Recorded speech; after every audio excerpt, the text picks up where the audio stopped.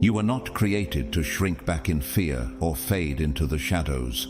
From the moment you were formed, your light was destined to pierce through every layer of darkness, breaking every illusion and exposing the truth. You are not just a presence in this world.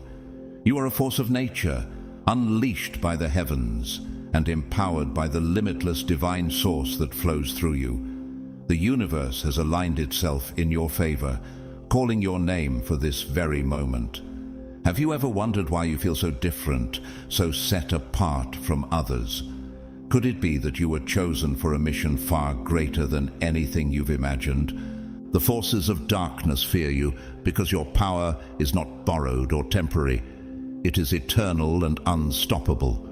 You are the warrior who rises when others fall, the bearer of a sword of truth that cuts through manipulation and fear.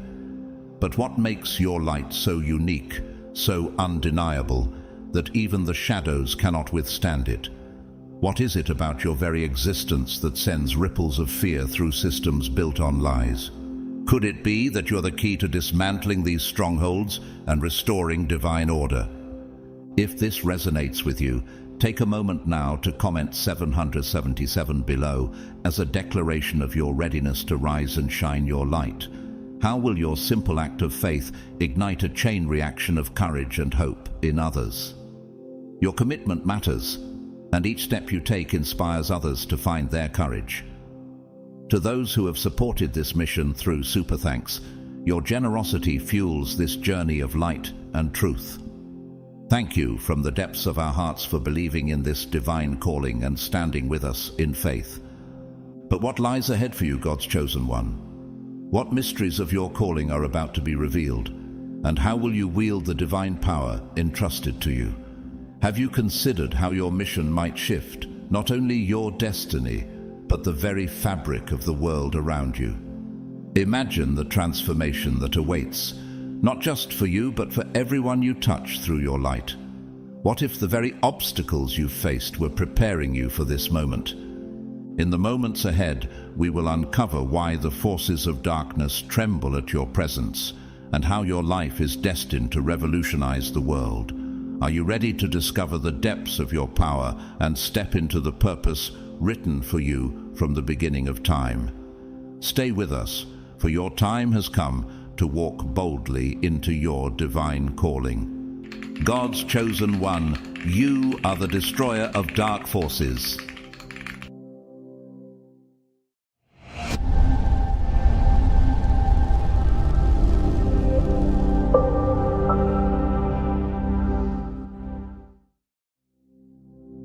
They forge deceptive masks, hoping to obscure the brilliance of your splendor, casting shadows to mislead you. Yet here you stand, a radiant force, piercing through their false walls like a dazzling star cutting through the night sky. No veil, no shadow, no lie can conceal who you are. Your presence is no accident. It is a deliberate storm of transformation, an unstoppable surge of divine energy. The very fabric of history shifted the moment you entered the world, for your existence challenges the very foundations of every falsehood that seeks to suppress it. As Isaiah 61 declares, "Arise, shine, for your light has come, and the glory of the Lord rises upon you." This is the truth they could not hide. You were destined to shine. Consider this. How often does true change arise not in calm, but in chaos? They feared this truth, though they did not fully understand why. The structures they built to maintain their version of order crumble the instant you step boldly into your purpose. Like a volcano long thought dormant, you erupt with an undeniable force, your every action shaking old and rigid systems to their core. Even your simplest choices send ripples of disruption, altering everything they touch. Have you noticed how time itself seems to align with your steps, as though responding to a higher calling within you? As Proverbs 16:9 reminds us, in their hearts humans plan their course, but the Lord establishes their steps. You are not merely a catalyst, you are the chain reaction itself. Those who encounter your power cannot remain the same. They awaken from the slumber they have long been trapped in, as if your energy stirs something forgotten within them. This is not rebellion, it is the awakening symphony of souls coming alive. The cages they built to contain you have proven incapable of holding your boundless spirit. Moreover, other souls who once languished in those cages now rise alongside you, inspired by your light. Could this be the moment God has prepared, where the sleepers awaken and the captives are set free? As John 8:36 affirms, "So if the Son sets you free, you will be free indeed." As you embrace your radiance, darkness has no choice but to retreat. This is not an isolated battle. It is the beginning of an ever-expanding wave of light, pushing back the shadows. Like the Israelites crossing the Red Sea, the seemingly insurmountable barriers before you must part in the face of your faith and purpose. Have you ever wondered if your light is the answer to the prayers of those who have long been trapped in darkness? Just as Psalm 27:1 proclaims, "The Lord is my light and my salvation. Whom shall I fear? The Lord is the stronghold of my life. Of whom shall I be afraid?" Your strength is not your own. It is rooted in the Lord's power. Every false system that was constructed to suppress and control crumbles under the weight of your energy. Just as David's faith toppled the mighty Goliath, your very presence dismantles the towering illusions of the enemy. You're not just a destroyer of darkness, you are a beacon of God's truth, a vessel of his unstoppable power. Ephesians 6:12 reminds us of the spiritual reality of this battle.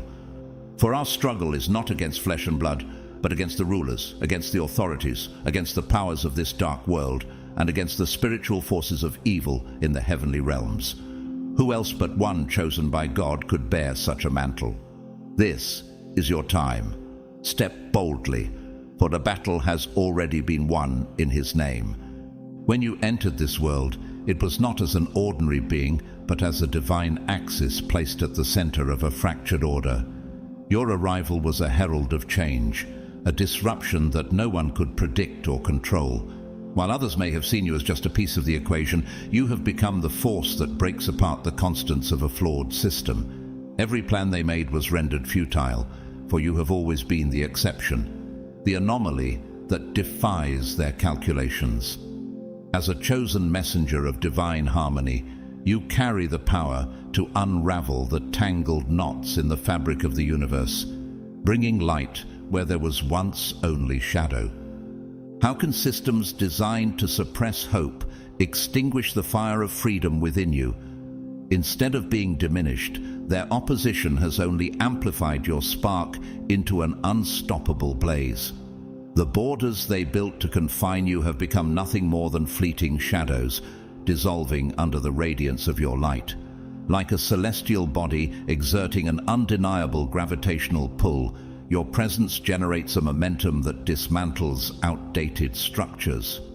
You are not one to be bound or shaped by their molds. Instead, you journey along a path uncharted, creating a profound and chaotic harmony that leaves them speechless.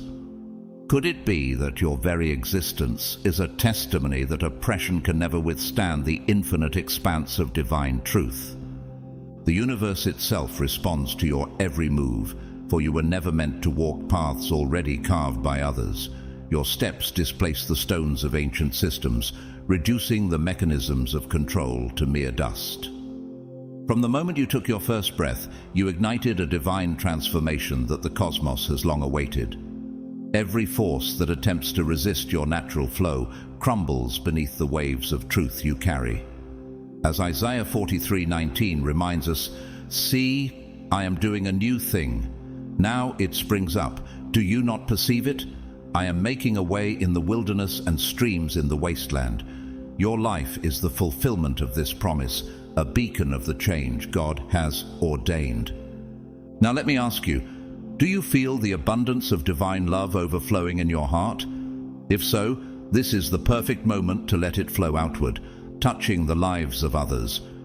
Every obstacle in your life was not just a warning. It was a manifestation of the fear that gripped the old systems when they glimpsed the power of your future. Each stone deliberately placed in your way was meant to halt your progress. But instead of stopping you, those barriers became stepping stones. Your power not only overcame them, but also exposed the confusion and lies they sought to weave around you. Like a flame piercing through the darkness, your triumphs illuminated the truth they tried to obscure. Every moment of chaos you faced became a reflection of the divine order within you, reminding you of the unshakable strength God has placed in your soul. What if every challenge was not just an obstacle, but a sign of their fear? Their anxiety stemmed from the undeniable truth that your destiny was unstoppable, and their attempts to suppress it were futile. They dreamed of creating a harmonious system under their control, yet you became the unyielding link in their carefully forged chain, a link that could not be broken or molded. Your individuality shattered their predictable patterns, breaking the cycle of manipulation they had memorized for so long. Do you see now how every attempt to control you revealed more about their weakness than your limitations?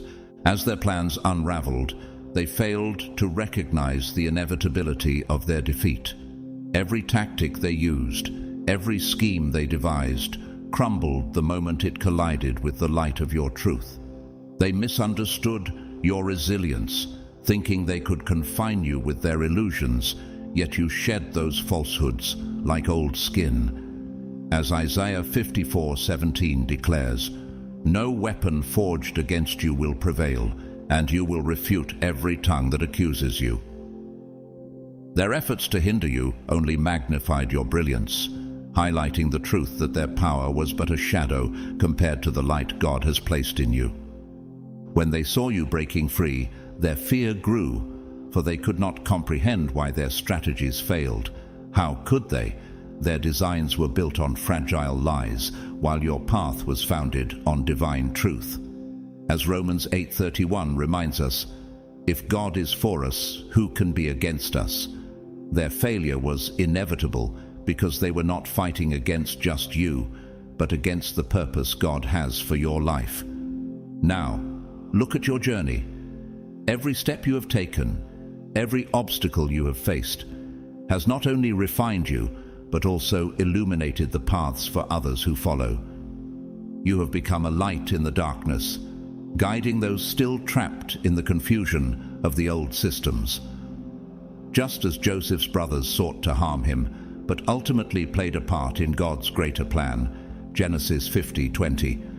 Their attempts to stop you have only propelled you closer to your purpose. Have you noticed how their opposition has only served to magnify the power within you? You are living proof that no amount of manipulation or control can suppress the truth. Their plans did not succeed because they underestimated the divine force that works through you. Your resilience, rooted in God's love, has not only dismantled their illusions, but also shown the world the strength of a soul aligned with its Creator. Let this be a reminder. Every obstacle you face is not just a challenge, but an opportunity for God's glory to shine through you even brighter. Your life is a divine journey of purpose, a narrative of ascension where every obstacle you overcome becomes a stepping stone toward your greater calling. Each challenge has been another brick in the tower of strength and resilience you are building. Have you ever paused to wonder why the opposition is so relentless? It is because the light you carry threatens the very foundations of falsehood. They sought to hinder you by mimicking your brilliance. Yet no imitation could ever grasp the essence of who you truly are. Their rules, crafted to confine others, do not apply to you. You are not a follower of their narrative. You are the author of your own story, writing each chapter with purpose and power. As Jeremiah 1:5 reminds us, "Before I formed you in the womb, I knew you. Before you were born, I set you apart. I appointed you as a prophet to the nations." Could this be why their attempts to control you always falter? The system that sought to exploit you as a tool for its order now crumbles under the weight of your truth. False leaders have presented themselves as reflections of light, but their brilliance is hollow, devoid of authenticity. These deceptive figures were born out of fear, the fear of truth, which holds the power to dismantle lies. Though their structures may have appeared solid, they were always rotting from within. Do you recognize the pattern here? This is not a new phenomenon, but a recurring theme in history. Remember Moses, who stood against Pharaoh, the symbol of oppressive order. Pharaoh's fear was not of Moses himself, but of the truth Moses carried, a truth that led an enslaved nation to freedom. Exodus 14:13-14. Could the same divine power that worked through Moses now be working through you? The old systems that once silenced prophets and leaders of truth now wear new masks, but their essence remains the same. They operate on fear and control, yet power derived from manipulation is but a fleeting shadow. Truth, however, is a radiant light that dissolves all shadows. The light shines in the darkness, and the darkness has not overcome it.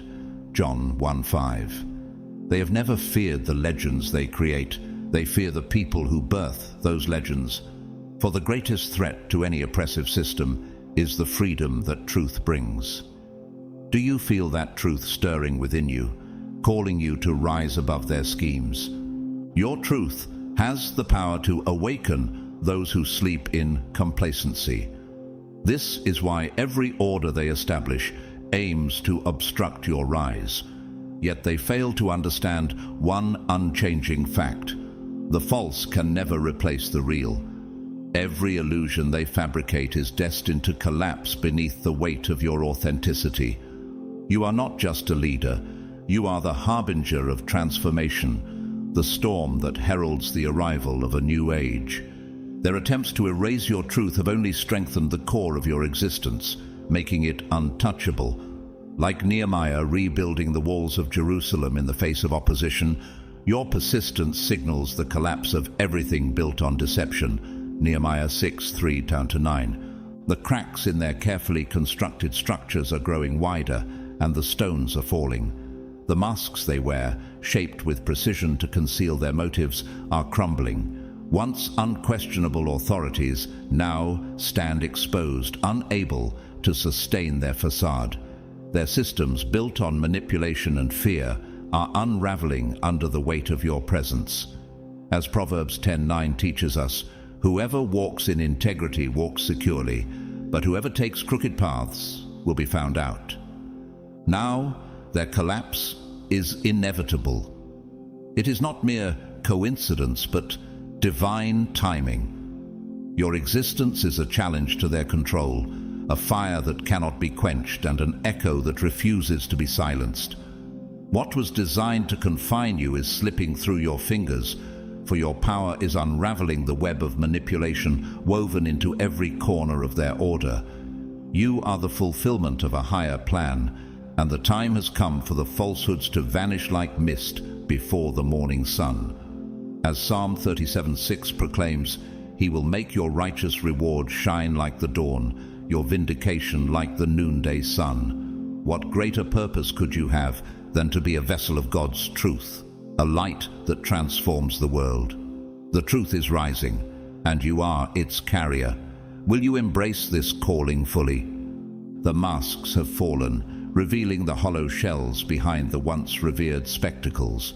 Those figures, once glorified by grand performances, now stand exposed, their fragility laid bare. What was carefully disguised as perfection is unraveling, piece by piece, as the light of truth pierces through. Do you see what is happening? This is not mere confusion, it is radical transformation. Their systems, built to resist the winds of change, are now crumbling under the weight of the truth. The storm that they feared is here, and it is unstoppable. As Jesus said in Luke 8:17, "For there is nothing hidden that will not be disclosed, and nothing concealed that will not be known or brought out into the open." Their collapse is inevitable, and you feel it deeply within you. There is a gravitational pull, an undeniable force, calling you to let go of the burdens of the past and step into a new and divine order. Have you noticed how moments that once seemed random are now forming a cohesive pattern, like puzzle pieces falling into place? Each synchronicity, each encounter, and every whispered thought feels like a flare on your divine journey, guiding you towards something greater.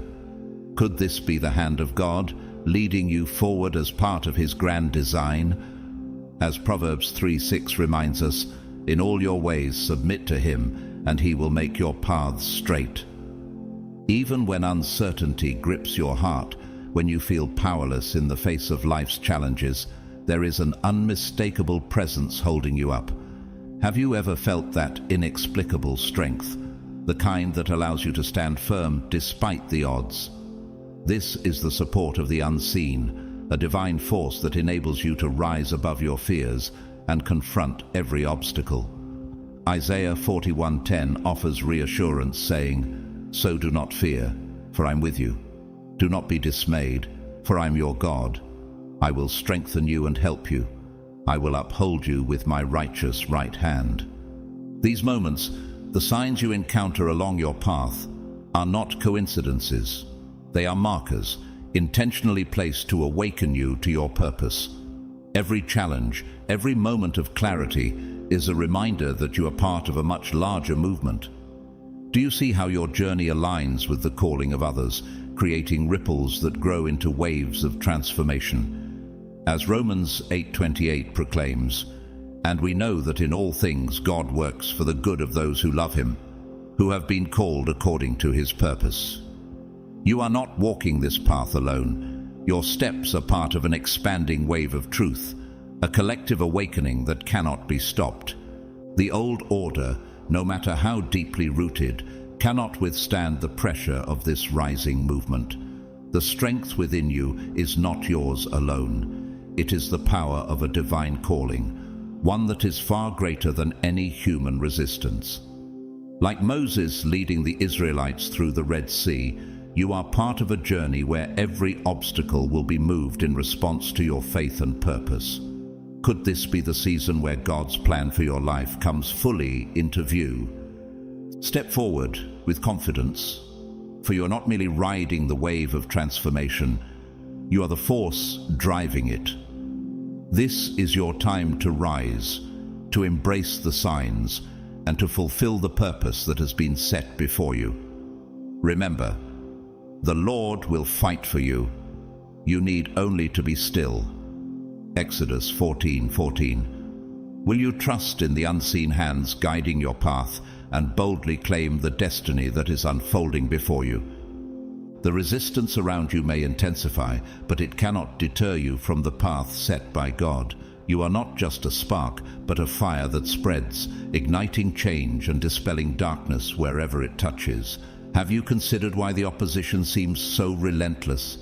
It is because the light within you poses a threat to the systems built on lies. They will place obstacles in your way, whisper falsehoods, and attempt to sow doubt. Yet, when the winds shift, your power transforms into an unstoppable force. As Isaiah 54:17 reminds us, "No weapon forged against you will prevail, and you will refute every tongue that accuses you." Isn't it comforting to know that your path is secured by divine truth? Every moment is a divine call, urging you to rise and embrace the strength God has given you. The truth is your foundation, and unseen allies, angelic forces, and the guidance of the Holy Spirit stand with you to ensure your victory. Have you ever felt the presence of something greater lifting you when you were at your lowest? This is God's hand, steadying your steps as you climb toward your purpose. As Psalm 91:11 declares, "For He will command His angels concerning you to guard you in all your ways." Not everyone who entered your life had pure intentions. Some were strategically placed, part of a plan to hinder your growth. Their smiles concealed manipulation, their words planted doubts, and their actions set traps, all designed to keep you from your purpose. How often have you looked back and realized their true motives only after enduring their schemes? Now, the pieces are falling into place. Their plans to destroy you were never about your failure, but about containing the power within you that terrified them. The thief comes only to steal and kill and destroy. I have come that they may have life and have it to the full. John 10:10. Could it be that the very trials they set before you were tools God used to strengthen your resolve? You now see their tactics for what they were, subtle distortions meant to make you question your reality. Have you ever wondered how much stronger you've become because of their attempts to weaken you? Their illusions, born out of fear, cannot endure in the light of God's truth. With each step you take, you grow stronger, creating ripples of transformation that shatter their control. As Isaiah 40:29 promises, He gives strength to the weary and increases the power of the weak. Could their opposition have been God's way of preparing you for the greatness that lies ahead? The manipulation you endured was never meant to break you, but to build resilience within your spirit. Their plans, though carefully orchestrated, were nothing more than mirages designed to shield themselves from their fears. Do you see now how God has used even their treachery to fortify you? Every moment of betrayal has become a testament to your inner strength, a resistance that has woven itself into the fabric of your being. Like Joseph, betrayed and sold into slavery, you stand as a living example of how God turns what was meant for harm into something good. Genesis 50:20. How can this knowledge not fill you with hope for the future? Dear brothers and sisters, take heart in knowing that God's peace surrounds you today. The trials and treachery you have faced have not destroyed you. They have refined you, rooting you more deeply in God's truth. Have you ever felt the strength that comes from standing firm in God's word? And we know that in all things God works for the good of those who love Him, who have been called according to His purpose. Romans 8:28. Like a great oak tree, you now stand unshaken by the storms of life, your roots firmly planted in the soil of divine truth. Every step you take, every stand you make, is secured by His strength. The illusions that once clouded your reality have become fuel for the fire of your faith. With each passing moment, you're not just breaking chains, you are creating a wave of transformation that touches everything in its path. Do you see how your journey has the power to inspire others to awaken? As 1 Peter 2:9 reminds us, but you are a chosen people, a royal priesthood, a holy nation, God's special possession, that you may declare the praises of Him who called you out of darkness into His wonderful light. Your calling is divine, and your journey is part of a larger movement of awakening. Now is the time to rise, to embrace the divine calling within you, and to let the fire of your inner strength light the way for others. The Lord will fight for you. You need only to be still.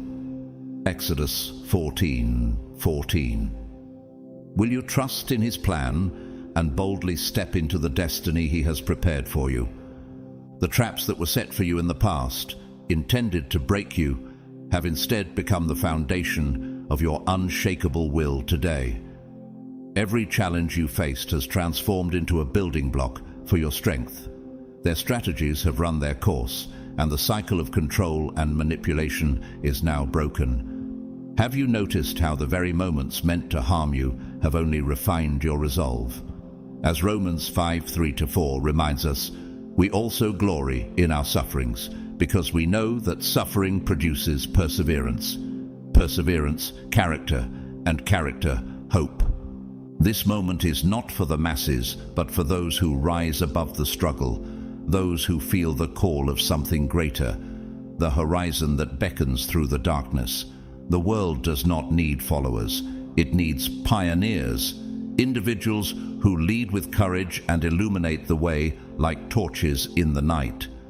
Could you be among those who dare to step into the unknown, to chart a path where none existed before?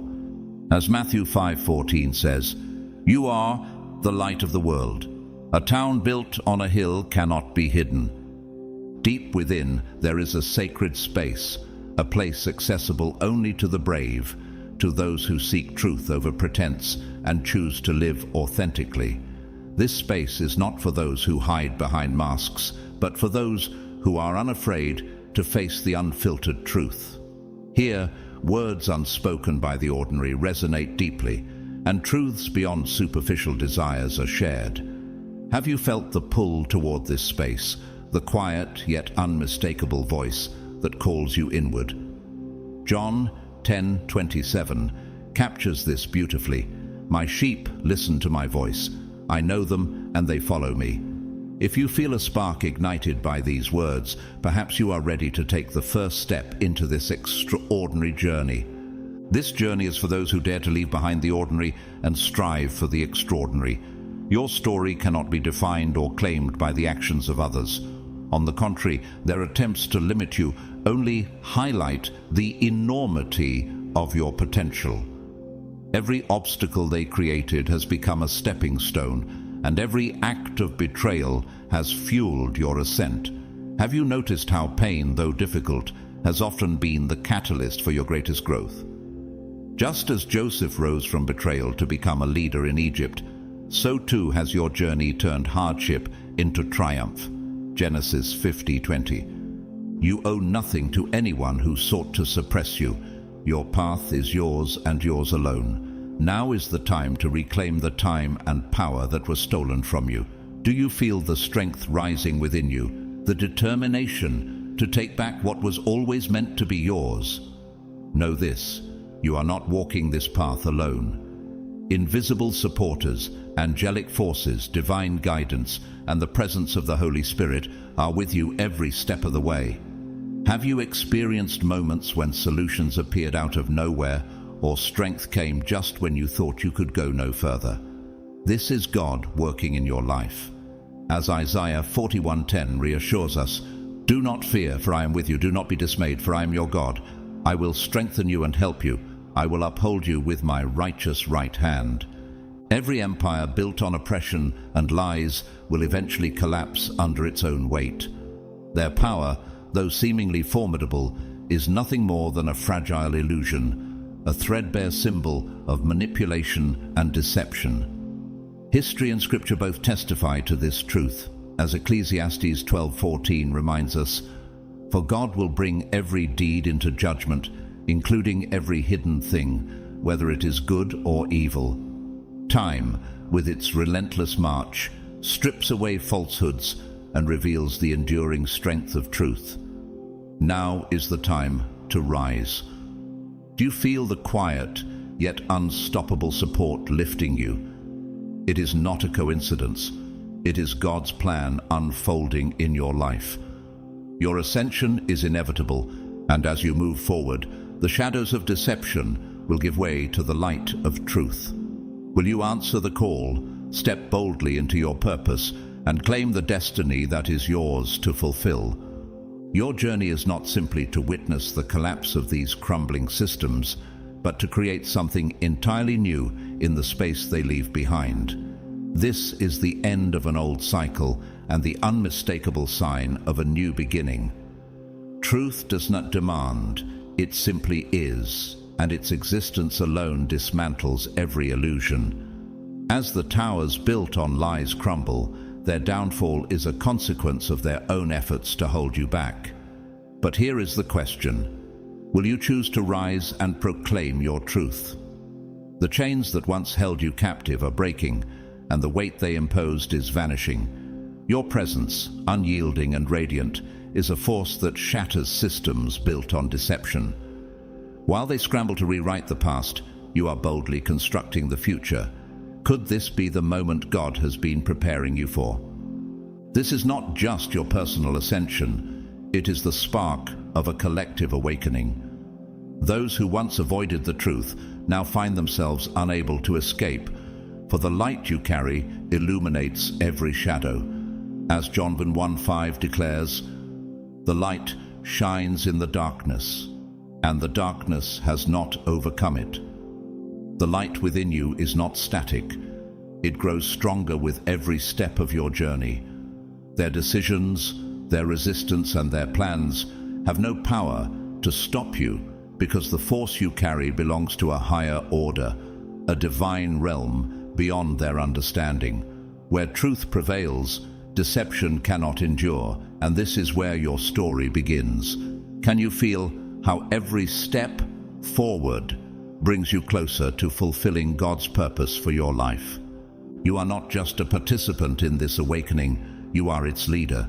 The truth you carry is not bestowed upon you as an inheritance.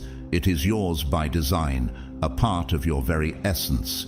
Have you noticed how your presence alone can disrupt the illusions that others cling to? This collapse of false systems is not just a failure on their part, but a divine alarm sounding for you to rise and claim your full potential. As Psalm 18:29 reminds us, "With your help, I can advance against a troop. With my God, I can scale a wall." The fall of these systems is their test, but your rise is the victory that redefines the narrative. Your throne awaits, calling to you like an echo resonating with your energy. This place, this sacred field, cannot accommodate the false. Only the authentic can exist here. The frequency of your presence is original and unmatched, powerful enough to dissolve the illusions embedded in these broken systems and sweep away the shadows they cast. Have you ever considered that the power you carry is not something that can be stolen? It is not a gift given to you by others, but a vibration that defines your very existence. This is why no opposition can prevail against you. As 2 Corinthians 4:7 affirms, "But we have this treasure in jars of clay to show that this all-surpassing power is from God and not from us." Your journey, built on an unshakable foundation of divine truth, is dismantling their fragile pillars. Their deception, though intricate, is no match for the strength of your light. What they sought to hide is now being revealed, and what they sought to destroy is rising stronger than ever. Could it be that every trial, every obstacle, and every moment of resistance was part of God's plan to refine you for this very moment?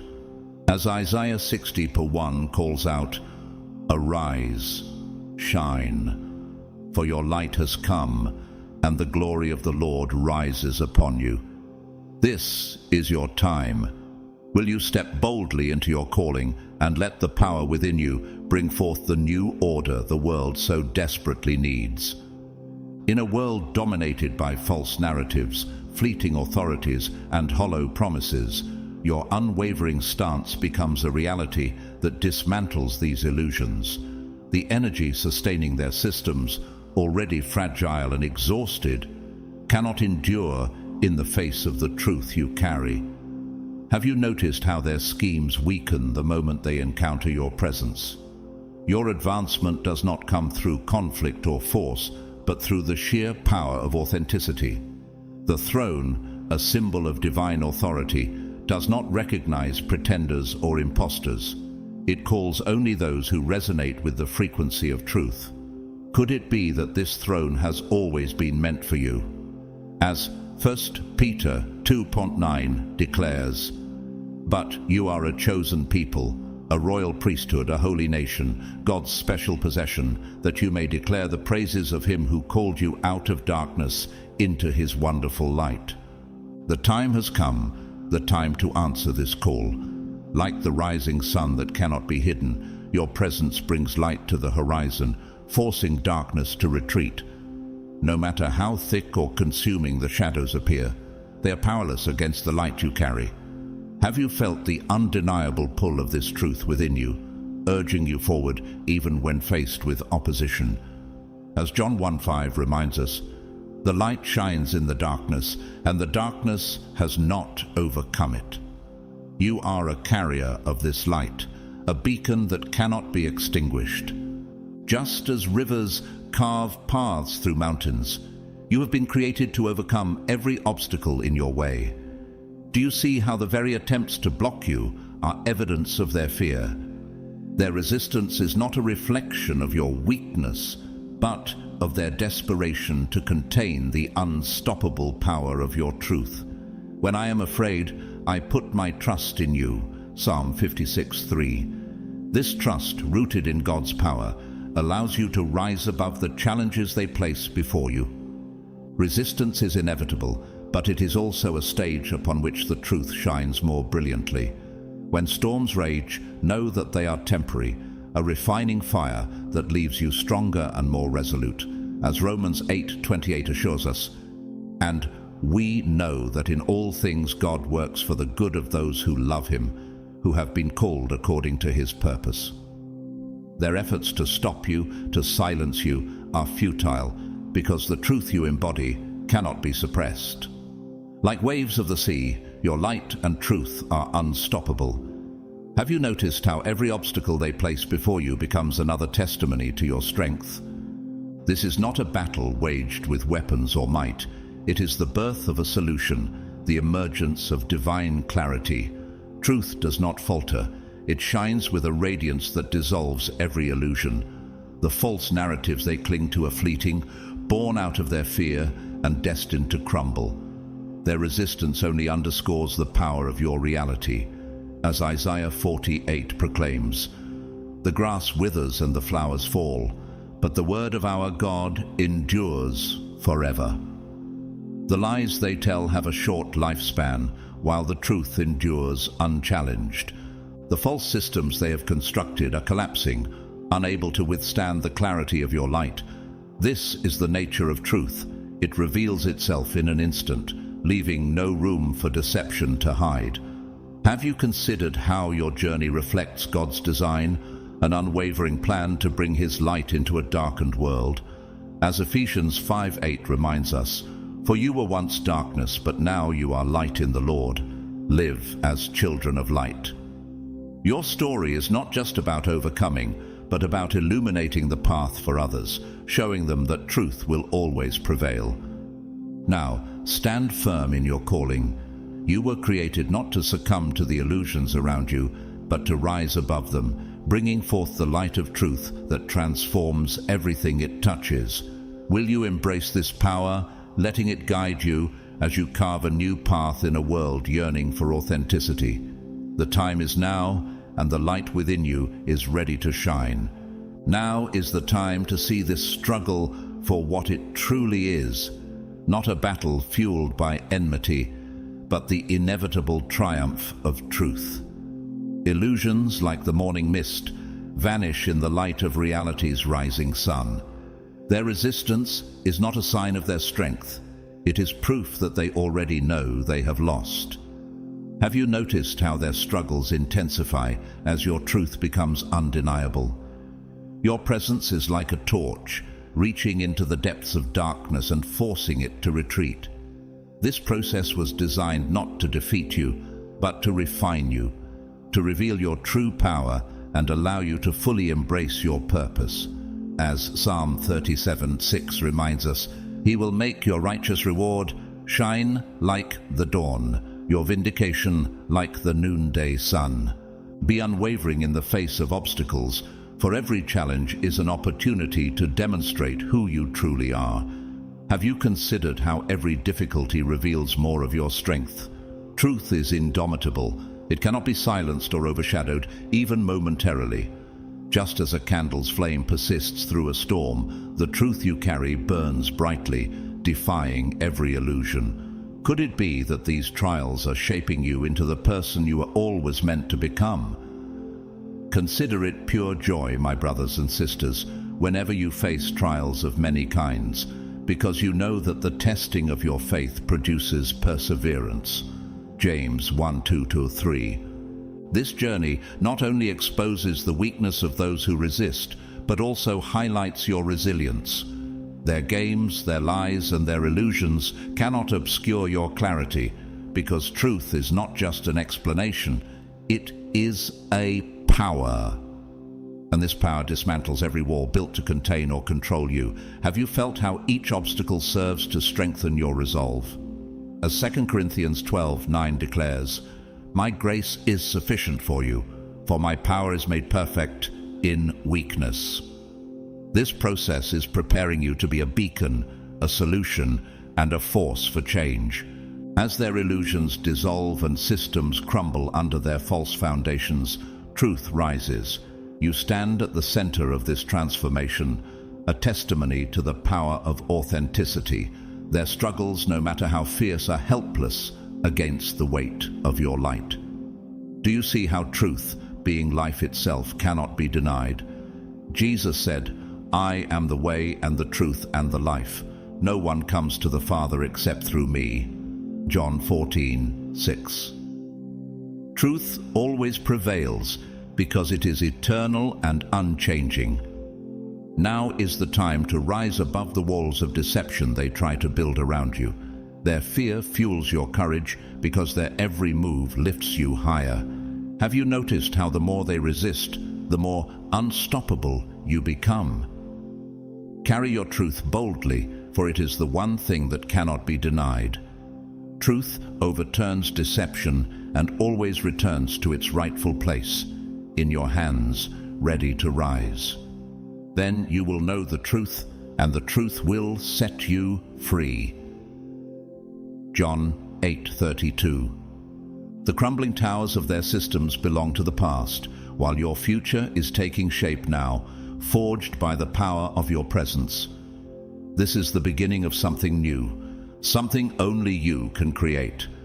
Their illusions will fade into history, while your authenticity endures. Do you feel the significance of this moment, the call to rise above and claim your purpose? All that is false will vanish, but the truth you carry will remain. This beginning is yours, a testament to the power of light over darkness and of truth over illusion. Will you step boldly into this new chapter, knowing that the victory of truth is already written?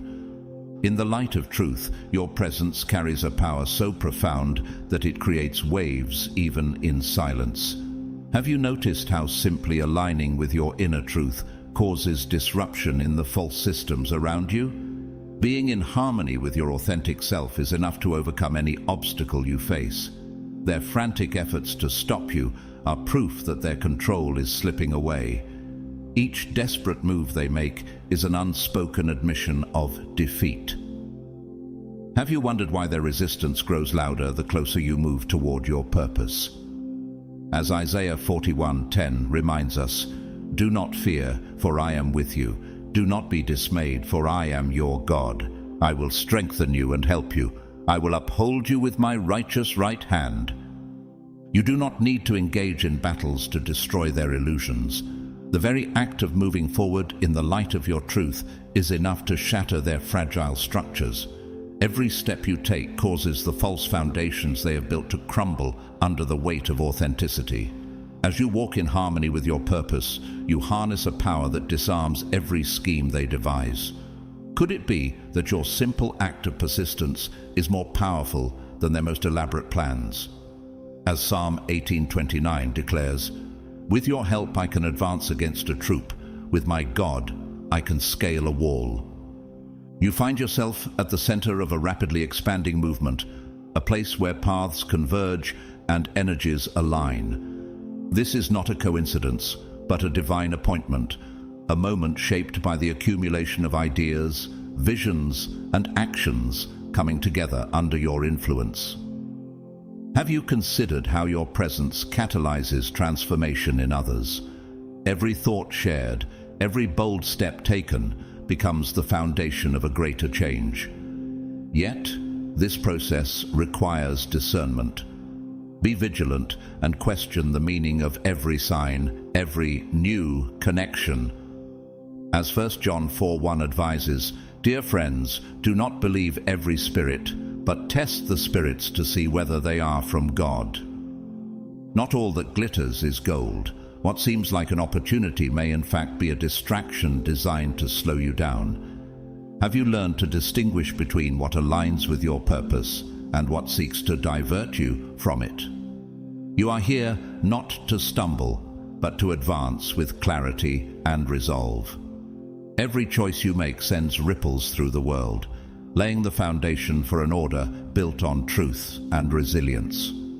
As you watch the systems around you collapse, you see their fragility exposed by the weight of reality. Could this be the moment when the truth you carry begins to reshape the world? Your presence directs this process of transformation. Every decision you make furthers the creation of a new order rooted in authenticity and strength. With each firm step, the underlying weakness of the systems becomes increasingly evident. As Proverbs 16:9 reminds us, "In their hearts humans plan their course, but the Lord establishes their steps." This journey is not only shaping your future, but also the future of others who dare to dream of freedom. This process is unfolding under your leadership, for you belong among those brave enough to break humanity's chains. Have you embraced the power of this role, knowing it is not a burden but a calling? As Romans 12:2 encourages us, "Do not conform to the pattern of this world, but be transformed by the renewing of your mind." The transformation you lead is not confined to yourself. It ripples outward, touching lives and dismantling lies. Now is the time to walk boldly, not only to witness change, but to be its architect. Your steps are paving the way for a new era defined by authenticity and truth. Will you answer the call and fully embrace your role as a leader of this transformative movement? The world is waiting for those brave enough to carry the light into the shadows. This is your time. You are not here to hide your light or conform to the stories that others have imposed upon you. You were created to shine, to stand boldly in your truth, and to ignite a transformation that cannot be denied. The energy within you is extraordinary. It resonates with a power so vast that no boundary can contain it. Have you felt the depth of this power, stirring within you like a tidal wave, ready to sweep away everything false? Your every step sends ripples through their fragile systems, creating cracks that extend far beyond their control.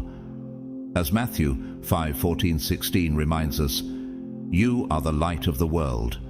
A town built on a hill cannot be hidden. Neither do people light a lamp and put it under a bowl. Instead, they put it on its stand, and it gives light to everyone in the house. In the same way, let your light shine before others."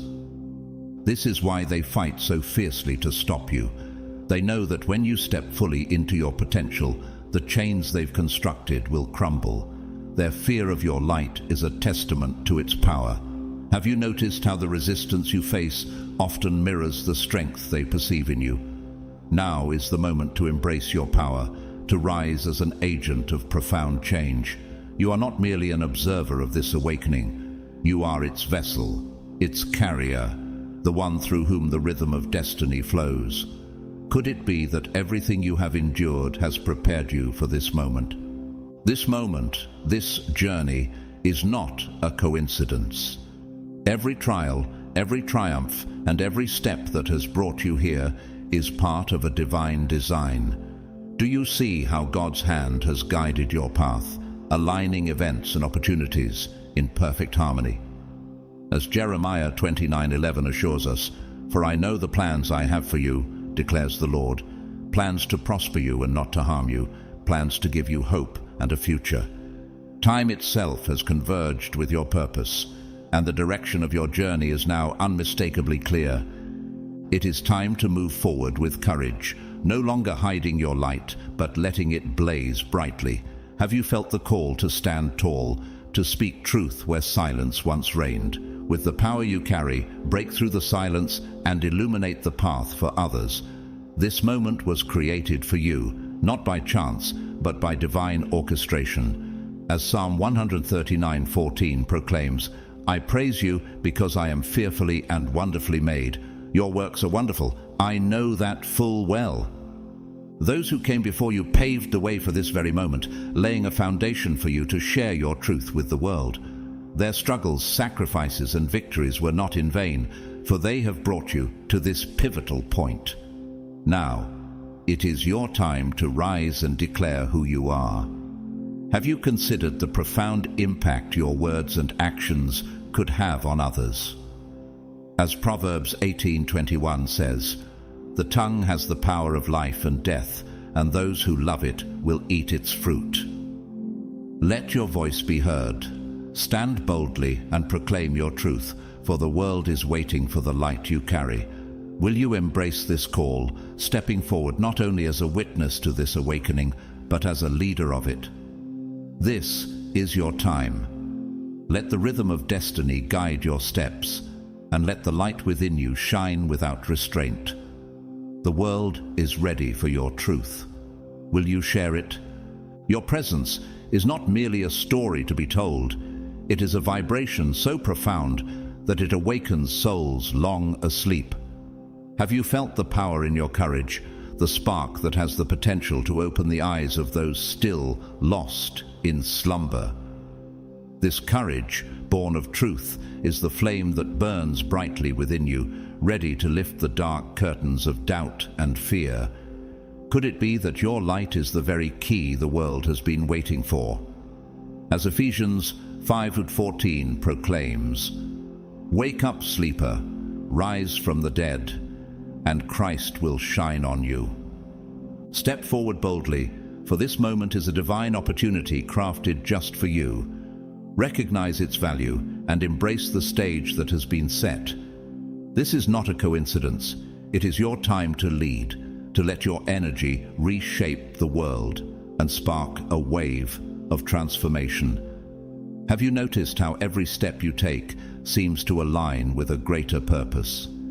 Everything that was promised to you, all that was written before you were even born, is now unfolding in your hands. As Jeremiah 1:5 reminds us, "Before I formed you in the womb, I knew you. Before you were born, I set you apart." This journey is not defined by the roles others have imposed upon you, but by the power of your inner guidance. It is your courage to step into the unknown that illuminates the path for others. Have you ever considered how the light you carry might be the breakthrough someone else has been waiting for? With every step forward, you are sharing that light with the world, breaking through barriers and inspiring others to rise. There is a seat of authority waiting for you, a place that has always belonged to you. As Romans 8:17 says, "Now if we are children, then we are heirs, heirs of God, and co-heirs with Christ." When you take this seat, you will not simply be a leader, you will be a transformer, a catalyst for change that radiates far beyond yourself. Your presence is the heartbeat of this awakening, the center of a movement that is reshaping everything it touches. Do you feel the rhythm of this transformation, pulsing in harmony with your steps? As Matthew 5:16 reminds us, "Let your light shine before others, that they may see your good deeds and glorify your Father in heaven." This is your time to rise, to embrace the power within you, and to step fully into the role for which you were created.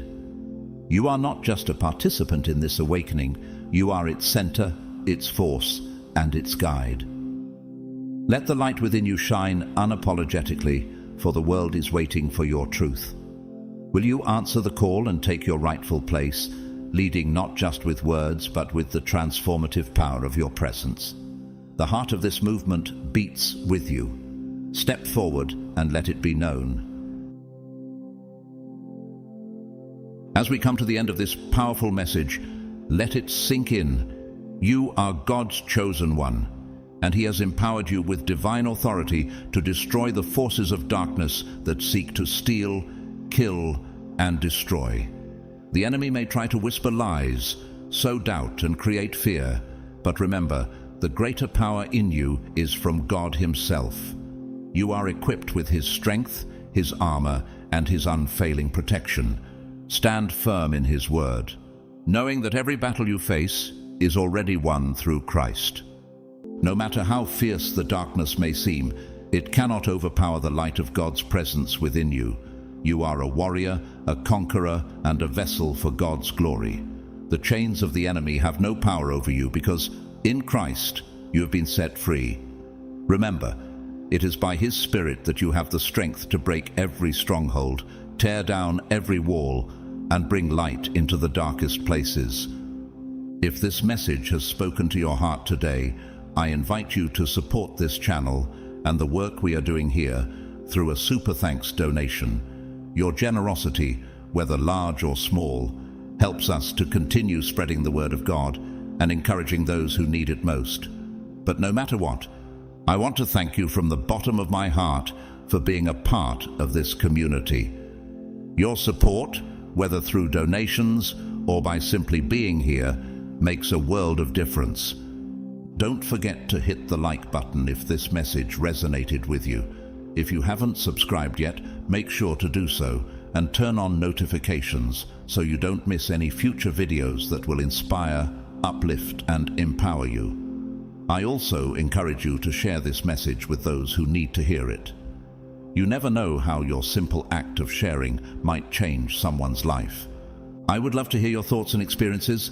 Please leave a comment below and let me know how you're walking in your authority as God's chosen one. Your testimony could be the encouragement someone else needs today. Above all, know that God is with you every step of the way. He will guide you, protect you, and bless you beyond measure. You are not alone in this journey, and His power within you will always overcome the darkness. Keep shining, keep fighting, and keep trusting in His perfect plan for your life. May God's love and peace surround you today and always. You are the destroyer of dark forces. Keep walking in victory.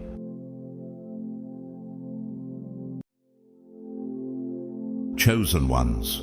Have you ever stepped into a room and felt the air change, as if the very atmosphere recognized your presence?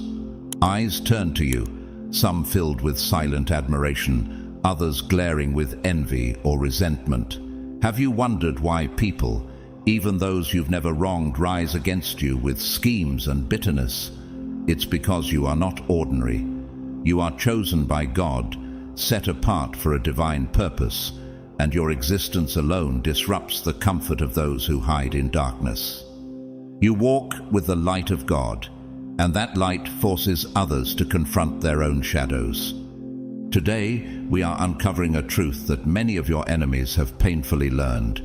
Their brutal awakening to the fact that no weapon formed against God's chosen can ever prosper.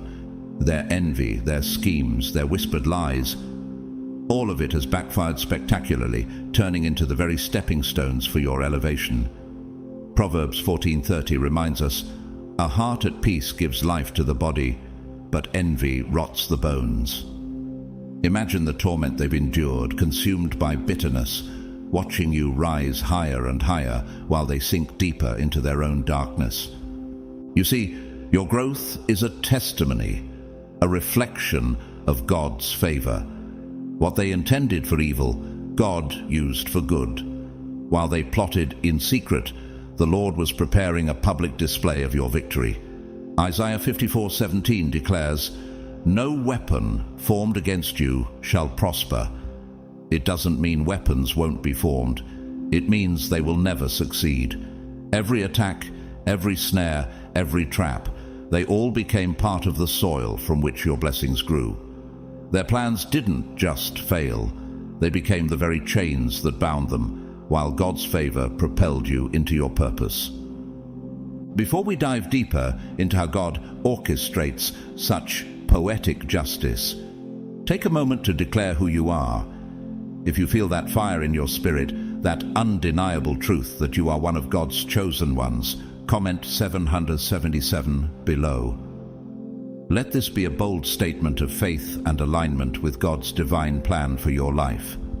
And to all who have generously supported this mission through Super Thanks, know that your contributions not only sustain this journey, but inspire countless others to step into their calling. From the bottom of my heart, thank you. Now, let me ask you this. Have you considered why your path has been so fiery? Why every challenge seems to push you closer to your purpose? Could it be that God is using even your enemies to shape you into the person He's called you to be? Stay with me as we uncover how this brutal awakening has not only silenced your adversaries, but also set the stage for your greatest season yet. The road ahead is filled with undeniable blessings, and your story will not just inspire, It will awaken others to the unshakable power of God's favor. This is not the end of your journey. This is the beginning of a divine breakthrough that will leave even your enemies in awe. Are you ready to step fully into the purpose God has for you? Let's walk this path together and discover the magnitude of His promises. Let's begin. God's chosen ones, this is the most brutal awakening your enemies have ever faced.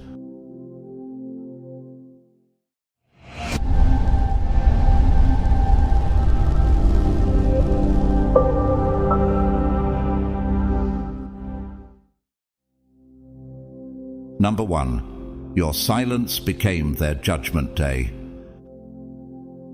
There comes a time in every chosen one's life when the only response left to give is silence. It is not the silence of defeat nor the silence of fear. It is the silence of wisdom and strength.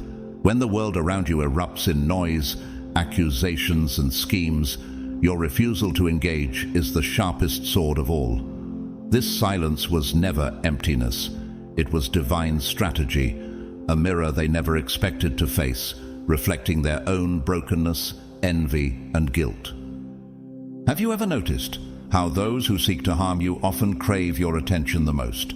They plot, they provoke, and they push, all in the hopes that you will react, because your reaction validates their false power. They were counting on your anger, your frustration, your desperation to explain yourself. But instead, you gave them nothing. Just like Jesus when He stood before His accusers in silence, you let their own words become their judgment. Matthew 27:12-14 tells us, "When He was accused by the chief priests and elders, He gave no answer. But Jesus made no reply, not even to a single charge, to the great amazement of the governor." Think about that. Christ Himself, the King of Kings, stood silent before the storm of accusations. Why? Because He understood something they didn't. Silence speaks louder than words. It forces the world to see the truth. It dismantles lies without you ever having to raise your voice. Your silence was never weakness. It was power. In refusing to engage, you handed back their words, their schemes, and their pettiness like a sword that cuts both ways. Every insult they hurled at you became a reflection of their own desperation. Every petty act only exposed them. Their hatred, their envy, their darkness had nothing to do with you. It was always about the emptiness they carried within themselves. But it was your silence that revealed this truth. They thought they were the puppeteers, pulling the strings, expecting you to crumble under their weight. Yet, when you stood still, their illusion shattered. Like David before Goliath, you didn't need to engage in their noise. You just needed to show up with the confidence of someone God Himself has chosen. Psalm 46:10 tells us, "Be still and know that I am God." By refusing to react, you demonstrated this unwavering truth. God fights for those He has called. You didn't need to lift a hand because the battle was never yours to begin with. It belonged to the Lord. Can you feel that, chosen one? The power of stillness. They thought your silence was defeat, but in reality, it became their undoing. The more they pushed, the more the world saw their true colors. As they spiraled into bitterness, they became the architects of their own destruction. In Proverbs 26:27, we are warned, "Whoever digs a pit will fall into it. If someone rolls a stone, it will roll back on them." This is the poetic justice of God at work. Those who sought to bury you ended up buried under the weight of their own hatred. But let me ask you this: how did it feel to step back and watch their plans unravel? How did it feel to know that every attempt to harm you only elevated you further? That silence wasn't just a lack of reaction, it was your testimony. In choosing stillness, you allowed God to take center stage. Remember Joseph's story in Genesis 37:50. Betrayed by his brothers, sold into slavery, and falsely accused, Joseph could have spoken out in bitterness.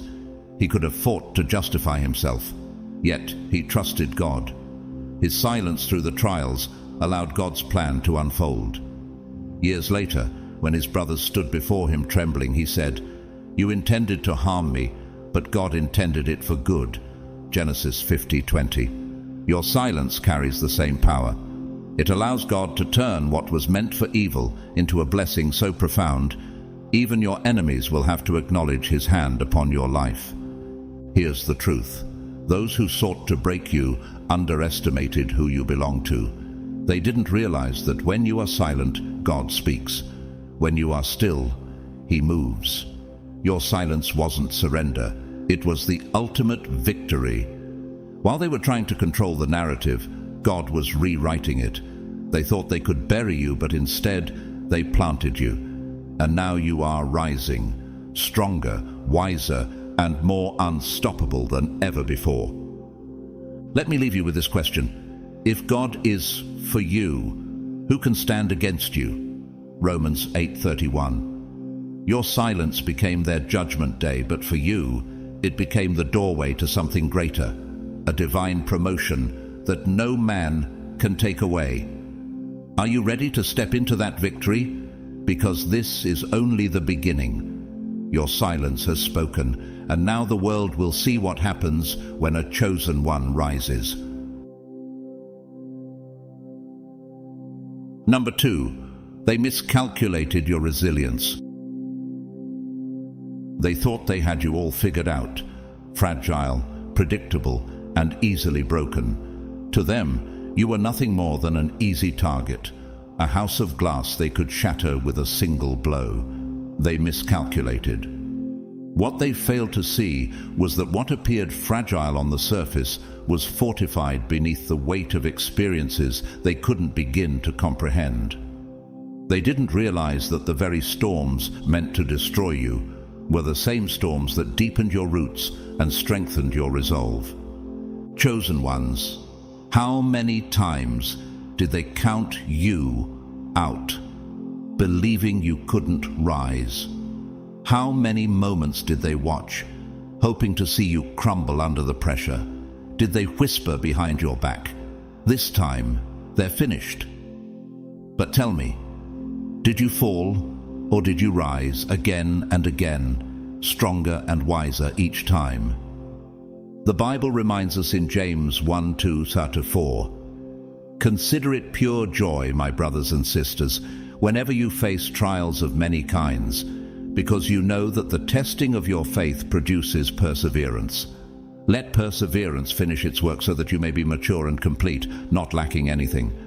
Your pain was never foreign to you. It had shaped you long before they even entered your life. You knew suffering, you knew disappointment, and you knew how to rise. What they mistook for weakness was your preparation. Every insult, every betrayal, every obstacle they threw your way only refined you, like gold tested in fire. Think back for a moment. How many battles have you already overcome that others wouldn't survive? Do you remember the sleepless nights, the silent tears, the moments you questioned if you could keep going? Yet, here you are. They didn't see what you endured in silence. They only saw your victories. But the truth is, each scar became a symbol of your unshakable strength. Think of Job, a man who lost everything, his family, his wealth, and his health. His friends believed his suffering would break him. His wife even said, "Curse God and die." Job 2:9. But Job refused to crumble. He held on to his faith and endured the unimaginable. Let me ask you, have you ever felt like Job, abandoned and surrounded by voices telling you to give up? Like Job, your resilience wasn't a coincidence. It was a testament to the quiet strength God instilled in you. While they thought you were breaking, you were being rebuilt. Here's the truth they never saw coming. Resilience isn't flashy. It's quiet, relentless, and unshakable. It doesn't announce itself in loud victories. It builds itself brick by brick in the darkness of hardship. What they intended as sabotage turned into your stepping stones. Can you see now how every betrayal made you wiser? How every insult became fuel for your growth? You were never fragile. You were being fortified for something greater. Romans 5:3-4 captures it perfectly. We glory in our sufferings because we know that suffering produces perseverance, perseverance character, and character hope. How many of their attempts to tear you down only made you smarter, sharper, and more determined? Have you noticed that their schemes no longer carry weight? While they were fixated on you, you were quietly rising, brick by brick, building a version of yourself they could never touch. Here's where their failure stings the most. It wasn't just that you survived, it was that you thrived. They were counting on your collapse. They waited, expecting to celebrate your downfall. But instead, you rose, stronger, sharper, and more unshakable than ever before. And you realize how powerful it is to thrive in the face of those who doubted you. Do you feel the weight of God's hand guiding you, turning every weapon formed against you into a stepping stone? They thought they could bury you, but they didn't know you were a seed. Isaiah 40:31 says, "But those who hope in the Lord will renew their strength. They will soar on wings like eagles. They will run and not grow weary. They will walk and not be faint." While they were plotting your destruction, God was renewing you. So, are you ready to acknowledge the strength within you that they tried to dismiss? Can you feel the resilience they underestimated now, burning like fire in your soul? Because here's the truth. They gambled everything on your collapse, but they forgot one thing. When God has called you, no weapon formed against you will prosper. Isaiah 54:17. Look around you, the life you are building, the version of yourself you are becoming. They can't touch it, they can't reach it, and they certainly can't stop it. So tell me, chosen one, how far will you rise now that you know their opinions are irrelevant and their schemes powerless? The battle they thought would break you has become the very testimony that will inspire others. You didn't just survive, you transcended. And now the question is no longer, will you make it? The question is, how high will you soar? Number 3, your pain became their karma. The pain they caused you was never the end of your story. What they believed would destroy you, break your spirit, and silence your light became the very thing that ignited your transformation.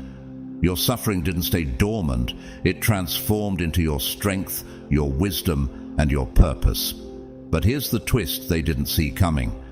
That pain didn't just evaporate into thin air.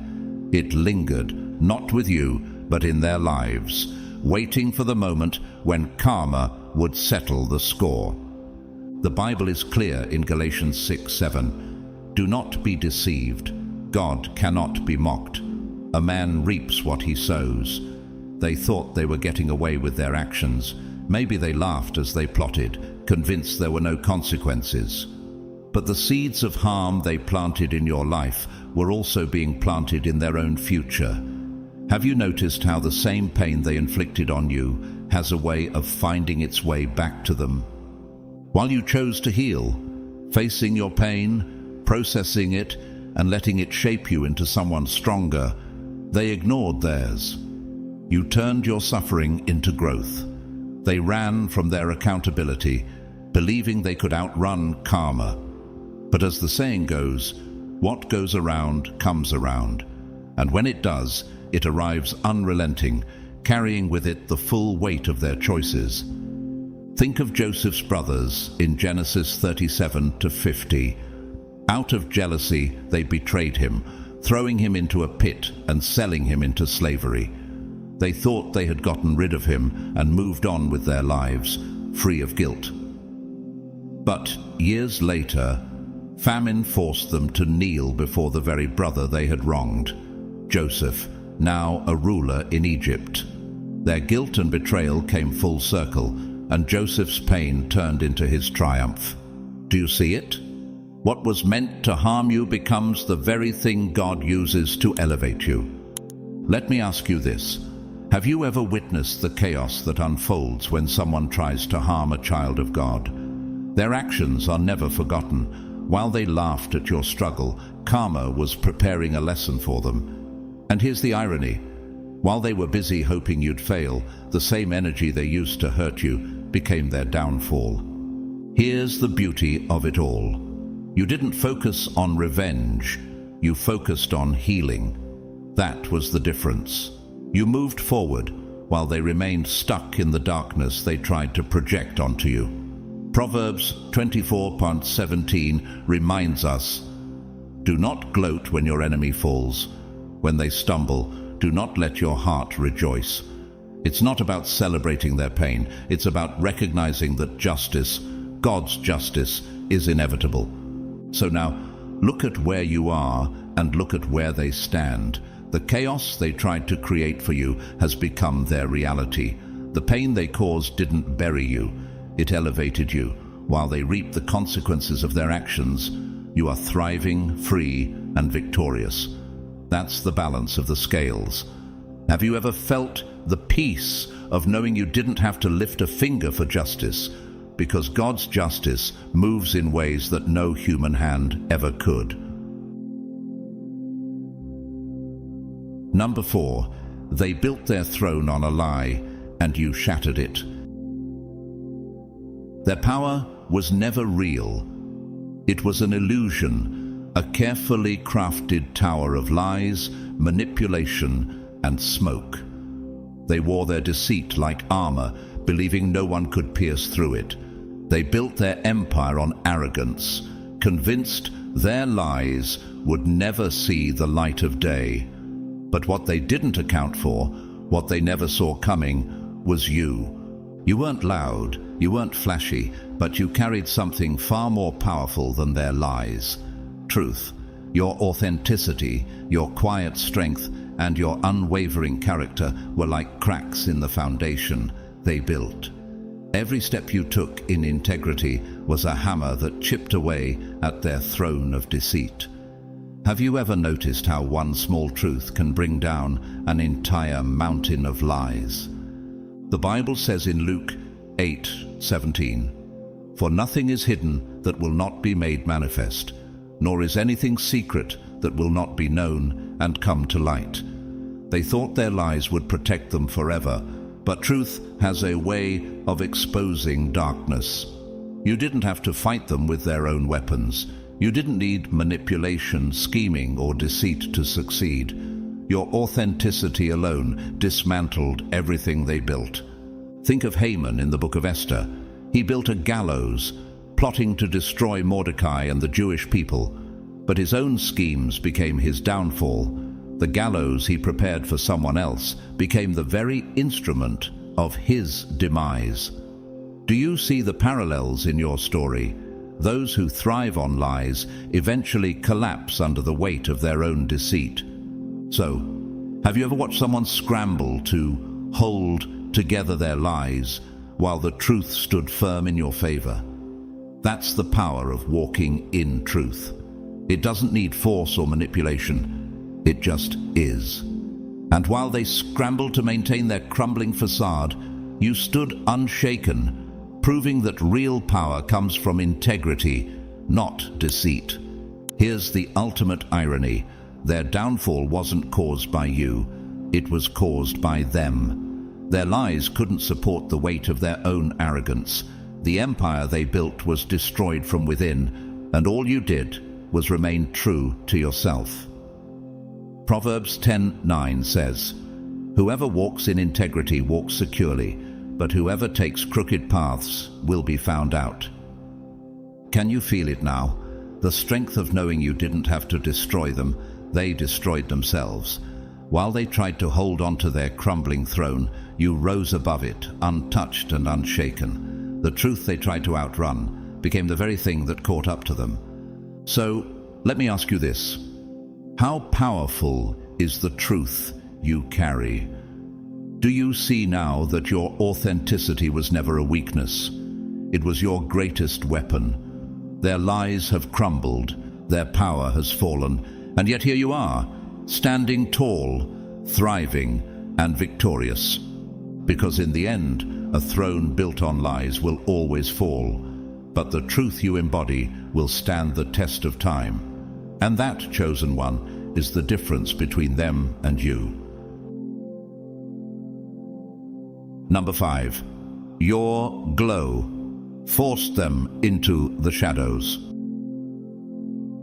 There is something undeniably powerful about a soul that refuses to be dimmed. Your success was never just about personal victories. It was a blinding light that illuminated everything around you. The contrast was undeniable. While you soared on the wings of hard work, authenticity, and grace, they stumbled, caught in the shadows of their own insecurities. Your growth wasn't just an inspiration, it was an exposure, a mirror reflecting the truth they desperately wanted to hide. The Bible says in Matthew 5:14-16, "You are the light of the world. A town built on a hill cannot be hidden. Let your light shine before others, that they may see your good deeds and glorify your Father in heaven." Your glow wasn't just for you. It was evidence of God's favor, of perseverance rewarded, and of what happens when someone walks in their purpose. And for those who thrived in the darkness, manipulating, scheming, and deceiving, your light became too much to bear. Think about this. How often did they dismiss your achievements as luck? How many times did they twist your victories to make themselves feel better? They didn't realize that every attempt to downplay your success only made your light shine brighter. Their discomfort wasn't about you, it was about what your glow revealed about them. Can you remember a moment when you realized they couldn't handle your growth? It wasn't because you pushed them away, it was because your light disrupted their shadows. While you kept moving forward, they retreated, not because you forced them to, but because they couldn't stand the contrast. David and Saul illustrate this perfectly. Saul, once king, became consumed with envy over David's victories and favor from God. 1 Samuel 18:12 says, "Saul was afraid of David because the Lord was with David, but had departed from Saul." Saul's fear came not from David's actions, but from David's light, his favor, and his strength. Similarly, your growth became a reminder of their stagnation, and they couldn't bear to face it. Here's the question. Why do you think they spent so much time trying to dim your light instead of finding their own? It's because they mistook your glow for competition, forgetting that light shines brightest when shared, not stolen. The beauty of your journey is this. You didn't shine to prove anything to them. You didn't glow to expose their weaknesses. You shone because that's who you are, someone dedicated to truth, growth, and purpose. Your radiance came from God's favor, not their approval. And while they faded into irrelevance, you continued to thrive, untouched and unstoppable. Now, think about this. Have you ever hesitated to shine because you feared making others uncomfortable? If so, remember John 1:5. The light shines in the darkness, and the darkness has not overcome it. Your light isn't meant to be hidden. It's meant to inspire others and remind them of what's possible. So here you stand, unbothered, victorious, and shining brighter than ever. While they disappear into the shadows they once ruled, you remain a beacon of what's achievable when you refuse to dim your light for anyone. Number 6. Your wins were proof. They couldn't write your story. They tried to dictate your story before you ever picked up the pen. Their version of you was filled with limitation, failure, and submission, a narrative designed to keep you small and under their control. They whispered lies, spread falsehoods, and painted you in colors that served their own agenda. But what they didn't realize was that their script was powerless. You were never the character they wrote. You were the author, and God Himself gave you the ink. Psalm 139:16 reminds us, "Your eyes saw my unformed body. All the days ordained for me were written in your book before one of them came to be. Your story was never theirs to control. Every time they tried to confine you, God's plan for you shattered their limits. Your victories weren't just wins, they were rejections of the lies they tried to tell. Reflect on this. How many times did they tell you who you couldn't be?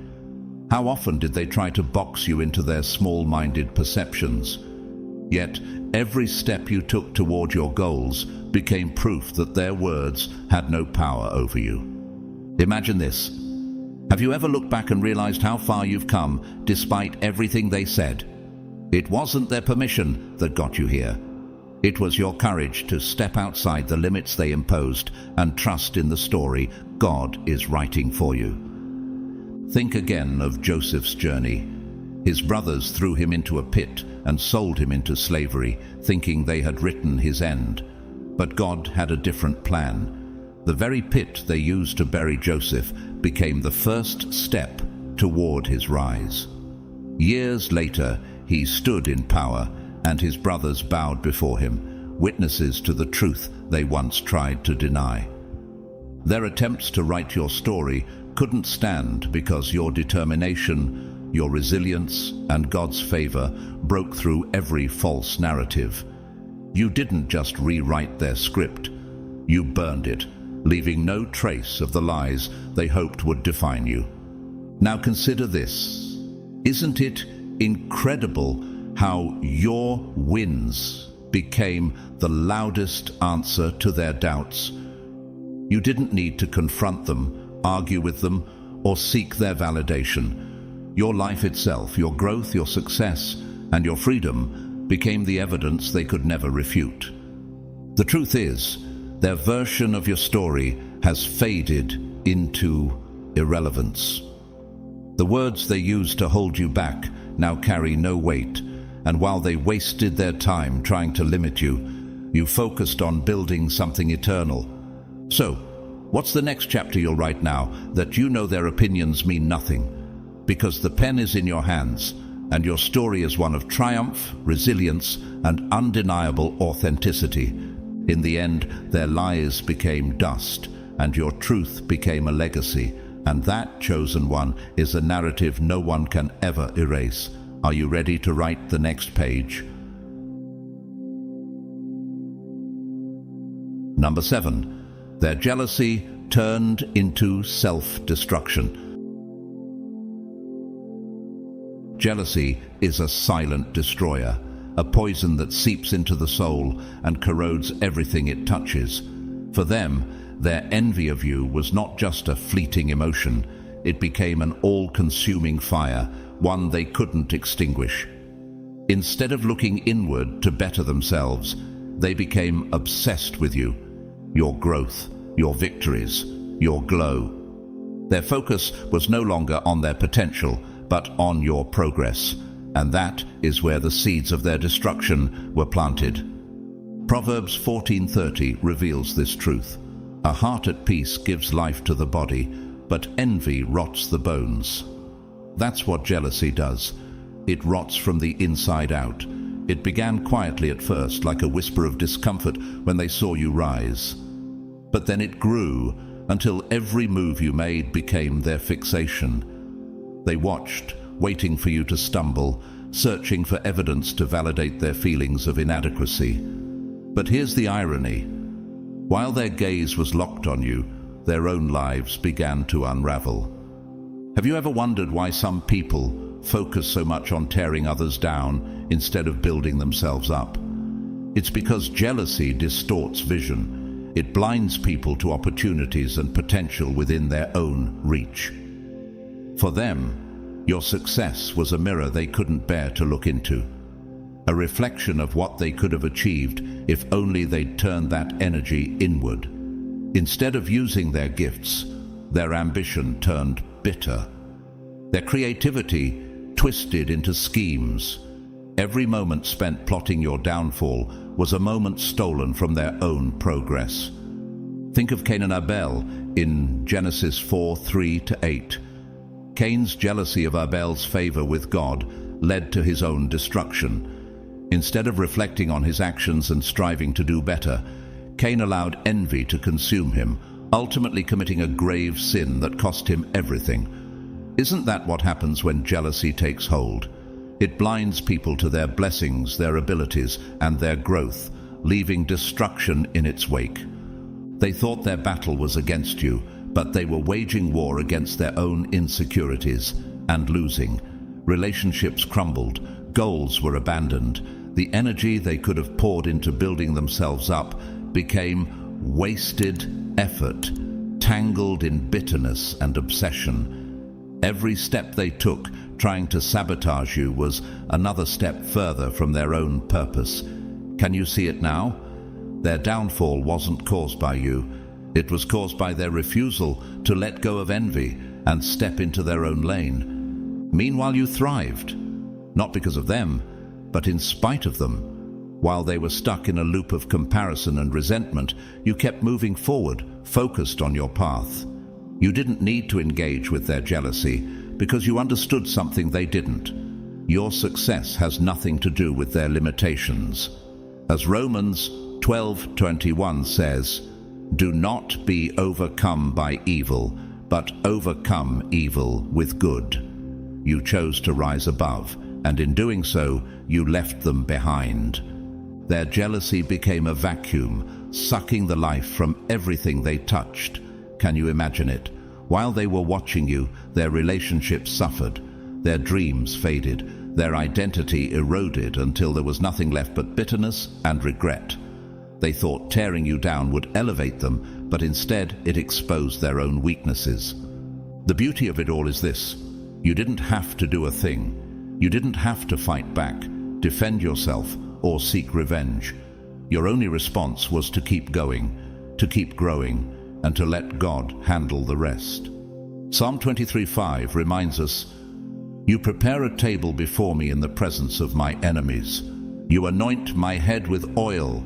My cup overflows." Your success became a silent response, a living testimony that you cannot be dimmed by the envy of others. So let me ask you, do you see now how your growth exposes the cracks in those who refuse to heal? While they obsessed over your journey, their own path crumbled beneath them, and by the time they realized the destruction envy had caused, it was too late. They stood among the wreckage of their own choices, surrounded by nothing but regret. The lesson here is clear. Jealousy never harms the target, it destroys the one who harbors it. Your resilience, your glow, and your victories are proof that no weapon formed against you can prosper. Isaiah 54:17. And as you continue to rise, they are left behind, swallowed by the shadows of their own bitterness. Now, as you stand tall in your success, the question isn't why did they envy you? The question is, why didn't they realize that there was room for them to shine too? If only they had let go of comparison and embraced their own potential.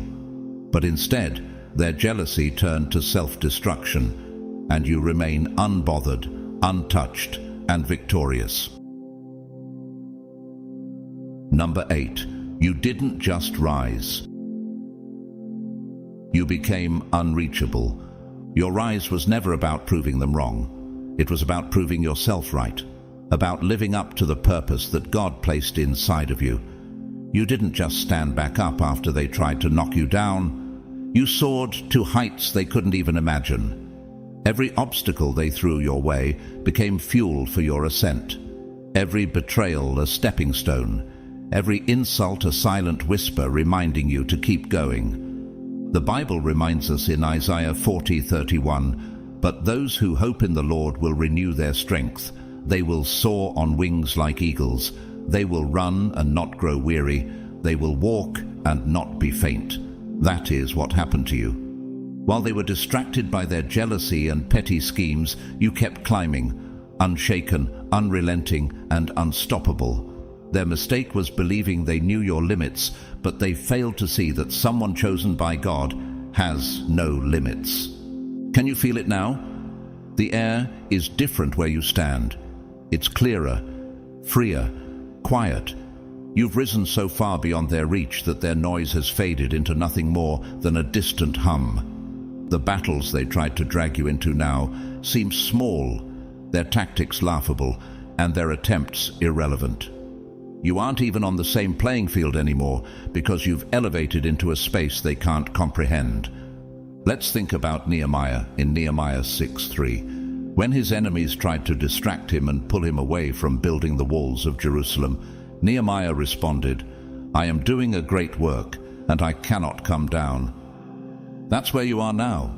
You're too focused, too elevated, too anointed to be dragged into their schemes. Your growth didn't just lift you, it removed you from their grasp entirely. They thought they could contain you in their small, limited understanding of who you were. But what unsettles them the most now is that they don't even recognize the person you've become. How could they? The version of you they tried to tear down no longer exists. You've outgrown their labels, their opinions, and their petty limitations. Their reaction is telling. While you thrive in your newfound elevation, they are left choking on the dust of your progress, paralyzed by the realization that they'll never catch up. Have you noticed how quiet they become? How their words no longer carry weight? That's because their opinions were never the source of your power. God's purpose was. You didn't just succeed, you transcended. You didn't just climb, you became unreachable. It's not just that you've moved up, it's that you've moved beyond. Beyond their opinions, beyond their negativity, beyond their small-minded view of who you could become. Proverbs 4:18 says, "The path of the righteous is like the morning sun, shining ever brighter till the full light of day." Your progress shines brighter than they can stand, and the light exposes everything they are not. But here's the real beauty. You're not looking back. You're not concerned with their reactions, their struggles, or their inability to grow. You're focused on the work ahead of you, on becoming the person God has called you to be. While they waste time trying to figure out how you got so far ahead, you're already working on your next victory. Ask yourself this: how many times did they doubt you? How often did they try to pull you back into their chaos? But here you are, standing tall, untouched and completely free. You've left their world behind, not out of spite, but because you refuse to let anyone dim your light or limit your purpose. Now, the only thing they can do is watch. Watch as you thrive. Watch as you grow. Watch as you become the very proof that no weapon formed against a child of God will ever prosper. Isaiah 54:17. They thought they could hold you back, but all they did was fuel your rise. And here's what you need to know.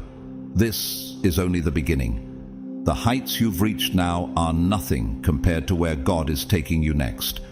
Are you ready to soar even higher? Because you didn't just rise, you became untouchable.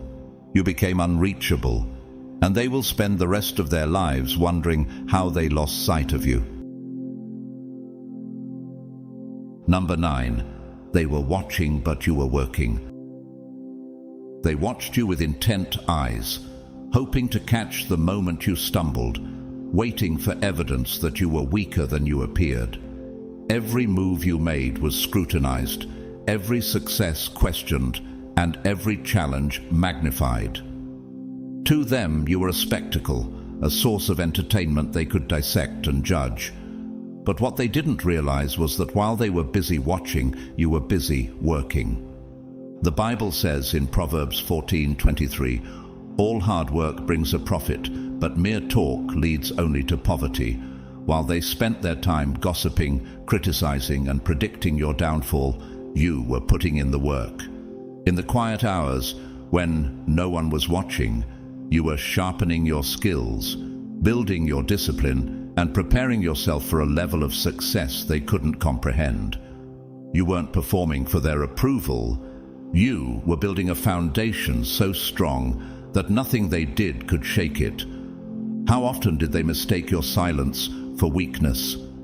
They believed that because you didn't respond to their noise, you had nothing left in you. But silence is powerful. It's where the greatest breakthroughs are born. Every moment they wasted watching you was a moment you used to evolve.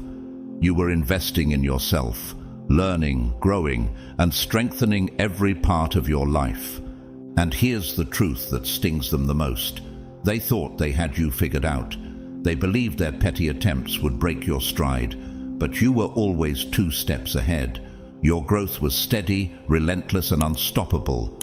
Every insult they hurled, every scheme they plotted, those were never obstacles for you. They became fuel. Each time they underestimated you, they unknowingly handed you more strength to rise.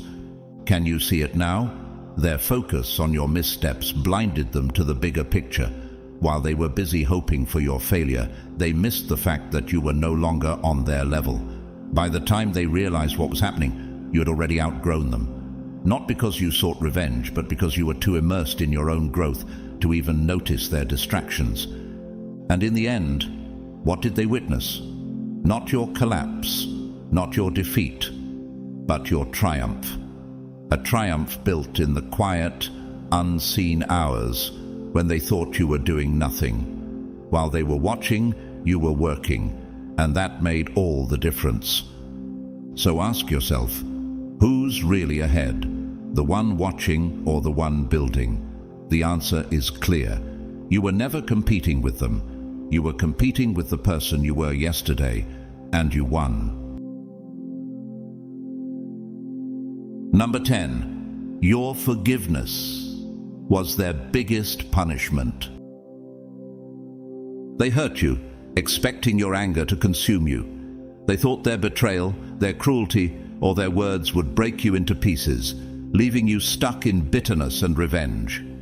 But when you chose forgiveness, you delivered a punishment they never anticipated. The Bible teaches us the transformative power of forgiveness in Ephesians 4:31-32. Get rid of all bitterness, rage, and anger. Be kind and compassionate to one another, forgiving each other, just as in Christ God forgave you. Forgiveness isn't weakness, it's the ultimate show of strength. By forgiving them, you chose peace over chaos, freedom over chains, and growth over stagnation. Here's what they didn't understand. Forgiveness wasn't about letting them off the hook. It was about releasing yourself from the burden of their actions. Have you ever realized how light you feel when you finally let go of the anger they tried to implant in you? Forgiving them didn't excuse their behavior. It rendered it powerless. Imagine this. While they expected you to stew in resentment, you simply moved forward. That was the real punishment. They wanted you trapped in anger, replaying their wrongs over and over, but instead you walked away unshaken. The weight of what they did stayed with them, not you. Your forgiveness created a void they didn't know how to fill, a mirror forcing them to confront their guilt. Their expectation was simple, that your anger would give them power over you, but your choice to forgive dismantled their control. Every time they think of the pain they caused, they are met with the reality that it didn't break you. It didn't hold you back. It didn't define you. Instead of punishing them with words or actions, you punished them with peace. Can you imagine how unsettling that is for someone who thrives on conflict? While they wrestled with guilt, shame, and regret, you thrived in freedom. Your decision to let go became a declaration. I refuse to be bound by what you did. I choose peace. I choose purpose. I choose God's plan for my life. So, who truly suffers more, the one who forgives and moves forward, or the one left haunted by their own actions? Your forgiveness was not a gift to them. It was a reclamation of your power. While they remain stuck in the wreckage of their choices, you walk boldly into the future God has prepared for you. The beauty of forgiveness is this. It didn't make them feel absolved. It made them feel insignificant. Their actions lost their grip on you, and as you thrived, they were left behind, wrestling with the weight of their guilt. So remember this, forgiveness is not a weakness, it is your victory. It proves that they could not define you, control you, or break you. By choosing to forgive, you chose freedom, and that will always be their greatest punishment. And now ask yourself, who truly won? The answer is clear. While they remain stuck in the shadows of their own regret, you are thriving in the light of peace, purpose, and unstoppable progress. Number 11. You became a walking reminder of their failure. Every time you take a step forward, you become a reflection of their inability to stop you. They thought they could manipulate you, control your narrative, and break you down with their schemes. But with every milestone you reach, you shatter their illusions and expose their failure. You didn't just survive, you thrived. Now, your progress is a constant reminder of how wrong they were. Have you ever wondered why your success seems to bother them so much? It's because every step you take toward greatness is like a spotlight exposing their shortcomings. They invested so much energy into holding you back. And yet, here you stand, stronger, wiser, and unstoppable. How does it feel to know that the very people who tried to bury you are now forced to watch you bloom? Think about this. They wrote you off, underestimated you, and believed their sabotage would be the end of your story. But here's the irony. Everything they did to destroy you became fuel for your success. Romans 8:28 says, "And we know that in all things God works for the good of those who love him, who have been called according to his purpose." What they meant for harm, God turned for your good. And now they can't look away from the reality of their failure. Now, do you realize how powerful it is to stand tall in a life they swore you'd never achieve? They see you thriving, and every moment of your progress serves as a mirror they can't escape, a reflection of their wasted efforts. They told themselves you were weak, incapable, or unworthy, but your victories are undeniable proof that their words were lies. Have you ever felt their eyes on you, watching, lurking, analyzing, waiting for you to stumble? Yet, instead of failing, you rose. Every achievement you unlock is another nail in the coffin of their expectations. The more you succeed, the clearer it becomes. Their power over you was never real. How many times did they try to stop you? And how many times did you prove them wrong? Consider this. While they obsessed over you, pouring their energy into your failure, you were busy building something lasting. You weren't focused on revenge, you were focused on growth. And now, your progress is a constant reminder of what they couldn't achieve. Not because they weren't capable, but because they were too busy trying to keep you small. So, do you see how far you've come? Can you feel the power of knowing that their actions, which were meant to break you, only built you stronger? They see it too. It burns them from the inside out, because they cannot escape the truth. They failed to stop you. Here's what stings them the most.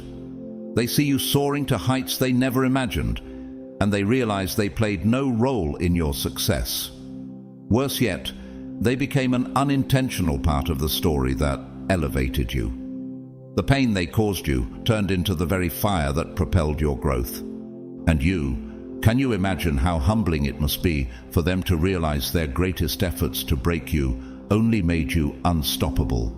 They can't look away. Your success is like a shadow that follows them wherever they go. No matter how hard they try to ignore it, they can feel it. Your resilience, your victories, your strength. And the best part? You didn't rise out of spite or revenge. You rose because you were called. God placed greatness inside of you, and no amount of sabotage could ever change that. So now, how does it feel to know that you've become the very proof of their failure? They're left wrestling with the reality of their own actions, unable to escape the consequences of their choices. Every time they see you thrive, they are confronted with the truth. They tried to break you, but instead, you became a force they cannot touch. You didn't just rise, you became a reminder of what happens when someone refuses to give up. And now, the only thing they can do is watch. Watch as you live the life they swore you'd never have. How far will you go now that nothing and no one can hold you back? Because your journey isn't over. This is just the beginning. Number 12. They woke the warrior, not the victim. They underestimated you in ways they'll never live down. They thought their cruelty, their manipulation, and their endless attempts to break you would be the end of your story. They expected you to crumble, to bow down, to surrender to the weight of their attacks. But they had no idea who they were dealing with. Instead of breaking you, they did the unthinkable. They woke up the warrior inside you. So you. How many times did they push you, believing they had found your limit? How many times did they misjudge your strength, thinking this would finally be the moment you gave up? Yet, with every blow, with every obstacle they threw in your path, they were unknowingly forging you, sharpening you like iron in the fire. Proverbs 27:17 reminds us, "As iron sharpens iron, so one person sharpens another." What they sent to destroy you only made you stronger. What they failed to see was that you were never the victim in their story. You were not someone to pity or control. You refused to let their darkness define you. Each setback became a setup for your comeback. Did you feel it? The moment when the pain they caused turned into fuel, the fire that propelled you forward. Instead of folding under the pressure, you rose with it. You turned your wounds into wisdom, your obstacles into opportunities, and their schemes into stepping stones. Think of David before Goliath. Goliath mocked David, underestimating him as nothing more than a boy. Yet David stepped forward, not with fear, but with faith. He declared in 1 Samuel 17:45, "You come against me with sword and spear and javelin, but I come against you in the name of the Lord Almighty." Like David, you didn't just face your battles, you conquered them. You didn't need validation or permission to fight back. You needed only the strength God placed within you. So, can you see the warrior that has emerged from the fire they put you through? They tried to write your downfall, but all they did was awaken a side of you they weren't prepared for. The person they thought they could defeat is gone. In their place stands someone unbreakable, unshakable, and unstoppable. How does it feel to know that every challenge they threw at you only refined your strength? While they were busy trying to tear you apart, you were quietly rebuilding yourself, layer by layer, stronger than before. Their schemes backfired spectacularly because every single trial made you sharper, wiser, and fiercer. The warrior they awoke doesn't just survive, you thrive. You're no longer fighting to prove yourself to anyone.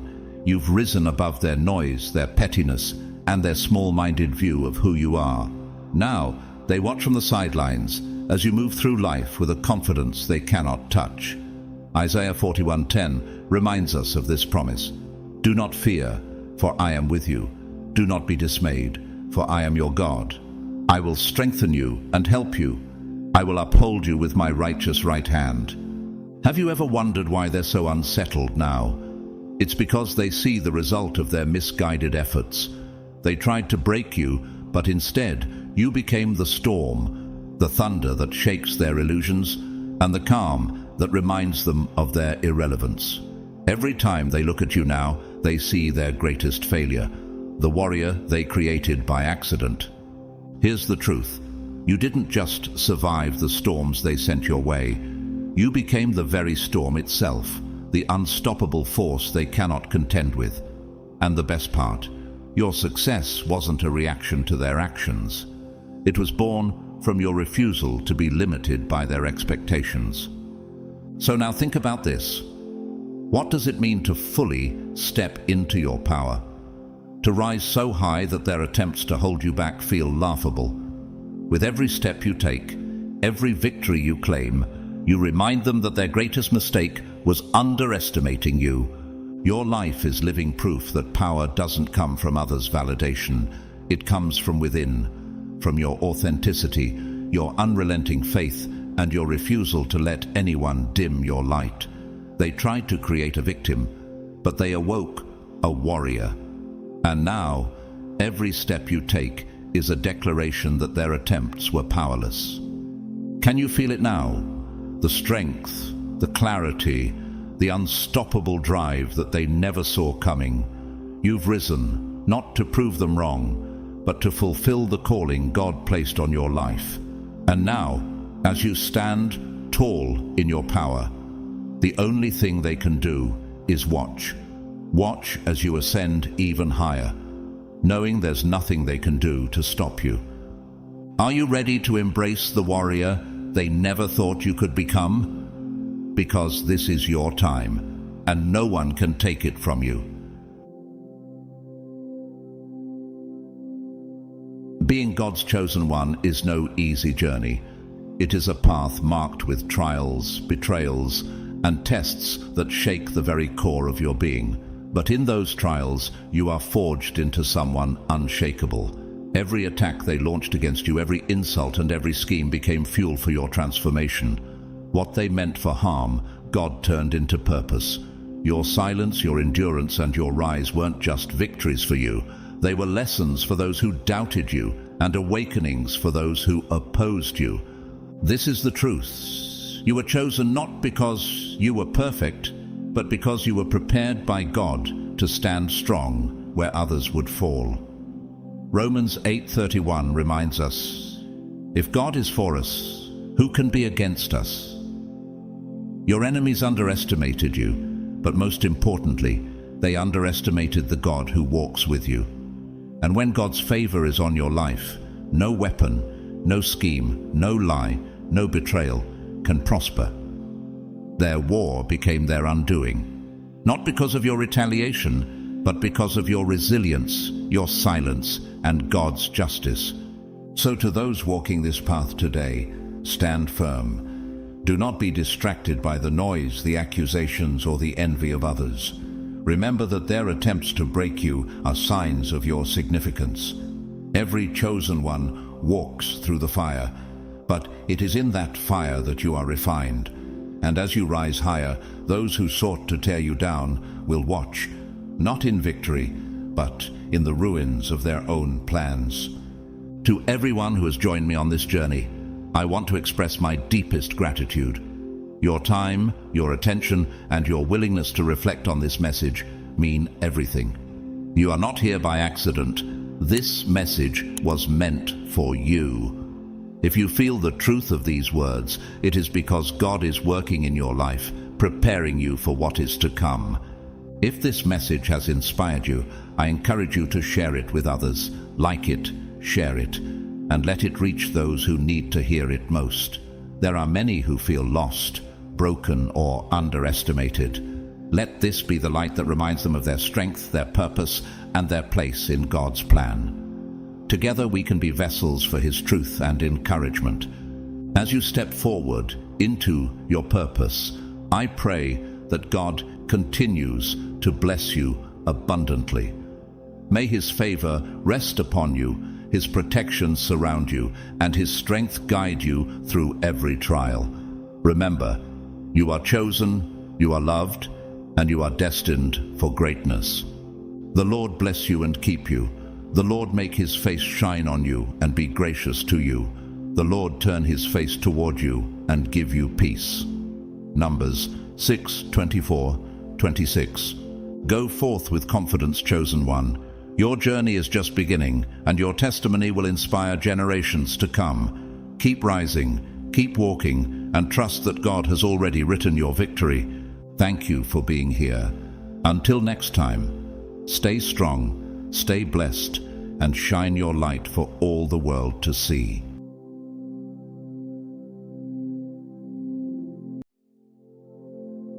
Welcome back, chosen ones. Have you ever reached a point in life where you've said, enough is enough? Imagine then the power of hearing those very words from God Himself. Today, we're stepping into a moment of divine significance. The point where God has declared that the time for second chances has passed and the fate of your enemies has been sealed. This isn't just a story about justice. It's a story about God's unfailing love and protection over you, His chosen ones, and His promise to bring clarity and closure to your struggles. For so long, you've carried the weight of betrayal, endured the sting of ridicule, and stood firm against relentless attacks. But here's the truth that so many overlook. Even God, in all His infinite patience and mercy, has a limit. When He says, "I've seen enough," no force in heaven or on earth can reverse His decision. The enemies who once schemed against you, mocked your faith, and celebrated your trials are now standing on the edge of their own reckoning. Their cries for mercy, their desperate excuses, it's all falling on deaf ears because God has spoken and His justice is final. Before we dive deeper into this powerful message, take a moment to reflect on your journey. If you're ready to see how God is working in your life, comment 777 below and declare your trust in His divine plan. To everyone who has supported this channel through super thanks, your generosity and love fuel this mission to share His truth. We are deeply grateful for your kindness and for being part of this incredible community. Now, let's set the stage. Picture this. The very people who once delighted in your struggles are now realizing they've lost the war before it even began. Isn't it fascinating how the tables turn? God's response to their pleas isn't one of pity, but of certainty. I've seen enough. What does this mean for you? What lessons can we draw from this divine act of justice? Buckle up, because what comes next will inspire you to stand even stronger in your faith. God's chosen ones, enough is enough. God has sealed their fate. Your enemies will not be saved.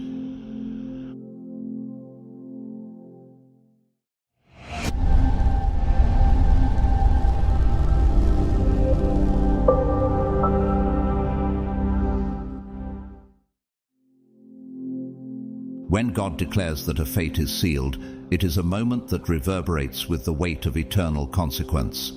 This is not a fleeting or arbitrary decision, but a sovereign and deliberate act, a final judgment that establishes an unshakable boundary in the course of time.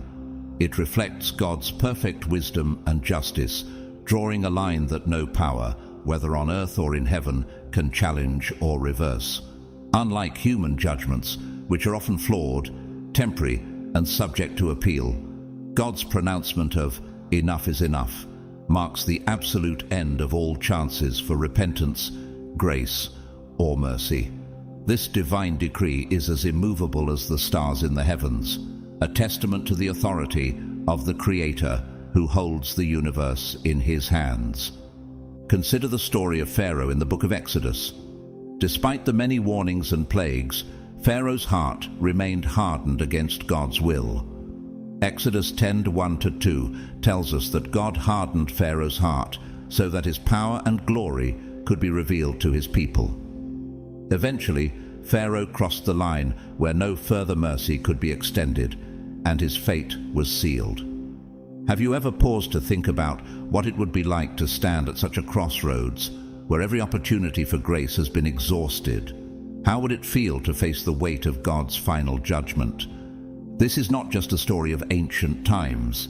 It serves as a warning and a reflection for you, as one of God's chosen ones, about the seriousness of God's justice.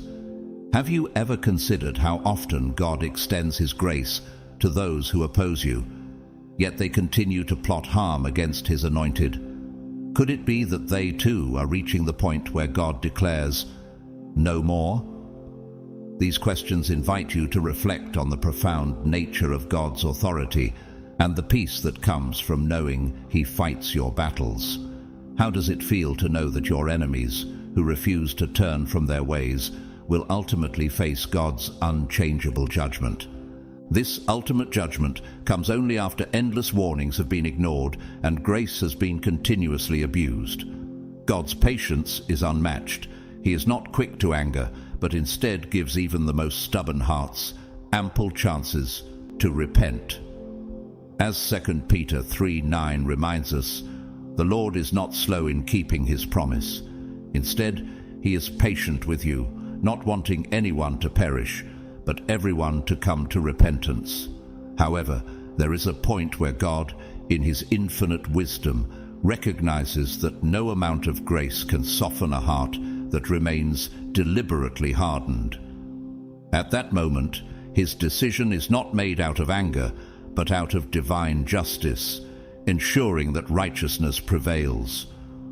What makes this seal so extraordinary is its significance. It is not merely a punishment or consequence, it is a declaration that every possible opportunity for redemption has been exhausted. This act reflects God's justice, which demands that those who consistently defy his will and harm his chosen ones must face the full weight of their choices. Do you see how this reinforces the idea that God's justice is never vengeful, but always righteous? It's a powerful reminder that while his mercy is vast, his sovereignty and justice are equally absolute.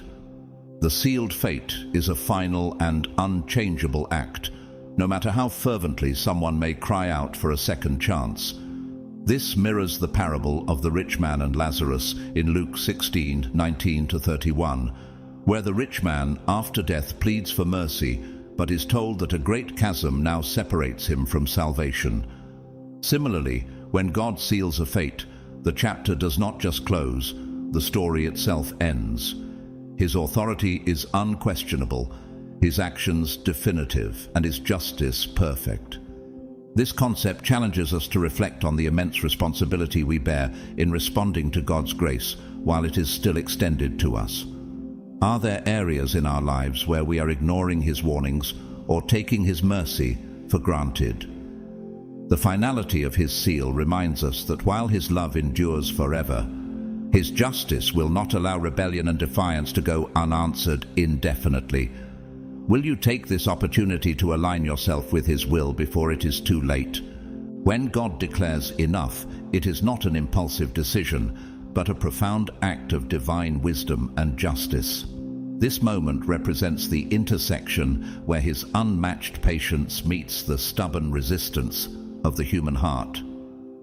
God doesn't draw this line randomly or in frustration. Rather, it is a calculated, purposeful action taken at the perfect time. His enough is not merely a boundary, it is the culmination of countless chances extended and consistently rejected. Have you ever considered how many opportunities God has given you to turn back to him, and how mercifully he waits? God's warnings are never vague or hidden. They are often loud, persistent, and undeniable, designed to provide every opportunity for repentance. Yet when those warnings are ignored, dismissed, or even mocked, the moment of finality approaches. Consider the story of Noah in Genesis 6. God gave humanity ample time to repent while the ark was being built. Despite repeated warnings, their hearts remained hardened, and the flood became the ultimate expression of his justice after his patience had run its course. Does this not make you pause and wonder if there are areas in your life where you might be ignoring God's call? This divine threshold varies for each individual, as God knows every heart intimately. He understands our thoughts, struggles, and motivations, discerning when ignorance transitions into deliberate defiance. Psalm 139:1-2 declares, "You have searched me, Lord, and you know me. You know when I sit and when I rise. You perceive my thoughts from afar."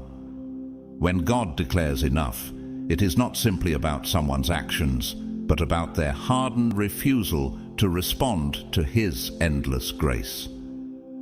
How deeply does this truth resonate, knowing that God's patience is tailored to your unique journey?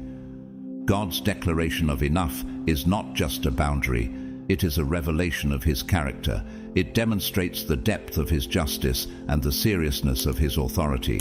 At this moment, mercy gives way to accountability, and grace steps aside for truth.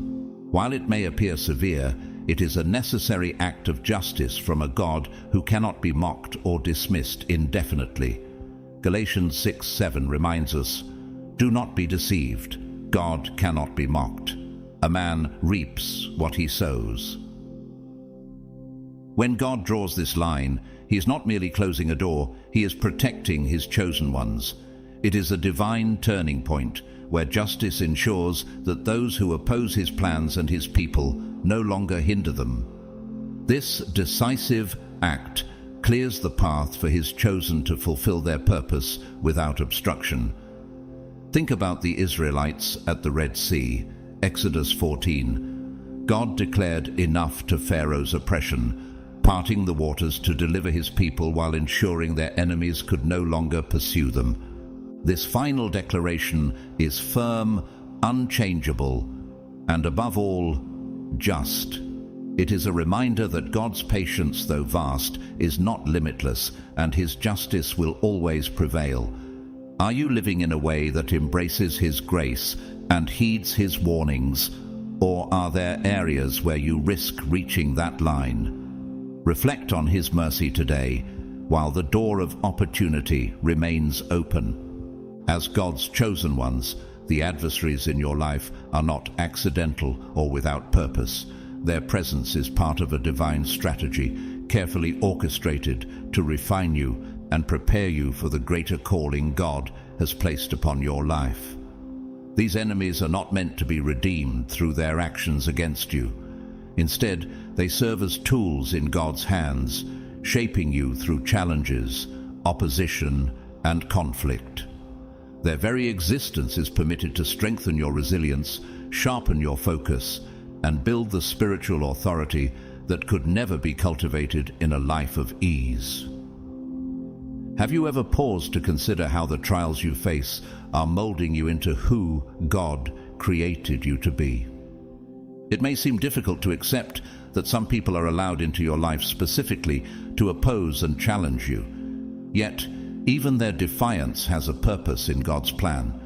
Not everyone is destined for redemption, and some are brought into your path to disrupt and distract, ultimately sharpening your character and faith. Think of Joseph's journey in Genesis. His brothers betrayed him, selling him into slavery out of jealousy. But God used their actions to position Joseph for a destiny far greater than anyone could have imagined. Could it be that the very people who seek to harm you are unknowingly fulfilling a divine role in your refinement? The irony is undeniable. Those who set themselves against you, whether through schemes, slander, or direct opposition, often become instruments in God's hands. Their actions, though intended to harm, are transformed by God into opportunities for growth. As Romans 8:28 assures, "In all things God works for the good of those who love him, who have been called according to his purpose." This includes even the trials brought by your enemies. Do you see how every hardship you endure is carefully orchestrated to strengthen and prepare you for the destiny God has designed? When their role in your life is complete, your enemies are no longer necessary. Their attempts to derail you only serve to propel you further into God's plan. Once they have fulfilled their purpose as instruments of refinement, their chapter closes, and God's judgment over their actions becomes inevitable.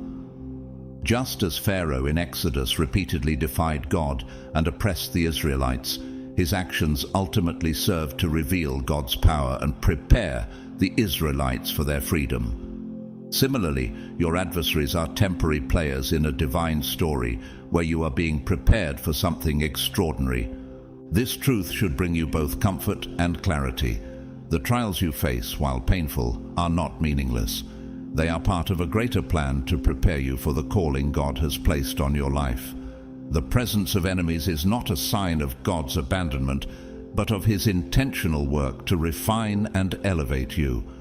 When their role is finished, God will remove them from your path, ensuring you can move forward unburdened by their opposition.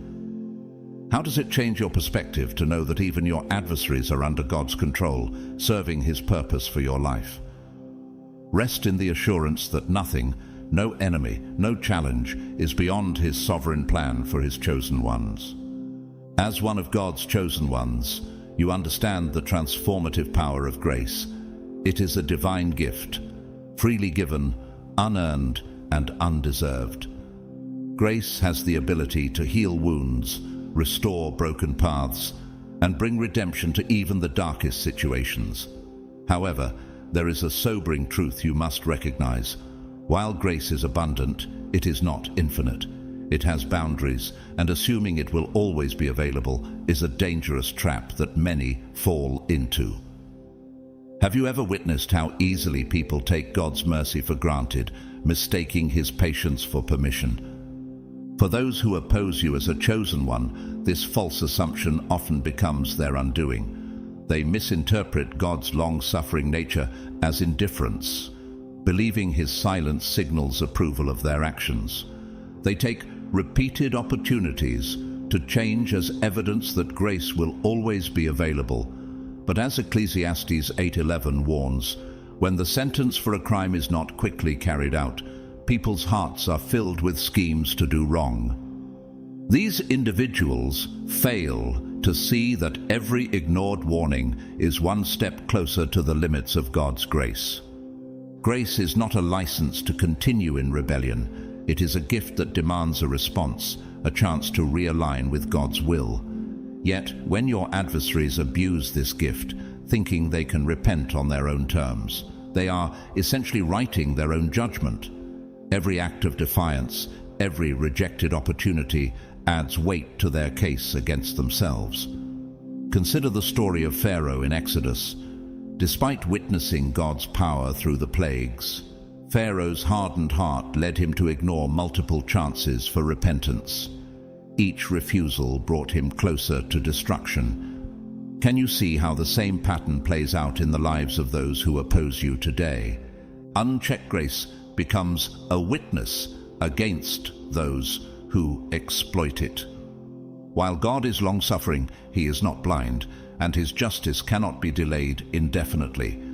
Galatians 6:7 reminds us, "Do not be deceived. God cannot be mocked. A man reaps what he sows." For your enemies, their continued rebellion is not a sign of God's weakness, but of his measured patience. Yet, patience has its limits, and when grace is exhausted, judgment follows. This truth underscores the importance of humility and repentance in the face of grace. For your adversaries, their assumption that grace is limitless blinds them to the reality of their actions. They test the boundaries of God's patience, only to find that it is not infinite. When grace is exploited, it transforms from a lifeline into a witness against them, revealing their true intentions. Their refusal to embrace redemption seals their fate, proving that their hearts were never inclined toward change, but toward manipulation. As God's chosen ones, this should remind you of the incredible value of the grace you've received. Each day is an opportunity to draw closer to him, to respond to his mercy with obedience and gratitude. It also serves as a warning against complacency in the face of his kindness. Are you fully embracing the gift of grace in your life, or are there areas where you too might be taking it for granted? Rest assured, God's grace is powerful, but it is also purposeful, designed to lead you toward the fullness of his calling. As God's chosen ones, you know that when God seals a fate, it is never a quiet or isolated event. His judgment carries a profound weight that transcends human understanding, reverberating through generations and even spiritual realms. This is the essence of cosmic justice, a force so absolute and far-reaching that it ensures every act of rebellion, every decision, and every intention is met with its rightful consequence. Have you ever considered how deeply God's justice impacts not just individuals, but the world around them? A sealed fate is more than an end for the one being judged. It is a ripple that spreads through families, communities, and even nations. Spiritually, it signifies an irreversible severance from God's mercy, a final cutting off from his grace and any chance of redemption. Materially, it manifests as the collapse of legacies, influence, and everything the person built in defiance of God. Think of King Saul in 1 Samuel. His rebellion against God not only led to his own downfall, but fractured his lineage and destabilized the nation of Israel. How often do you see echoes of such consequences in the lives of those who defy God's plans today? This ripple effect is no accident. It is a deliberate act of divine justice, ensuring that the consequences of rebellion are felt across every level of existence. Generations may inherit the burdens of past defiance, as seen in Exodus 34:7, where God warns that the sins of the parents can impact their children and grandchildren. Meanwhile, spiritual realms bear witness to his ultimate authority, acknowledging that no force can stand against his will. Do you find reassurance in knowing that God's justice is so thorough and unshakable? For you, as the chosen, the ripple effect serves another purpose. It is a form of vindication. The downfall of your enemies becomes a public declaration of God's sovereignty and his unwavering protection over you. Their destruction is not merely an act of judgment, but a testimony that God's promises to his chosen ones will never fail. Isaiah 54:17 reminds you, "No weapon forged against you will prevail, and you will refute every tongue that accuses you." When your enemies fall, it clears the path for you to step into your God-ordained destiny, free from their hindrance. Cosmic justice does not end with the moment of judgment. It extends into eternity. Its effects are multidimensional, touching the physical, the spiritual, and the generational. The sealed fate of those who defy God becomes a lasting reminder of his absolute authority and the seriousness of rebellion. How does it feel to know that every act against you, no matter how hidden or significant, will be accounted for by God's perfect justice? As you walk in your calling, remember that God's justice is never delayed, overlooked, or incomplete. The ripples of his decisions are purposeful, ensuring that his chosen ones are protected, vindicated, and prepared to fulfill their divine purpose. Trust in his cosmic justice, knowing that it secures not only your future, but the eternal triumph of his will. As God's chosen ones, you may find yourselves earnestly praying for your enemies, pleading for their redemption, and hoping for their hearts to change. These prayers are often rooted in compassion, a desire for peace, and a longing for reconciliation. Yet, there comes a moment when heaven goes silent, a silence that is not the result of delay or uncertainty, but of finality. This silence marks the end of mercy and the beginning of divine judgment. Have you ever wondered what it means when God stops listening to prayers for someone who has reached the point of no return? For a time, God may honor your intercessions, granting space for your enemies to repent and turn back. But when their rebellion persists, despite countless warnings and opportunities, the time for mercy comes to an end. Heaven's silence is not an act of cruelty, it is a declaration of justice. Consider Jeremiah 7:16, where God commands the prophet, "Do not pray for this people, nor offer any plea or petition for them. Do not plead with me, for I will not listen to you." This moment reveals the gravity of persistent defiance against God's will. How does it feel to realize that even your heartfelt prayers cannot override the finality of God's judgment? The silence is profound, for it signifies that God's patience has run its course. It is a moment when the door of mercy closes, and even your intercessions fall into the void. As painful as it may be, this silence is a reminder of the balance between God's mercy and justice. His mercy is vast, but it is not infinite for those who continue to mock and resist his grace. When God rejects prayers for your enemies, it is not a reflection of your failure, but of his sovereignty. It is his way of saying, this matter is no longer open for discussion. For the chosen ones, this silence can serve as both a warning and a comfort. It warns against presuming upon grace, illustrating the seriousness of taking God's mercy for granted.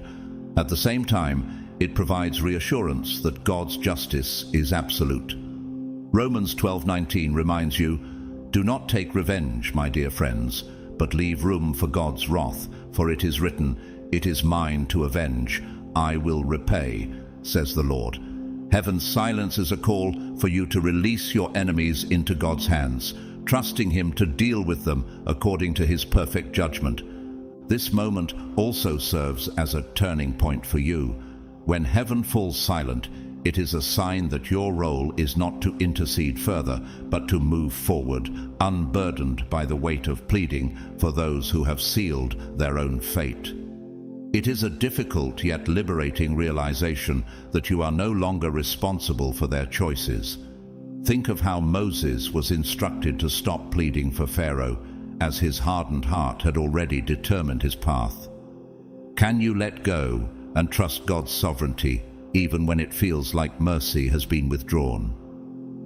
Heaven's silence is a reminder of the seriousness of rebellion and the justice of a sovereign God. It challenges you to reflect on your own walk, ensuring that you remain aligned with His will, and it comforts you with the knowledge that His justice will prevail. Rest assured, when prayers for enemies go unanswered, it is not the end of hope for you, but the beginning of vindication, as God moves to fulfill His promises and clear the way for your divine purpose. As God's chosen ones, you are witnesses to the profound truth of free will, a gift from God that reflects both His love and justice. He grants every individual the freedom to choose their path, even when that path leads to destruction. For those who oppose you, their downfall is not the result of divine cruelty, but the natural consequence of their persistent choices. These enemies are not forced into rebellion or hardened hearts. They willingly take each step down the road of defiance. Have you ever considered how God's respect for free will underscores His fairness, even toward those who resist Him? Free will ensures that God continually offers opportunities for repentance, extending mercy, grace, and guidance. Yet, with every ignored warning and each deliberate act of defiance, these enemies build a case against themselves. Their choices are cumulative, shaping their destiny one decision at a time. As 2 Peter 3:9 declares, "The Lord is not slow in keeping His promise. He is patient with you, not wanting anyone to perish, but everyone to come to repentance." However, God will not force them to accept grace. How sobering is it to realize that the enemies of the chosen ones reject salvation not because it isn't offered, but because they refuse to embrace it.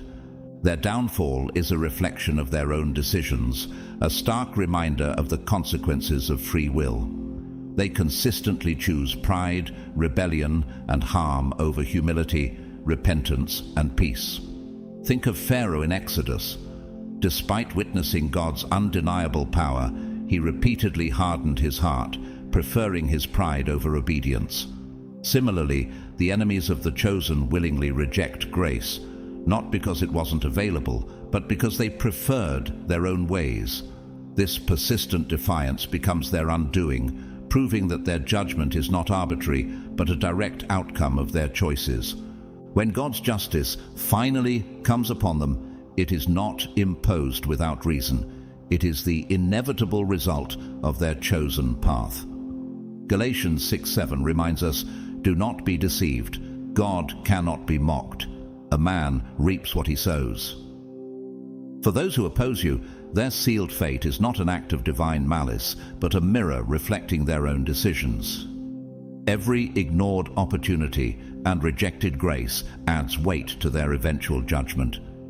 Do you see how this underscores the fairness of God's justice, even as He judges those who have wronged you? God's respect for free will also means He will not drag anyone to redemption against their will.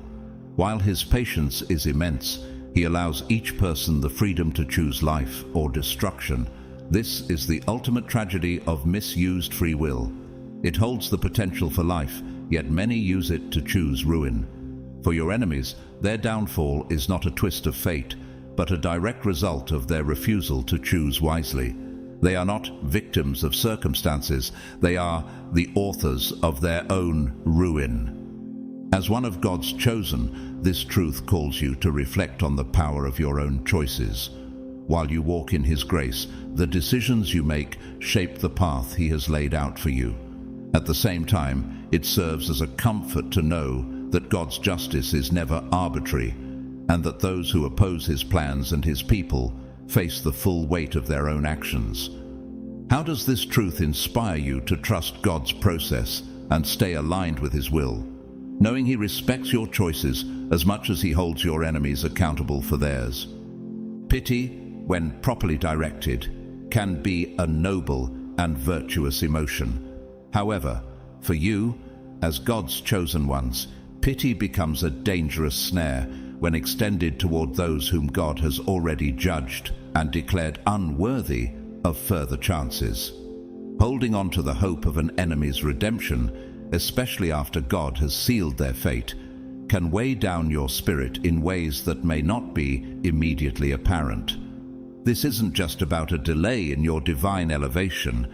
It is about a spiritual chain that binds you to individuals who no longer have a rightful place in your journey. When God decisively seals an enemy's fate, it signifies the closing of their chapter in your life. Yet, how often do emotional ties, guilt, or misplaced compassion tempt you to reopen what God has firmly shut? Compassion, while a reflection of God's heart, becomes misplaced when it leads to compromise. Consider Saul in 1 Samuel 15, who spared King Agag despite God's explicit command to destroy him. His pity, though seemingly merciful, was disobedience in God's eyes and ultimately cost him his kingship. Could it be that by holding on to someone who refuses to repent, you too are delaying the fulfillment of your divine destiny? Attempting to save someone whose heart is hardened and whose choices have consistently rejected God's grace can have severe consequences. It risks allowing their toxicity to seep into your life, distract you from your divine assignment, and drag you into spiritual battles you were never meant to fight. God's judgment, while often difficult to accept, is always just and perfect. When He declares that an enemy's time is up, it is because He sees what lies ahead, something you may not yet comprehend. Are you willing to trust His vision, even when it feels harsh? This struggle often stems from a misplaced sense of duty, a desire to take on a role that isn't yours to play. You may feel called to act as a savior, but salvation belongs to God alone. In Luke 9:5, Jesus instructed His disciples to shake the dust off their feet and move on when they were rejected. Could it be that by lingering in pity and refusing to release your enemies, you are refusing to obey this same principle? Letting go of enemies is not an act of cruelty, but one of obedience and preservation of your calling. By releasing those God has judged, you align yourself with His will and unburden your spirit from relationships that hinder your growth. Think of Lot's wife, who turned back toward what God had called her to leave behind and was turned into a pillar of salt. Genesis 19-26. How often do we risk the same fate by clinging to those God has already removed from our path? Elevation requires separation. The blessings God has prepared for you are waiting on the other side of your obedience. Are you willing to let go of the weight that holds you back and embrace the freedom of walking fully in alignment with God's plan?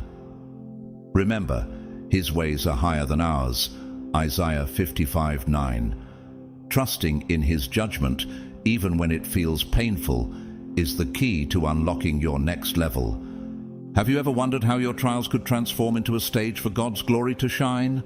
When God decides to vindicate you as one of His chosen, it is never a subtle or hidden act. His justice does not unfold behind closed doors or in whispers. It is a resounding public demonstration that leaves no room for misunderstanding. This vindication is not meant to humiliate, but to magnify His glory and declare to all who He is. The way God moves on behalf of his chosen ones is unmistakable and undeniable, a powerful testimony of his unwavering righteousness.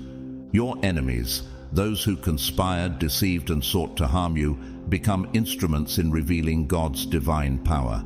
Their downfall isn't about mere retaliation, it's about divine justice, a declaration that you have not been abandoned and that every promise God has spoken over your life is true.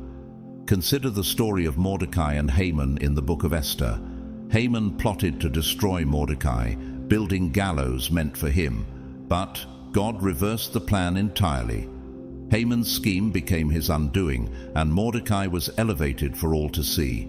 Could it be that God is working behind the scenes in your life in the same way, preparing a table for you in the presence of your enemies? When your vindication comes, it isn't just your victory, it is a public proclamation of God's sovereignty and faithfulness. Those who ridiculed, harmed, or doubted you will be brought into the light, and their actions will stand as a testament to God's truth and justice. Just as Joseph's brothers, who sold him into slavery, eventually bowed before him as God elevated him to a position of power, your elevation will show that God's hand has been guiding you all along.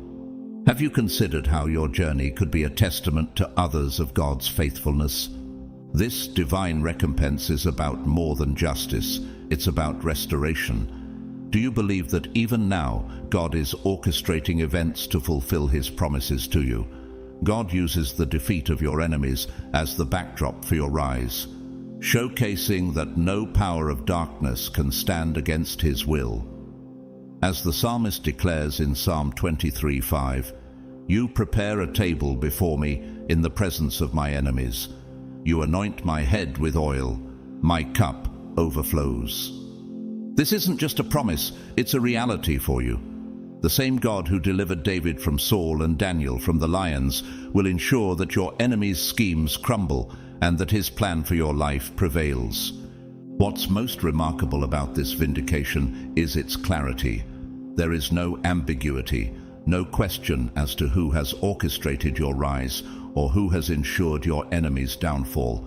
The purpose is never to glorify you alone, but to glorify God through you. In the end, it will be evident to everyone that his justice is perfect, his timing impeccable, and his faithfulness unshakable.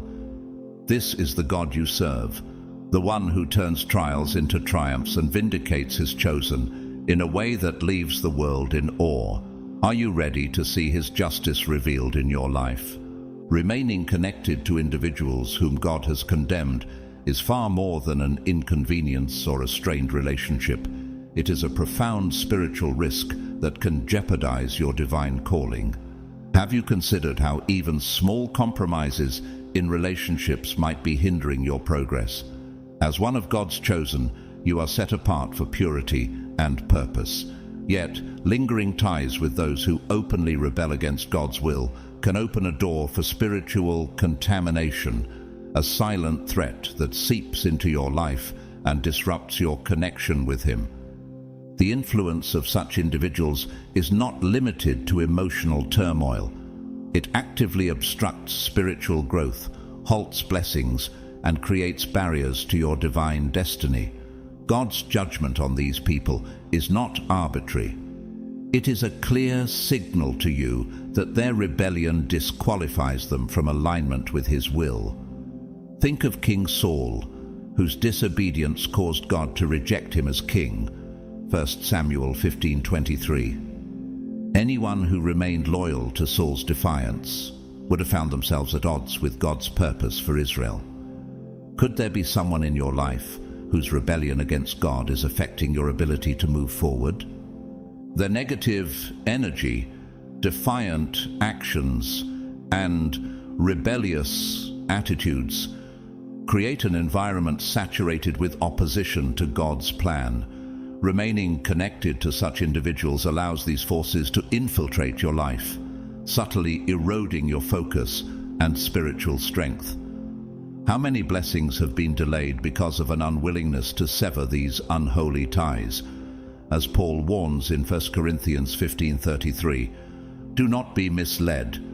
Bad company corrupts good character. The impact is often imperceptible at first, a shift in priorities, a compromise in values, or a creeping sense of doubt. This spiritual contamination is insidious. It doesn't come with a loud announcement, but instead creeps in through seemingly harmless interactions. Over time, you might notice that progress becomes sluggish.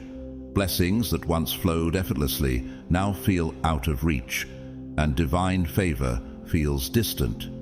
Just as Achan's hidden sin brought defeat to Israel, Joshua 7:1-26. Even one disobedient connection can act as a stumbling block to your victory. Is it possible that God is urging you to identify and release these hindrances in your life? Severing ties with such individuals is not an act of cruelty or judgment. It is an act of obedience and self-preservation. God's call to separate from the condemned is a directive to protect the purity of your spirit and keep you aligned with His will.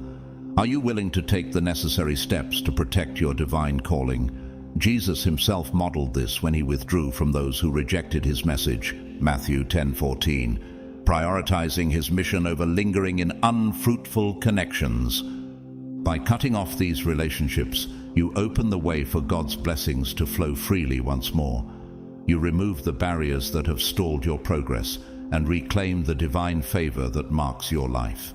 This act of separation is not about harshness, but about ensuring that nothing stands between you and the destiny God has prepared for you.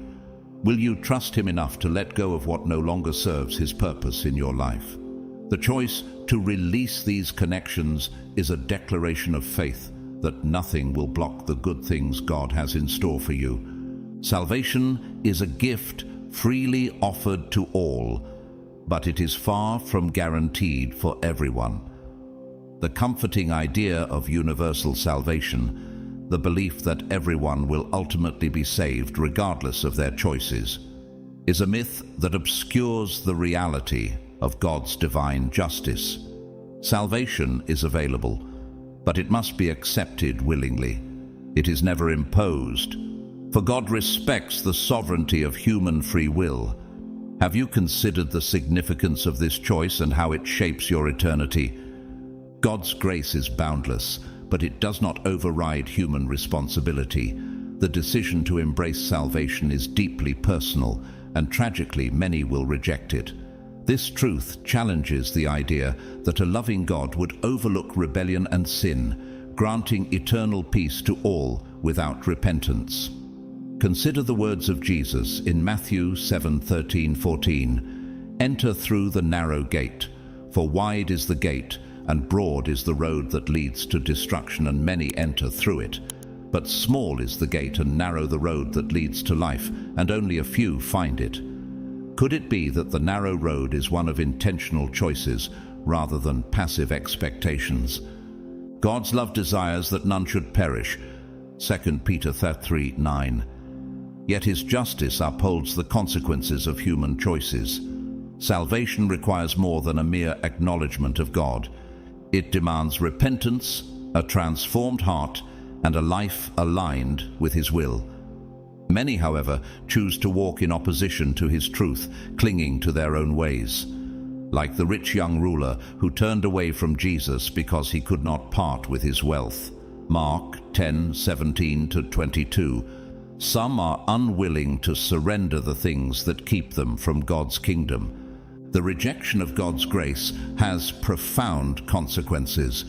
Those who persist in their defiance and choose to live apart from Him will face the eternal results of their decision. This is not cruelty, but justice.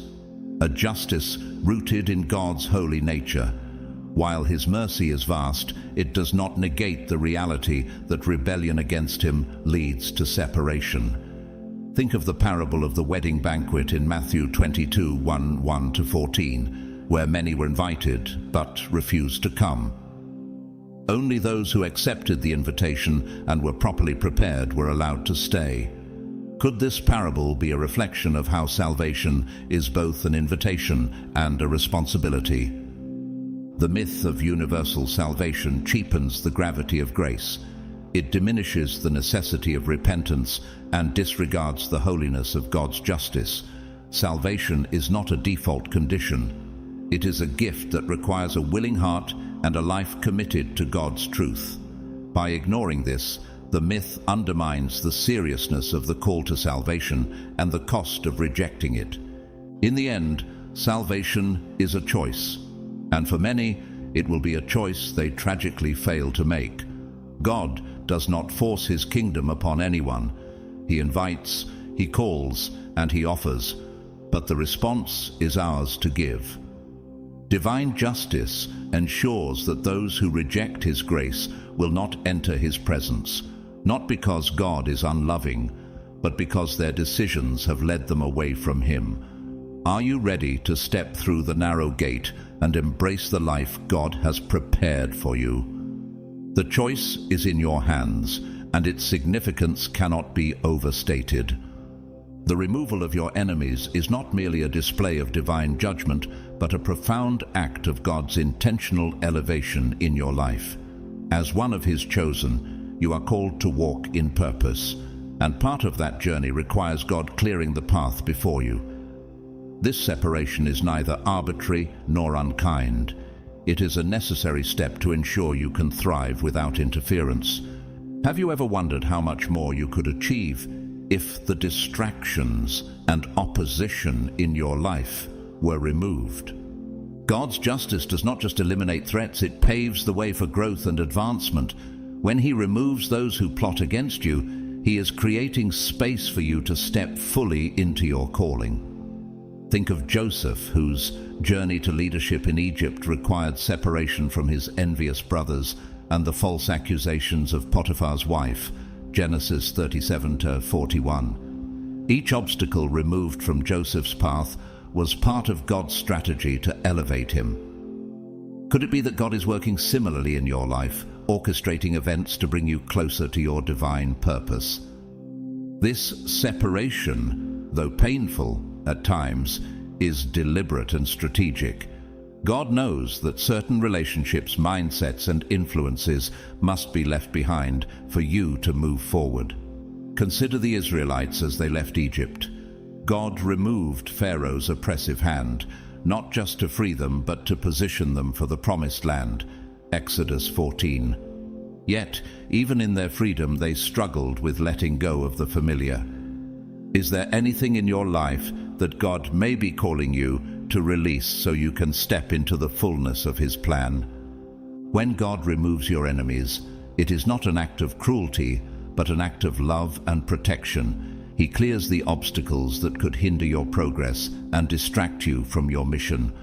This separation creates a space for blessings to flow and for you to grow in ways that were previously impossible. Psalm 18:19 declares, "He brought me out into a spacious place. He rescued me because he delighted in me." Do you trust that God's removal of certain people or circumstances is his way of leading you into a spacious place? The removal of opposition is not just about your protection, it is about your elevation. God uses these moments to position you for greater success, deeper impact, and the fulfillment of your destiny. As he eliminates threats, he accelerates your progress, ensuring that nothing stands in the way of his plans for your life.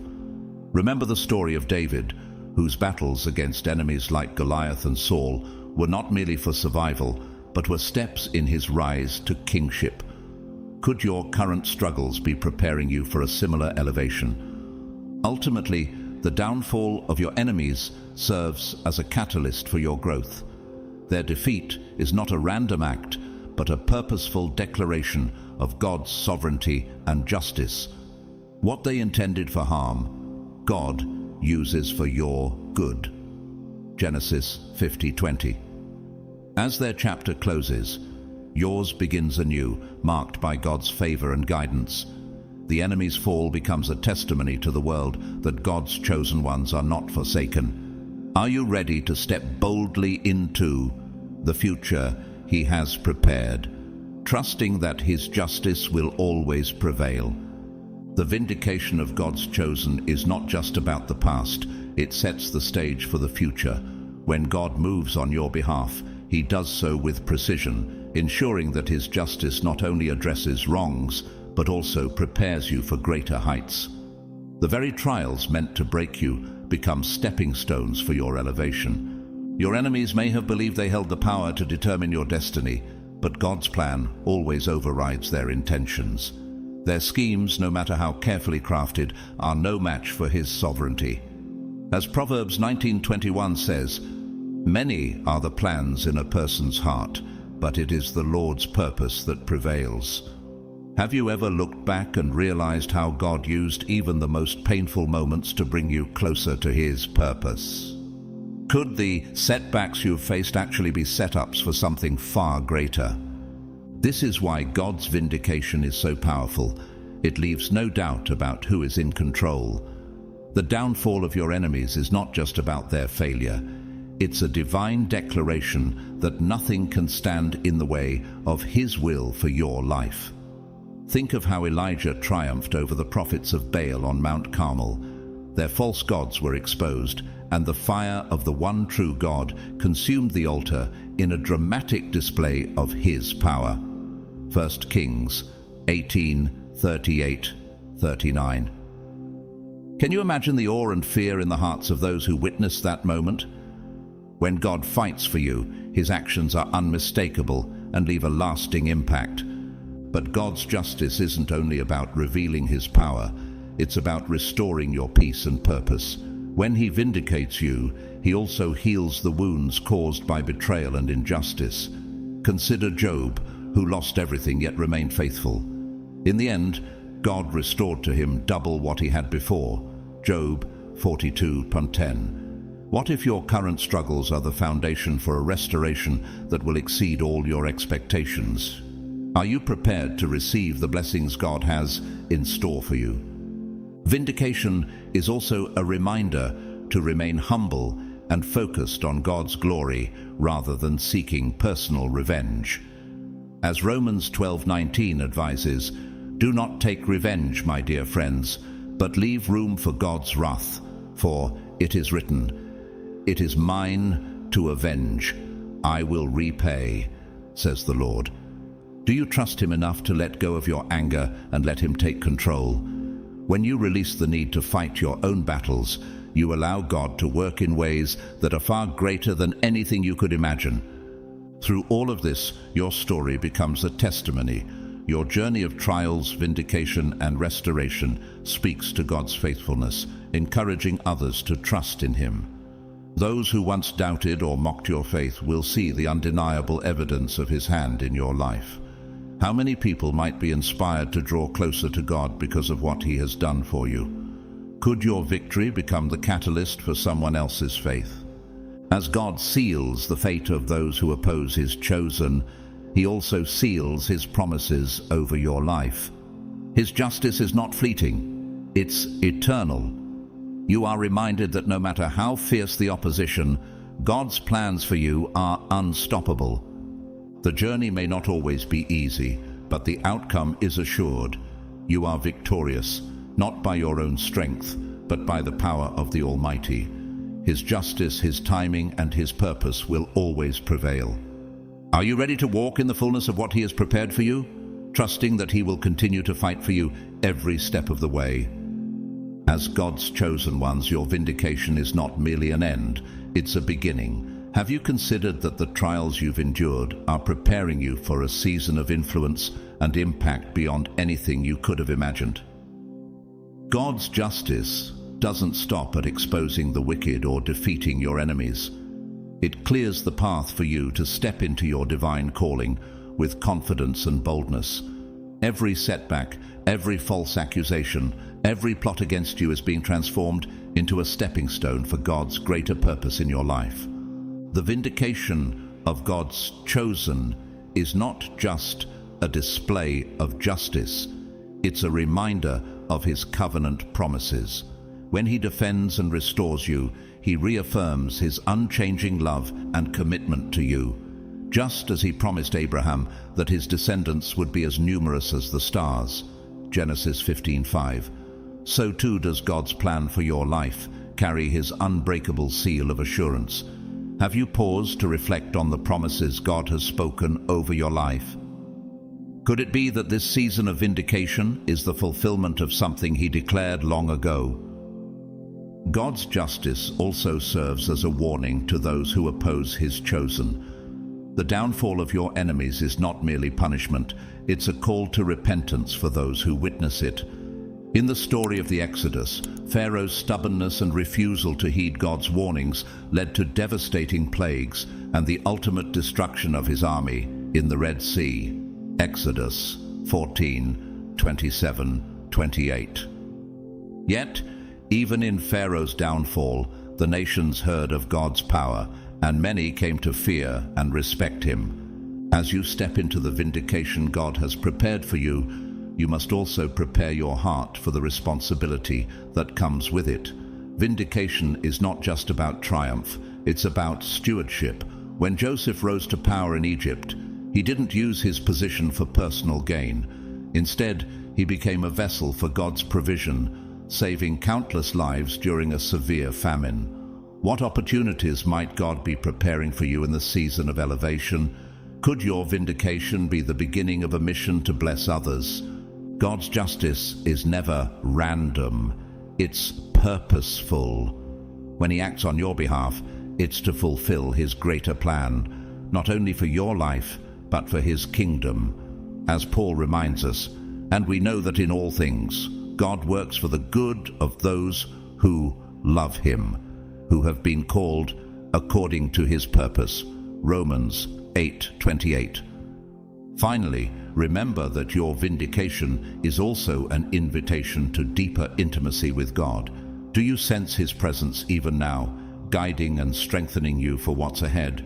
Through the trials and the triumphs, He is drawing you closer, teaching you to trust Him more fully. The same God who fought for you yesterday will walk with you into tomorrow. Your story is not over. The God who vindicates you is also the God who equips you, empowers you, and sends you out to fulfill the purpose for which you were created.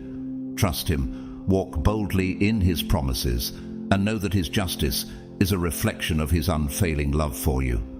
Are you ready to embrace the next chapter, knowing that God's hand is upon your life and His glory will shine through you? As you walk in the assurance of God's vindication, you may notice that the world begins to see you differently. Where once there were whispers of doubt, there are now voices of acknowledgement. Those who underestimated or dismissed you are forced to confront the truth. You are chosen, and God's favor rests upon you. How will you respond when those who wronged you come to recognize the hand of God in your journey? Like Joseph's brothers, who bowed before him in Egypt after years of jealousy and betrayal, Genesis 42:6. Your enemies will witness the very fulfillment of God's promises in your life. God's vindication often carries a profound message. You are not alone, and you never were. Have you considered how many unseen ways God has been protecting and guiding you, even when you felt most vulnerable? What might He be preparing you for next? In the moments when you felt abandoned or misunderstood, God was working behind the scenes, orchestrating events for your ultimate good. Remember Elijah, who fled to the wilderness, feeling utterly isolated and defeated. Yet God reminded him that he was not alone, revealing that 7,000 others in Israel had remained faithful. 1 Kings 19:18. The restoration that follows God's vindication is not limited to material blessings. It touches every aspect of your life. God doesn't merely return what was lost, He multiplies it. Think of Job, who endured unimaginable suffering yet received a double portion of all he had before. Job 42:10. This is the nature of God's justice. It not only repairs but enriches, transforming your pain into a testimony of His goodness. Are you ready to embrace the abundant blessings God has in store for you, knowing they come with a greater purpose? As you step into this new season of elevation, remember that it is not by your own strength or wisdom, but by God's power that you have overcome. Zechariah 4:6 reminds us, not by might nor by power, but by my Spirit, says the Lord Almighty. How can you honor God's role in your vindication, ensuring that His name receives all the glory? Could your testimony inspire others to trust in Him, even in their darkest moments? God's vindication also brings clarity to your calling. The trials you've endured were not random. They were preparing you for a specific purpose. David's years of running from Saul sharpened his character and reliance on God, shaping him into the king Israel needed. Similarly, your struggles have equipped you with wisdom, resilience, and compassion that will serve you in the mission ahead. Even as your enemies are humbled and your restoration unfolds, God's ultimate goal is not destruction, but redemption. His justice is a call to repentance, offering even the most wayward hearts a chance to turn back to Him. Consider Jonah's reluctance to preach to Nineveh because he feared God's mercy toward them. Yet, when Nineveh repented, God spared the city, demonstrating that His justice is always accompanied by grace. Jonah 3:10. Could your story of triumph and forgiveness become a bridge for others to encounter God's mercy? How can you use this moment of clarity and blessing to shine His light for others to see? As you move forward, let your life be a reflection of God's faithfulness. Your vindication is not just for you. It is a testimony to the world that God is alive, active, and unwavering in His love for His chosen. Psalm 37:6 promises, "He will make your righteousness shine like the dawn, your justice like the noonday sun." Finally, embrace the peace that comes with knowing that God has already sealed your victory. No matter what challenges lie ahead, His faithfulness will sustain you. The same God who vindicated you today will walk with you into tomorrow. Can you rest in His promises, trusting that He has already written the final chapter of your story? Your enemies' plans have failed, and God's justice has prevailed. Now, it is time to rise, restored and renewed, and walk boldly into the purpose for which you were chosen. His glory is revealed in your story, and His power will continue to shine through your life. As we come to the close of today's message, let these powerful words sink deep into your heart. Enough is enough. When God speaks those words, there's no turning back. His judgment is final, and His protection over you, His chosen ones, is absolutely unshakable. You've been through so much: betrayal, ridicule, countless attacks, but now the moment has arrived where God says, enough is enough. The struggles that seemed endless, the pain that felt unbearable, all of it is about to shift. God has seen your heart, your faith, your endurance, and now He is stepping in with divine authority. The time for mercy has passed for your enemies, and their fate is sealed by the one who holds the universe in His hands. Let this truth resonate deeply within you. God is the ultimate judge, and His justice cannot be overturned. Your enemies, those who once delighted in your pain and mocked your faith, will now see the truth. They were never in control. When God says enough, it's not just a moment of justice. It's a declaration of His unshakable power and unwavering protection over your life. Your enemies have reached their limit, and now it's time for God's divine hand to move on your behalf. Reflect on your journey for a moment. All those moments you thought were in vain, all those times you wondered if God had forgotten you, have led you to this powerful moment. God has heard every prayer, seen every tear, and now He is saying, enough is enough. You are His chosen one, and His plan for you is greater than anything the enemy could have ever imagined. Your victory is not just coming, it's already secured in the heavens. Before we end, I want to express my heartfelt gratitude to each of you who has supported this mission through Super Thanks. Your generosity is what allows us to continue spreading His truth and reaching more people who need to hear this message. Whether you've donated or not, I am deeply thankful for your love and support. Your presence here means more than you know, and I'm honored to share this journey with you. If this message has spoken to you today, I encourage you to consider supporting this mission through Super Thanks. Every contribution helps us continue to spread the message of hope, faith, and God's divine justice. Thank you for being a part of this incredible community. Please take a moment to like, subscribe, and share this message with someone who needs to hear it. Your engagement helps us reach even more people with God's truth. And don't forget to comment below. Share your thoughts, your journey, your reflections on what God is doing in your life. We are all part of this journey together, and your voice matters. May God continue to bless you, protect you, and guide you every step of the way. His plans for you are filled with hope and purpose, and He is making a way for you even now. You are chosen, you are loved, and you are victorious in Him. Stay strong, stand firm, and know that with God on your side, no enemy can ever defeat you. God bless you all, and remember, your victory is already secured.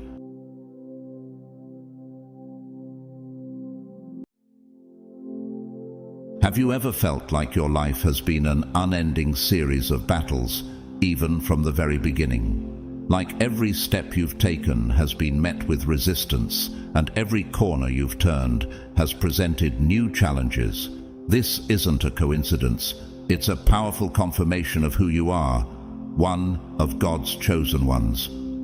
From the moment you entered this world, the enemy saw your light, your purpose, and your divine potential. And because of this, the attacks began early, aiming to break your spirit, before you even realized the incredible strength and calling within you. But let me assure you of one unshakable truth. No weapon formed against you shall prosper. You are chosen, and no amount of adversity can change that. Comment 777 below as a declaration of faith that God's protection surrounds you, and let it serve as a symbol of victory over every attack meant to derail your destiny. To those who have generously supported this ministry through Super Thanks, thank you from the depths of our hearts. Your kindness and faithfulness make it possible to share these messages of hope and encouragement with so many who need them. As we journey deeper into this powerful message, let's uncover why the enemy has targeted you so fiercely since childhood. You see, the forces of darkness knew even then what God was preparing for your life, a divine plan so impactful that it would touch countless lives. The hardships you've endured were no accident. They were deliberate attempts to dim your light, weaken your spirit, and make you question your worth. Yet, every tear you've cried and every burden you've carried have not gone unnoticed. God promises to repay you double for all your pain, and His timing is never late. So, stay with us as we explore what it truly means to be chosen. You'll discover how God's promises of restoration, victory, and purpose are woven into every trial you've faced. Are you ready to claim the blessings waiting on the other side of your struggles? Let's dive in and uncover the profound truth behind your journey. God's chosen ones, they tried to break you since childhood, but God will repay you double.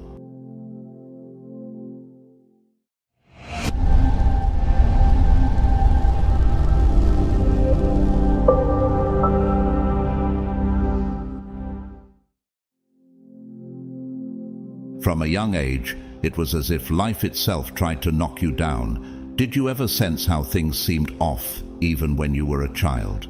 Perhaps you had a heightened awareness, feeling energies that others overlooked, or sensing that life held mysteries far deeper than the surface. This awareness, however, didn't come without cost. Those early challenges were not by accident. They were specifically designed to make you feel different, out of place, and even isolated. They were subtle attacks meant to shake your foundation before you could even understand the strength of your purpose. Have you noticed certain signs that seem to recur in your life, such as hawks appearing at pivotal moments, or feeling the wind stir around you in moments of stillness? In the Bible, animals often appear as symbols of God's guidance. Just as the dove descended on Jesus during his baptism, Matthew 3:16, as a sign of divine approval, hawks may be reminders sent to you from above. They are more than mere birds. They are messengers from higher realms, beckoning you to rise above earthly limitations. They serve as a reminder that your destiny is not bound by what others see or believe, but rather by a calling that extends far beyond the ordinary. These signs are not coincidences. They're markers of your journey, reminders that you are meant to break through barriers, to transcend. Have you ever considered that these signs might be God's way of telling you that you're not alone, that you've been watched over since day one? Hawks, with their sharp vision and ability to soar, symbolize the heights to which you are destined to ascend. They urge you not to remain grounded by the limitations and doubts imposed by this world. Like the eagle that renews its strength, Isaiah 40:31, you were created to soar, to reach spiritual heights beyond what the eyes of the world can comprehend. But what if these signs are also a test, preparing you to trust in what you cannot see? Are you ready to step into that higher calling, letting go of worldly doubts and embracing the divine signs that point you forward? As we continue, reflect on the ways these experiences have shaped you, not to diminish you, but to prepare you for a life beyond the ordinary. Your energy has always been distinct, carrying a magnetic quality that others can't help but notice. Some people are naturally drawn to it, captivated by the warmth you exude, much like moths drawn to light. Yet there are others who feel threatened by this same light, seeking to dim it out of jealousy, misunderstanding, or even fear. This reaction isn't accidental. Powerful energy often draws attention, even from those who may not fully comprehend its source or depth. In Scripture, we see how Joseph's brothers grew envious of his dreams and favor, leading them to cast him aside, yet they could never suppress his destiny, Genesis 37. Similarly, the uniqueness within you has stirred both admiration and opposition. Astrology and birth signs can sometimes highlight facets of this powerful presence. If you're an Aquarius, the water bearer, you carry the gift of vision, holding insights that often challenge conventional wisdom and shape the future. Much like John the Baptist, who prepared the way and called people towards something greater, you may be the one who brings forth transformative ideas. Or, if you're a Gemini, you might feel an ability to bridge different realms, navigating between the material and spiritual with ease, much like Solomon, whose wisdom connected heaven's knowledge with earthly affairs. Yet, understand this deeply. No matter the attempts made by others to hold you back or derail you, they can never truly take away what has been divinely inscribed into your spirit. External forces may distract or challenge you, but they can never touch the essence of who you are. Just as Jeremiah was chosen and set apart before he was born, Jeremiah 1:5, your purpose is woven into the very core of your soul. Despite the obstacles, your light is too bright, your purpose too significant to be erased by the hands of jealousy or fear. Ask yourself, have these challenges only strengthened your resolve? Has each setback become a stepping stone, refining your purpose? Consider how God's hand has guided you through, ensuring that your unique light, your essence, remains untarnished, destined to shine even brighter.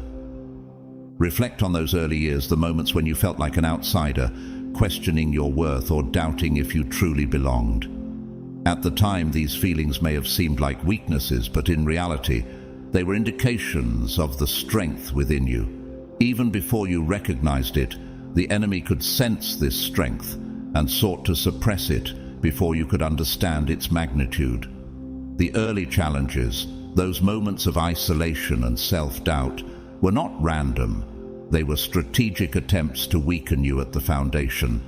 Just as Moses was targeted as an infant by forces seeking to prevent his destiny, Exodus 1, your trials began when you were too young to see the power within. And yet, look at where you stand now. Despite the hardships and relentless attempts to discourage you, you have endured. Your light shines even brighter, a testament to the resilience that was placed within you from the start. The enemy underestimated your ability to rise, not realizing that each challenge would refine rather than weaken you. Every moment of doubt has sharpened your awareness, strengthening your connection to the divine. It's much like the refiner's fire spoken of in the Bible, where gold is purified through heat, Malachi 3:3. In the same way, each struggle has purified your spirit, revealing your true, unbreakable essence. And as you continue to rise, this journey is far from over. With every step forward, the spiritual warfare around you may intensify, but so does your strength. The Bible reminds us that greater is He who is in you than he who is in the world. 1 John 4:4. And your resilience serves as proof of this truth.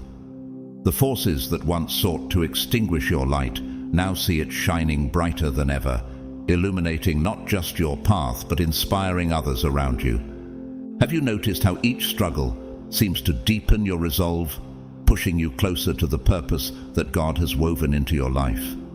As the challenges come, your power only amplifies, standing as a reminder that nothing can separate you from the calling you were born to fulfill.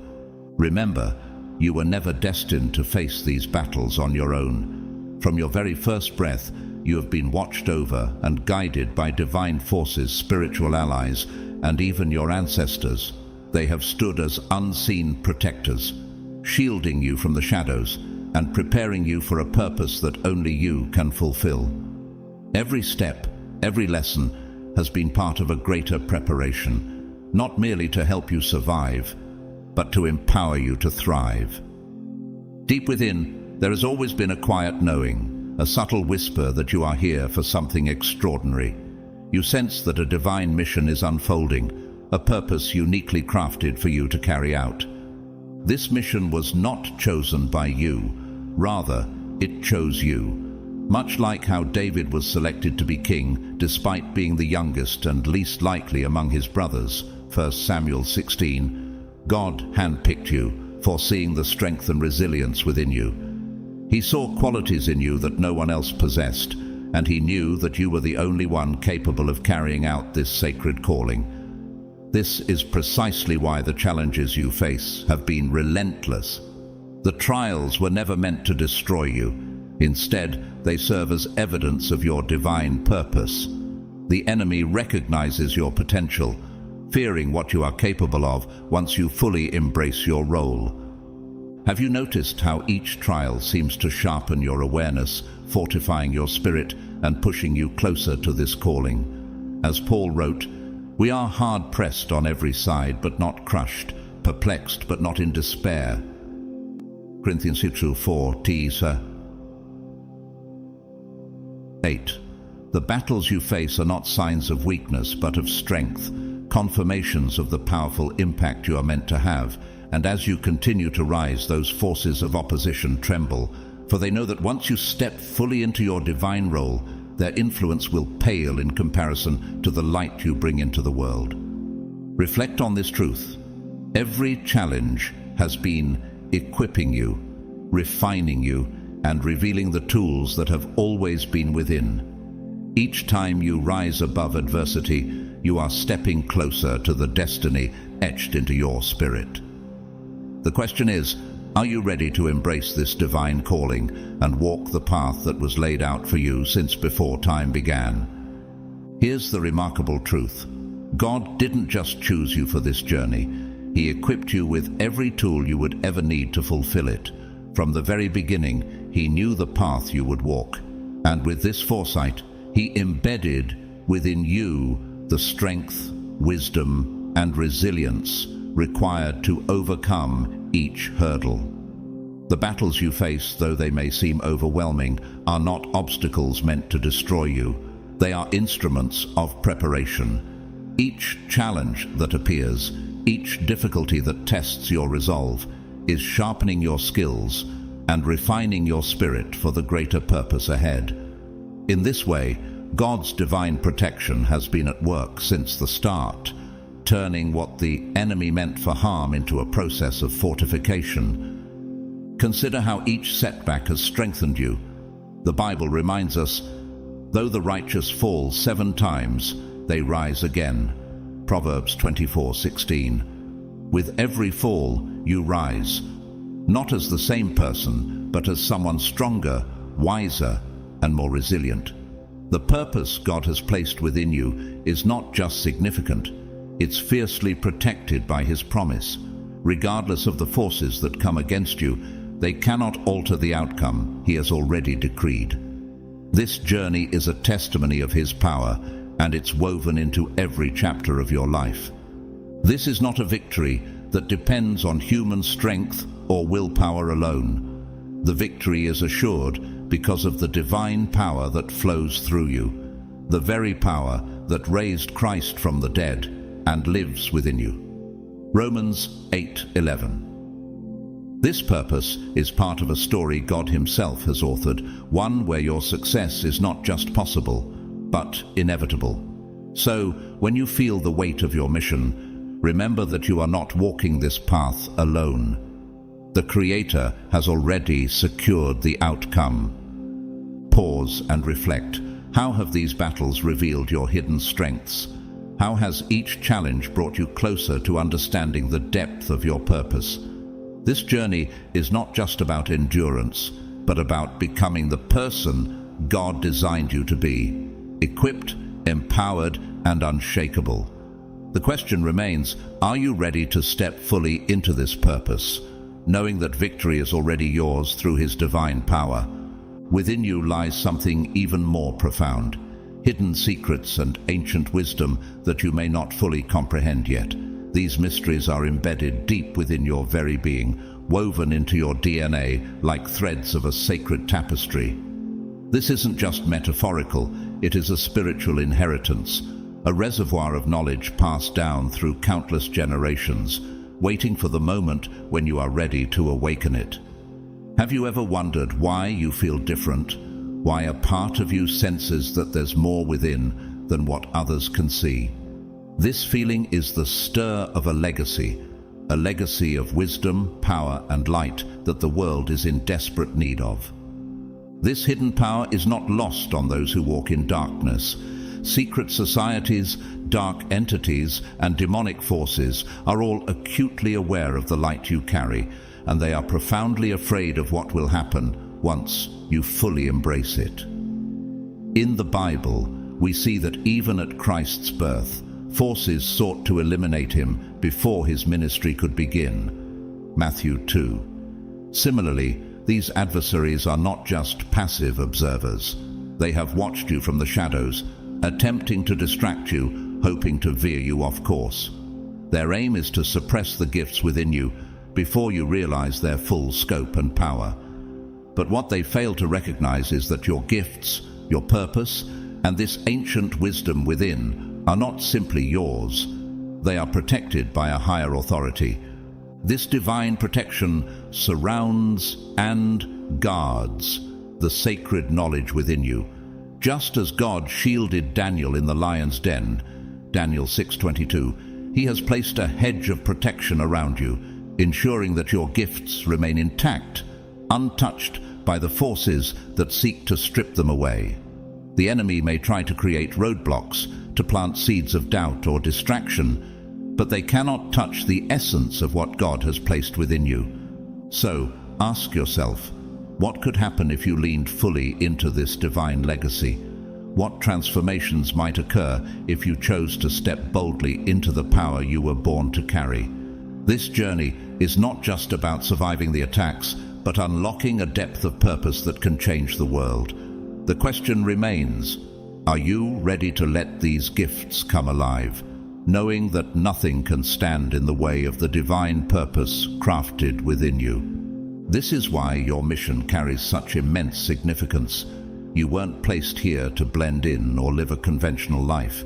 You are here to disrupt the status quo, to be a light in the midst of darkness, and to challenge forces that have been keeping humanity in chains for generations. The enemy is well aware that if you succeed, their plans will falter, their agenda will fall apart. That's why they've been attacking you so relentlessly, hoping to break your spirit.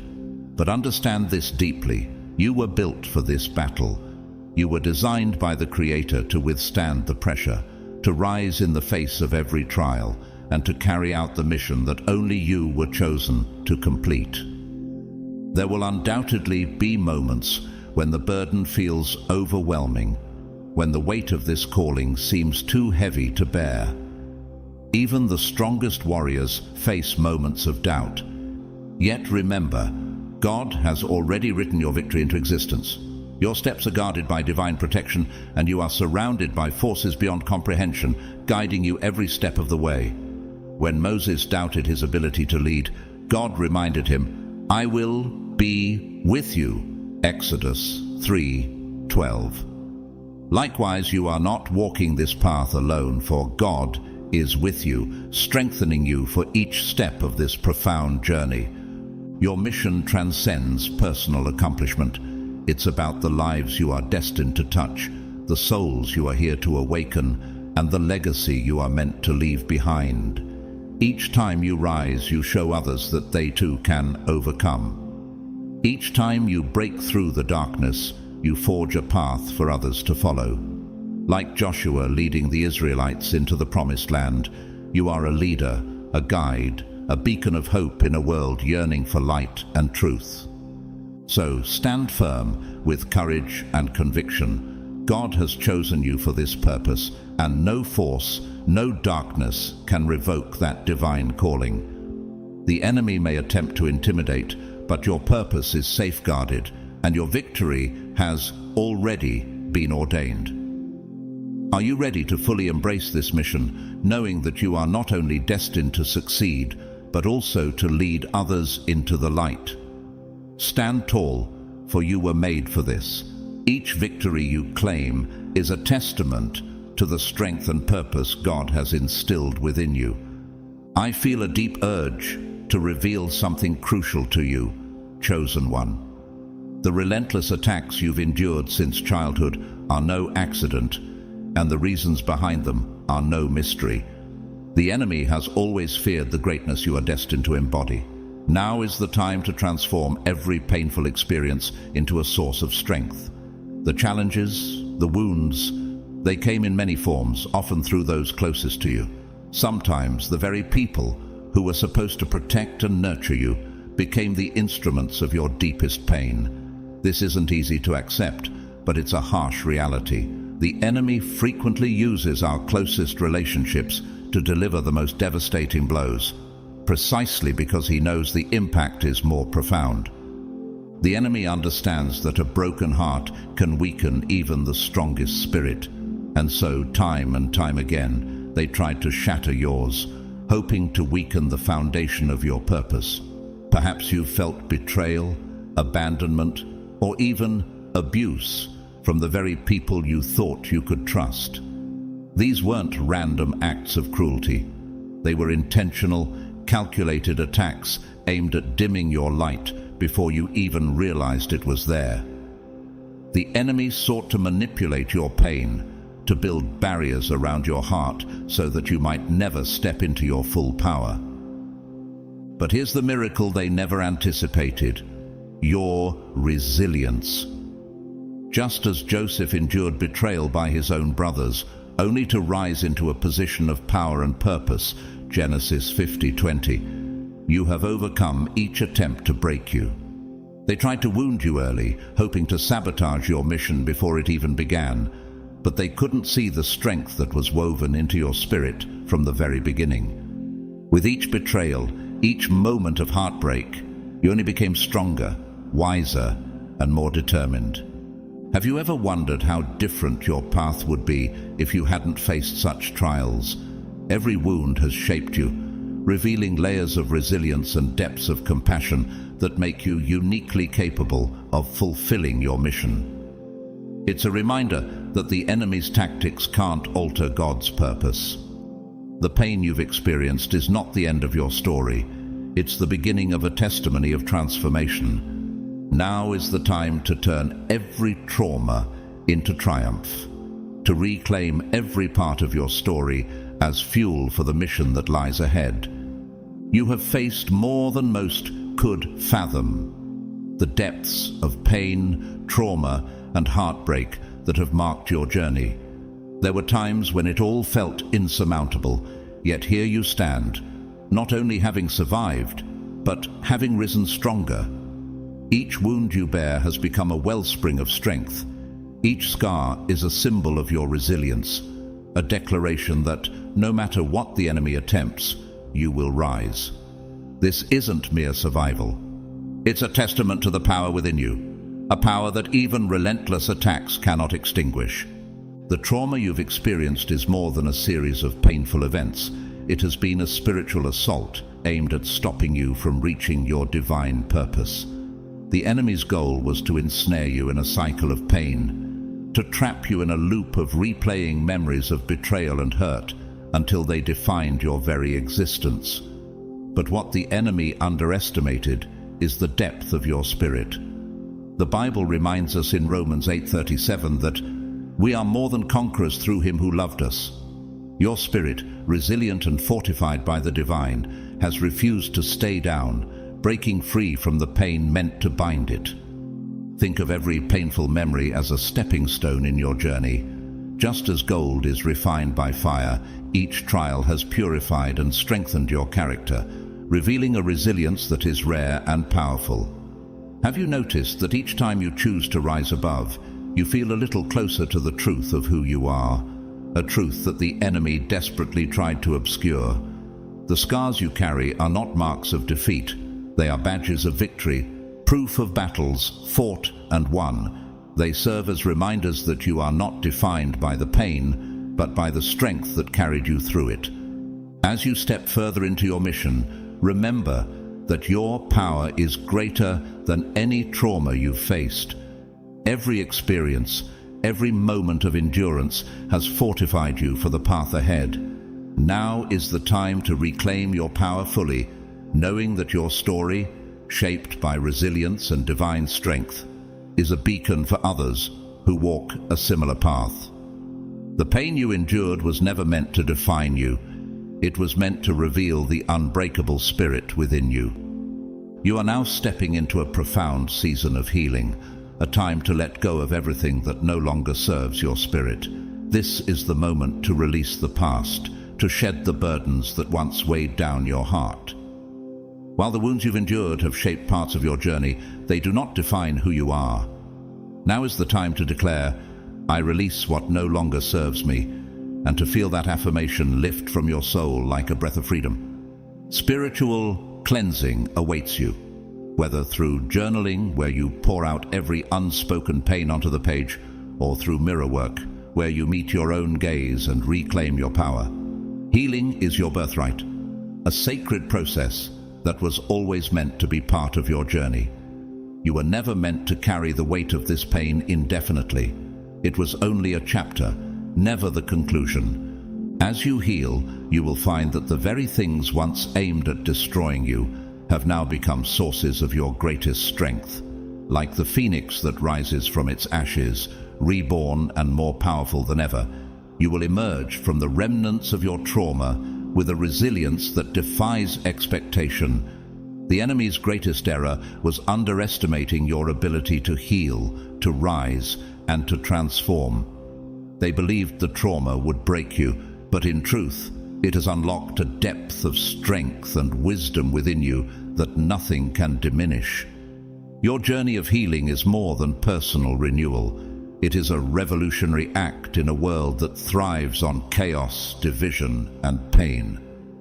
Choosing to heal is a bold rebellion against the forces that would prefer you to stay broken. Each step you take toward wholeness is a reclaiming of your divine mission, a reaffirmation of your purpose. As you heal, you don't only restore yourself, you become a guiding light for others still navigating the darkness. Your journey becomes a testament to the truth that healing is possible, that redemption is real, and that victory is attainable. You show others, by example, that they too can overcome whatever was sent to destroy them. Are you ready to embrace this transformation fully, knowing that each step is a return to your highest self? Every layer of healing is a step closer to reclaiming the destiny that was always meant to be yours. As you walk this path, you illuminate the way for others, proving that true strength lies not in avoiding pain, but in rising above it. Your healing is a gift, not only for yourself, but for every soul who dares to believe that they too can be whole again. The journey through this season of healing will challenge you deeply. It will demand that you confront the shadows within, to face the memories and buried emotions that may have seemed safer left untouched. But remember, every step you take into that darkness brings you closer to the light on the other side. True freedom awaits beyond the pain, and when you rise from this, you will be unbreakable. God has led you through the fire to refine you, not to destroy you, much like how Shadrach, Meshach, and Abednego walked unscathed through the blazing furnace, Daniel 3:27. You've endured flames meant to purify, not consume. And now, as you emerge, God is preparing a great inheritance for you, a reward that is yours because of the endurance you've shown. The trials, the tribulations, the tests you have faced were not meaningless. They were steps on the path leading to your purpose. In Psalm 23:5, it is written, "You prepare a table before me in the presence of my enemies." This is not just any table. It is one set with honor, redemption, and divine favor. Imagine this. The table God prepares for you stands before those who doubted you, those who tried to hinder your progress, and those who never believed you would make it this far.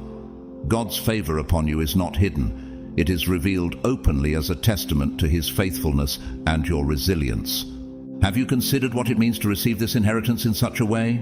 This table symbolizes not only the blessings you've earned through perseverance, but also the triumph of light over darkness, of faith over doubt. As you step into this season of restoration, know that your healing and strength are living testimonies. You are becoming unstoppable, a beacon of hope for others who are still lost in their pain. This is your reward, your divine inheritance, and it stands as proof that every trial you faced has been part of a greater plan. Your inheritance is not merely material, though tangible blessings will come. Money, resources, and new opportunities will flow into your life as part of God's plan. But more than that, this inheritance is profoundly spiritual. You're being gifted with wisdom, insight, and a depth of understanding that will guide you along every step of your path.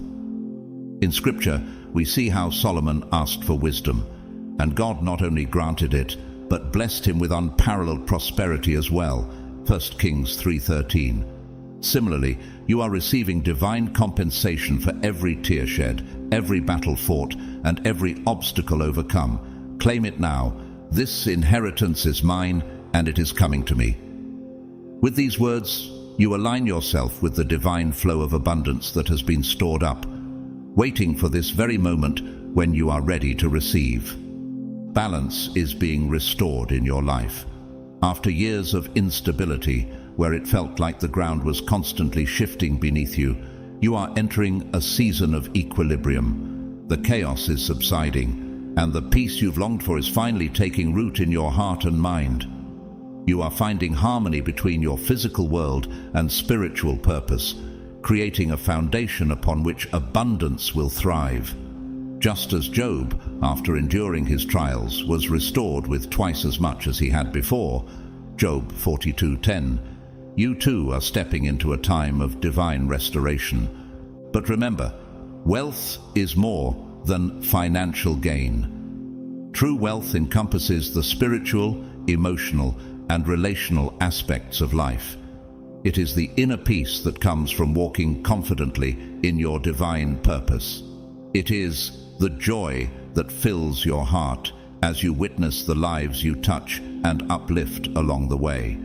This wealth includes the love and support of those who resonate with your spirit and journey, who stand by you as you fulfill your mission. Ask yourself, are you prepared to embrace not only the financial abundance, but the holistic wealth that transforms your spirit and life? This season of balance is the answer to your prayers, a season where your soul is nourished, your relationships flourish, and your heart is at rest. Embrace it fully, knowing that each blessing is a step closer to fulfilling the purpose God has placed within you. As you rise, may you continue to inspire others to believe in their own path toward wholeness and divine abundance. This inheritance isn't just for you, it's a blessing meant to transform your entire lineage. The abundance you are about to receive will ripple forward, breaking generational cycles of lack, poverty, and struggle. In Deuteronomy 30:9, we see God's promise to prosper you abundantly in all the work of your hands, not just for the present, but for future generations. You are laying a foundation that your children, grandchildren, and even their children will build upon, creating a legacy of prosperity that will echo far beyond your lifetime. As you enter this new season of wealth, remember to stay grounded in your purpose. Wealth is a tool, a gift that supports your journey, not the journey itself. Just as King David used his resources to prepare for the building of the temple, a task that would ultimately be fulfilled by his son Solomon, you too are preparing a path of abundance and stability for those who come after you. Your legacy is not just one of material riches. It is one of wisdom, integrity, and divine alignment. So, as you steward this blessing, use it with intention and purpose. When wealth is guided by the heart and rooted in God's plan, it flows freely, returning in ever greater measure. Your careful, purpose-driven approach will continue to attract and amplify abundance, turning each blessing into a cornerstone for future generations. Ask yourself, how can I use this wealth to not only bless my own life, but to uplift and empower those I am destined to impact? In this new season, let every decision be one of purpose, remembering that you are not merely receiving this inheritance, you are becoming the foundation upon which a legacy of light, prosperity, and divine favor will be built. You have remained faithful even in seasons of lack, staying committed to your mission despite the scarcity of resources. Now, God is rewarding that unwavering faithfulness. Doors are opening, blessings are pouring in, and the inheritance promised to you is finally being delivered. As you step into the fullness of your divine calling, something remarkable is unfolding within you, a profound awakening to your true power. For years, the world has tried to convince you that you are small, that you lack significance, that you are simply another soul on this earth. But deep down, haven't you always known that wasn't the truth? You've carried an inner knowing for years, a quiet but persistent awareness that you are different, that you are destined for a purpose far beyond the ordinary. This isn't just a passing realization, it's a powerful spiritual shift. In the Bible, we see a similar moment in the life of Esther. She too came to realize that she was placed in her position for such a time as this. Esther 4:14. Just as Esther awakened to her divine role, you're now stepping into an understanding of the unique mission God has for you. With each new insight, you begin to see things that were once hidden. Truths that previously felt beyond your reach are now coming into focus. As you awaken further, clarity about your purpose grows stronger. This clarity brings a heightened sense of direction, reminding you that every struggle, every setback was part of a greater design to prepare you for this exact moment. Just as Joseph's hardships positioned him to save a nation, Genesis 50:20, your challenges have been molding you, aligning you for the impact you are meant to have. The awareness you are experiencing is not just knowledge. It's an unfolding revelation that fuels your mission with purpose and confidence. Now, consider this. How will you step forward equipped with this newfound clarity? As each layer of understanding unfolds, you recognize that every chapter of your story has been divinely orchestrated to bring you to this point. Embrace this moment, knowing that the power within you has always been there, waiting for you to step fully into your destiny. This is your time to shine, to embody the strength and purpose that have been placed in you, and to walk boldly in the path God has prepared. Awakening to your true power has its challenges, and one of those is becoming a target. As your awareness deepens, so does the opposition around you. Dark forces that once overlooked you now take notice. They sense the shift within you, the rising strength, and they know that if you fully embrace this power, their influence over you and others will diminish. They are intimidated by what you are becoming, recognizing that your awakened purpose threatens their very control. Yet, here's the profound truth. You are under divine protection. As Isaiah 54:17 proclaims, "No weapon formed against you shall prosper." The enemy may try to launch attacks, but every attempt will falter. Your power is not rooted in anything of this world. It flows from the divine source that created you. Just as Elisha's servant was shown an army of angels surrounding them for protection, 2 Kings 6:17, so too are you shielded by heavenly warriors who accompany you on this journey. You are surrounded by a radiant light, fortified by a spiritual guard that walks with you every step of the way. The forces that shield you are beyond the enemy's reach, beyond their understanding, and beyond their control. This light, this divine protection, is a testament to the purpose that has been placed within you. As the forces of darkness tremble at your awakening, remember that your path is safeguarded, your mission shielded by those unseen yet profoundly powerful allies. Consider this. How will you move forward knowing that you are shielded by light and surrounded by an army of divine warriors? With this protection, you are free to walk boldly into your purpose, knowing that no force can stand against the divine strength within you.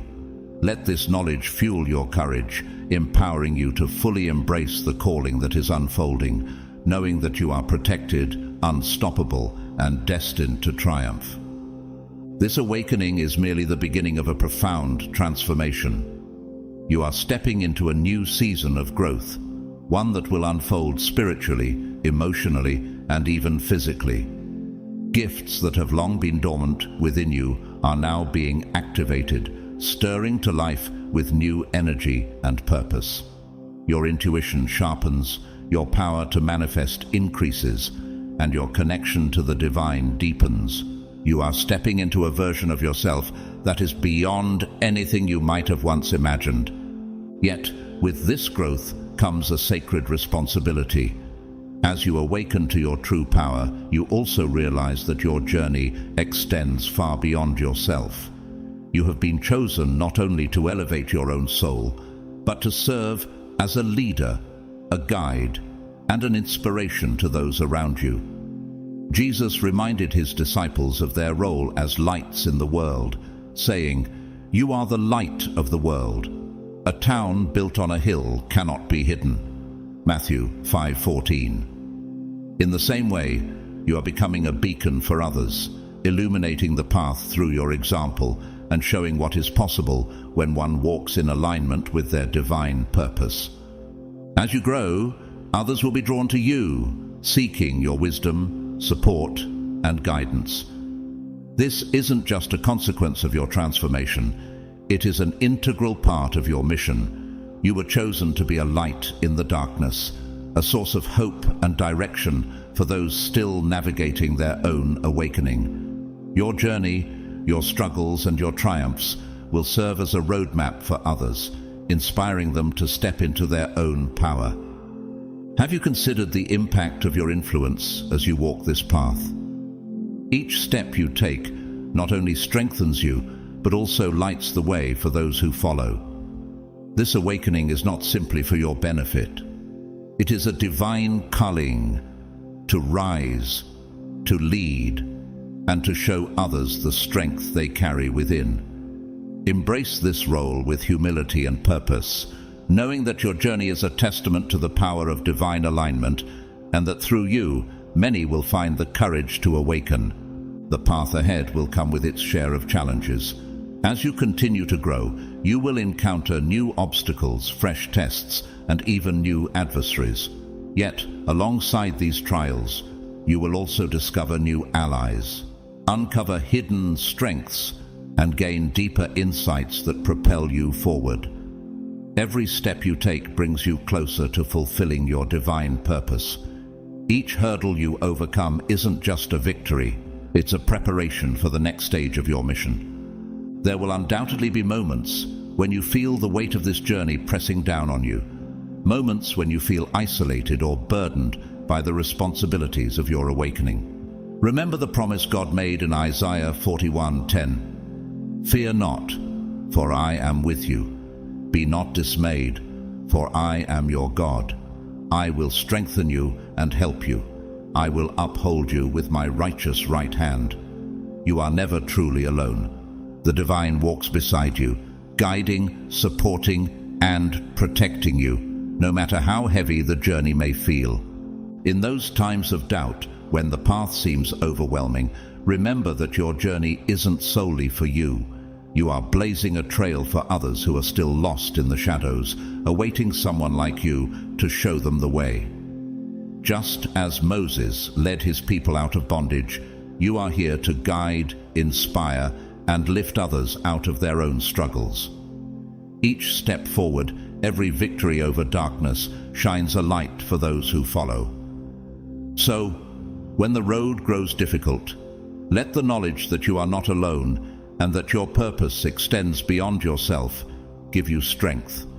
You are part of a larger story, one that touches lives, lifts spirits, and brings light to those still searching. Embrace this calling, knowing that every hardship is a stepping stone, every victory a beacon, and that, through your journey, others will find the courage to awaken. The growth you are experiencing right now is only the start of something much greater. Ahead lies a path of expansion, where more gifts, deeper insights, and abundant blessings are waiting to unfold. You are stepping into a season of boundless potential, where everything you have been working toward and dreaming of will begin to manifest. Trust in the process, embrace the journey, and know that you are precisely where you are meant to be. As you continue to expand, remember this: your power has no limits. In Philippians 4:13, we are reminded, "I can do all things through Christ who strengthens me." The only barriers you face are the doubts that try to convince you otherwise. But those doubts are illusions. You are more than enough. You always have been, and you always will be. The divine hand that crafted you knew the purpose you were meant to fulfill and equipped you with everything you need to accomplish it. The world is waiting for you to step fully into this power. Now is the time. You were chosen, and no matter what obstacles arise, no force can take away what is divinely yours. The enemy may try, but they cannot diminish what has been ordained for you. So rise with confidence, embrace the calling upon your life, and let this season of growth lead you to new heights. In conclusion, remember this: you have been chosen for a purpose far beyond what you may see today. Every challenge, every hardship, every moment of growth has prepared you for this season of blessings and abundance. As you step forward, continue to trust that you are fully equipped, fully protected, and fully capable of fulfilling this divine mission. The journey ahead is filled with expansion and opportunity, and the power within you is limitless. Embrace it, knowing that no force can take away what God has ordained for you. If this message has resonated with you, I invite you to support our mission by donating via Super Thanks. It helps us continue to spread these messages of hope and purpose. Whether or not you donate, thank you for being here and for joining us on this journey of faith. Please remember to like this video, subscribe to the channel, and share it with others who may need this encouragement. And in the comments type Amen to affirm your commitment to stepping fully into your power and purpose. May God bless each of you abundantly as you walk this path. Your journey matters, and we are grateful to be a part of it. Welcome, God's chosen ones. When truth roars like thunder, even the staunchest deniers can't help but pay attention. Have you ever noticed how quickly people can switch sides? One moment, they're unwavering in their beliefs, and the next, they're drawn to your light, as if it's the only path forward. Intriguing, isn't it? It's not just about liking you, it's about the undeniable evidence of who you are and what you carry. Before we dive in, take a moment to comment 999 below as a sign of agreement with this truth. Your engagement means everything, and I want to deeply thank each of you who has supported this mission through your heartfelt, super thanks. Your encouragement and love are truly blessings beyond measure. Now, here's the question. What could cause someone so steadfast in their opposition to suddenly flip the script? Could it be the way your actions speak louder than any words ever could? Or is it the unmistakable hand of God moving in your life? Stay tuned, because we're about to uncover why your presence has become a force too powerful to resist, and why even those who doubted you are now rallying to your side. Let's explore this divine shift together. God's chosen ones. People know you're real. They realize it. And someone is now switching sides.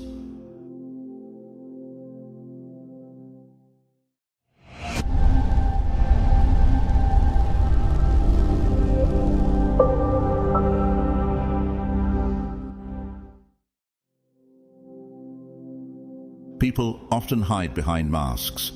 Day in and day out, they wear these facades, smiling when they're hurting, acting confident when they feel uncertain, or feigning loyalty while harboring secret doubts. It's an instinctive part of human nature, a way to protect ourselves from vulnerability or to fit in with the crowd. But what happens when someone starts to see through the surface? Have you ever experienced the moment when someone finally stops pretending and the mask begins to slip? Masks only work as long as no one looks too closely. When someone begins to see the truth beneath the facade, everything changes. And what if that person is you, whose authenticity shines through the layers? What happens when your realness cuts through the noise and forces others to question everything they once believed to be true? This is not about flashy words or dramatic actions.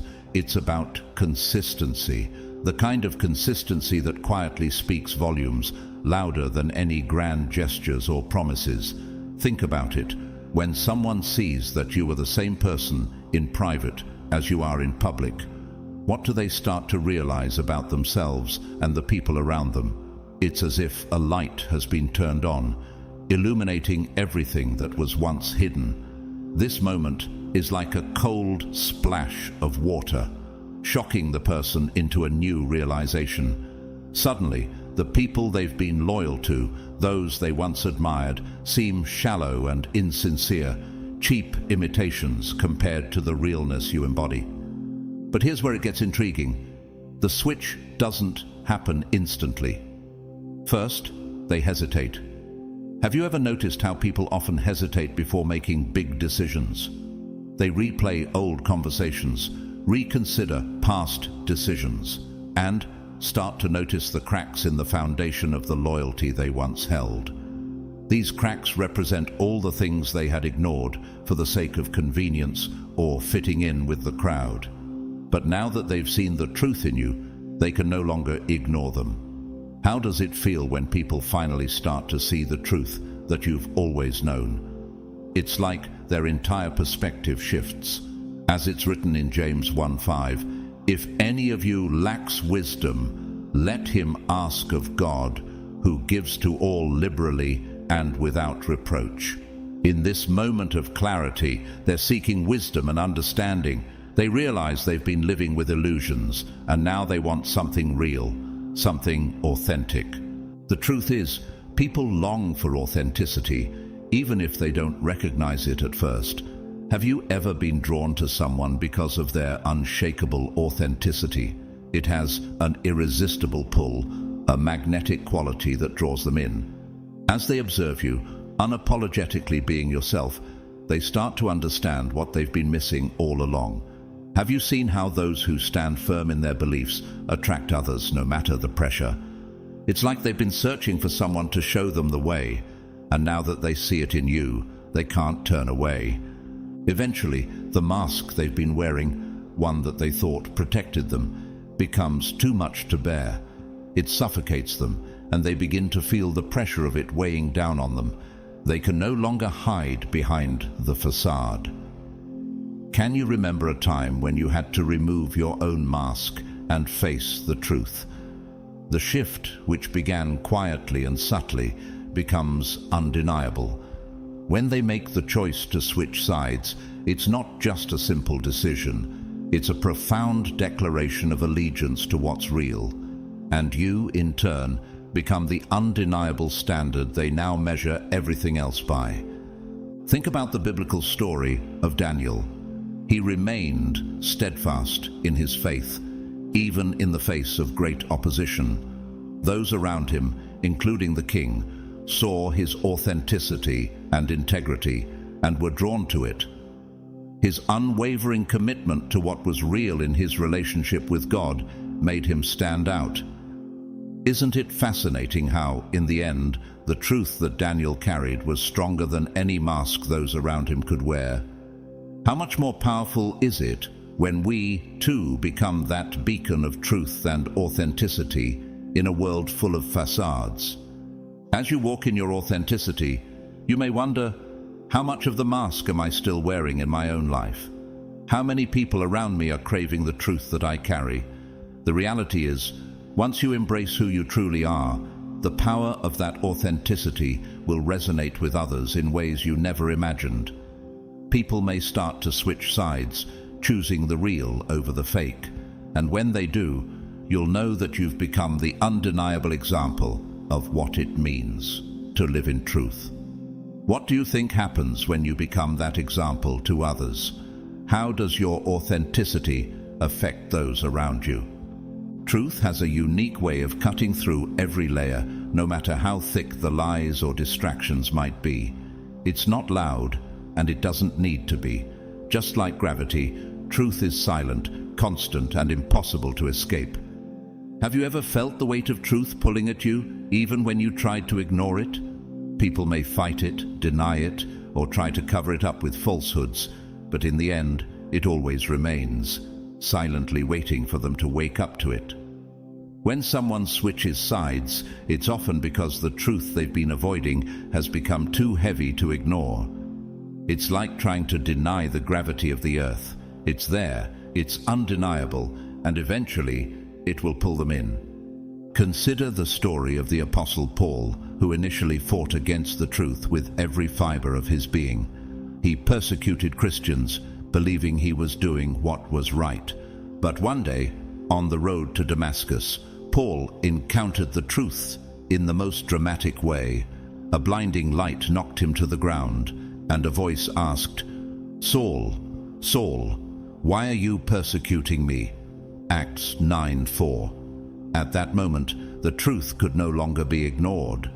It wasn't about Paul forcing a change or convincing him. He was struck by the undeniable power of truth itself. What happens when the truth forces us to confront our actions, just as it did for Paul? At first, they might not even realize the shift happening within them. Maybe they started noticing inconsistencies or began to feel the weight of their own doubts. Perhaps they saw cracks in the foundation of everything they believed to be solid, or they realized that something didn't quite add up. Have you ever been in a situation where you thought everything was fine, only to discover that your assumptions were built on fragile ground? That's the moment when truth starts to reveal itself. gently but powerfully. It wasn't you forcing them to change, it was the truth, pulling them in like a force of nature. The truth doesn't need to be argued for, it doesn't need to be proven, and it doesn't require anyone's approval to exist. It just is, and that's the incredible magnetism of truth. Truth is magnetic because it doesn't need to be dressed up or embellished. It doesn't need to be adorned with fancy words or decorated in a way that makes it more appealing. It simply exists in its purest form. Just think about it. When you've come across someone who exudes honesty and authenticity, don't you feel drawn to them? It's like a force you can't explain. Have you ever felt that deep, compelling pull towards something real? That's the power of truth at work. When people begin to feel that pull, they realize how empty everything else has been, how much they've been living in illusions. They might try to resist the truth for a while. Ego and pride have a way of clinging to what's familiar, even if it's not right. But deep down, they know they can't fight forever. It's not about being right or winning them over. Have you ever tried to convince someone of the truth, only to find that no amount of argument could make them see it? Truth doesn't need anyone to validate it. It simply stands on its own. What if the real power lies not in forcing someone to change, but in letting the truth speak for itself? When truth begins to resonate, it doesn't need to be justified. It shatters illusions, clears away the confusion, and leaves everything else in its wake. Look at the example of King Nebuchadnezzar in the book of Daniel. Nebuchadnezzar had his dreams interpreted by Daniel, but despite the truth being revealed to him, he stubbornly resisted, even though the truth was in front of him. His pride and ego made him hold on to his illusions until he was humbled by God. Daniel 4:33-34. The truth didn't need to be force-fed. It eventually made its way to him, and when it did, it left him no choice but to declare, "Now I, Nebuchadnezzar, praise and exalt and glorify the King of heaven." Truth, in its own time, will always prevail. And when that happens, it's not just a matter of switching sides, it's deeper than that. They recalibrate their entire perspective. It's like when Paul encountered the truth on the road to Damascus, his whole life was turned upside down. When the truth reveals itself, it doesn't just change their opinions, it transforms their entire way of seeing the world. What if you, too, have experienced that transformative power of truth in your own life? The truth doesn't ask for permission, and it doesn't need anyone's approval. It just reveals itself, and once it does, no one can stay the same.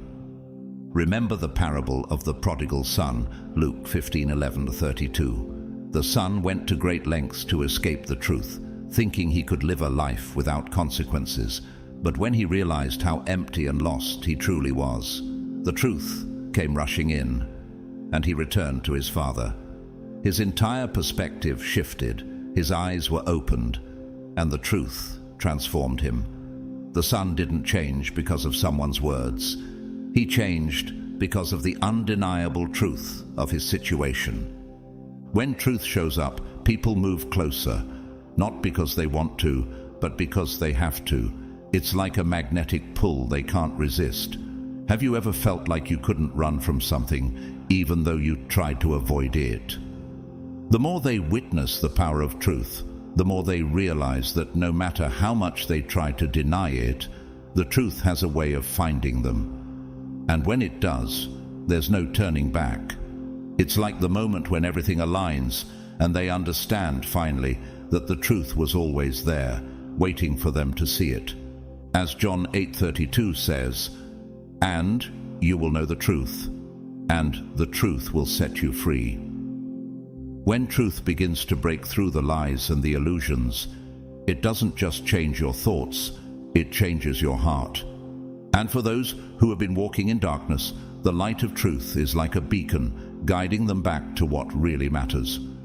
Once truth has revealed itself, no one can stay the same. Just like the magnetic pull of gravity, it draws us all closer. And in its presence, everything else fades away. How powerful do you think the truth can be in your own life? Energy doesn't lie. Long before someone admits they're reconsidering their stance or switching sides, they've already felt it in your presence. Have you ever walked into a room and instantly felt the energy shift, even before anyone spoke? It's not about what you say, how you dress, or even what you've accomplished. It's the energy you carry, that invisible, undeniable force that speaks louder than anything else. And here's the kicker. People can sense it, even if they don't fully understand it. How many times have you been drawn to someone's presence, not knowing exactly why, but feeling something magnetic about them? It's the energy they radiate. It all starts small. Maybe they notice how calm you are when everything around you is chaotic, how certain you are when everyone else is second-guessing themselves, or how your words hit differently, not because they're fancy, but because they come from a place of truth. Think about moments in the Bible when someone's presence changed the atmosphere, like when Moses descended from Mount Sinai, and his face shone so brightly from being in God's presence that people couldn't even look at him. Exodus 34:29-30. That energy, that glow, wasn't from Moses' own doing. It was the result of being in the presence of God. Your energy doesn't just enter a room, it lingers, reshapes the vibe, and forces people to pay attention, even if they don't realize they're doing it. Have you ever wondered why people are so drawn to you in certain situations? This isn't about being flashy or trying to dominate the room. It's about the kind of presence that feels steady, unshakable, the kind of energy that makes people question their own because it exposes where they're lacking. It's subtle but relentless, and it doesn't beg for recognition. It simply is. That's what gets under their skin in the best way.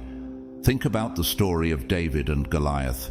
David didn't boast about his abilities, nor did he try to appear mighty, but the energy he carried, his unwavering faith in God, was enough to shake the entire army of Israel. His confidence came not from his own strength, but from the power of God that was with him. How often do we forget that the strength we carry is not our own, but a reflection of God's power in us? The fascinating thing is, most people don't even connect the dots right away. They might think it's your confidence, your intelligence, or even just luck. But deep down, it's none of that. It's the energy you're putting out, and they feel it on a level they can't quite explain. Have you ever tried to pinpoint what exactly makes someone magnetic, only to realize it's something intangible? It's the energy they exude. Jesus, in Matthew 9:20-22, healed the woman who had been suffering from bleeding for 12 years, not by a word, but by the simple act of her touching his cloak. Jesus' presence carried the healing energy of God. This energy, though invisible, was tangible in its impact. Eventually it becomes impossible to ignore. They start leaning in, curious, trying to figure out what makes you different. Before they know it, they're aligning with you. Not because you asked them to, but because your energy spoke to something in them they didn't even know needed to be awakened. Have you ever experienced the moment when someone simply begins to align with your vision or path without you asking or pushing? It's not about convincing them with words, it's the energy of truth, of peace, or of purpose that draws them in.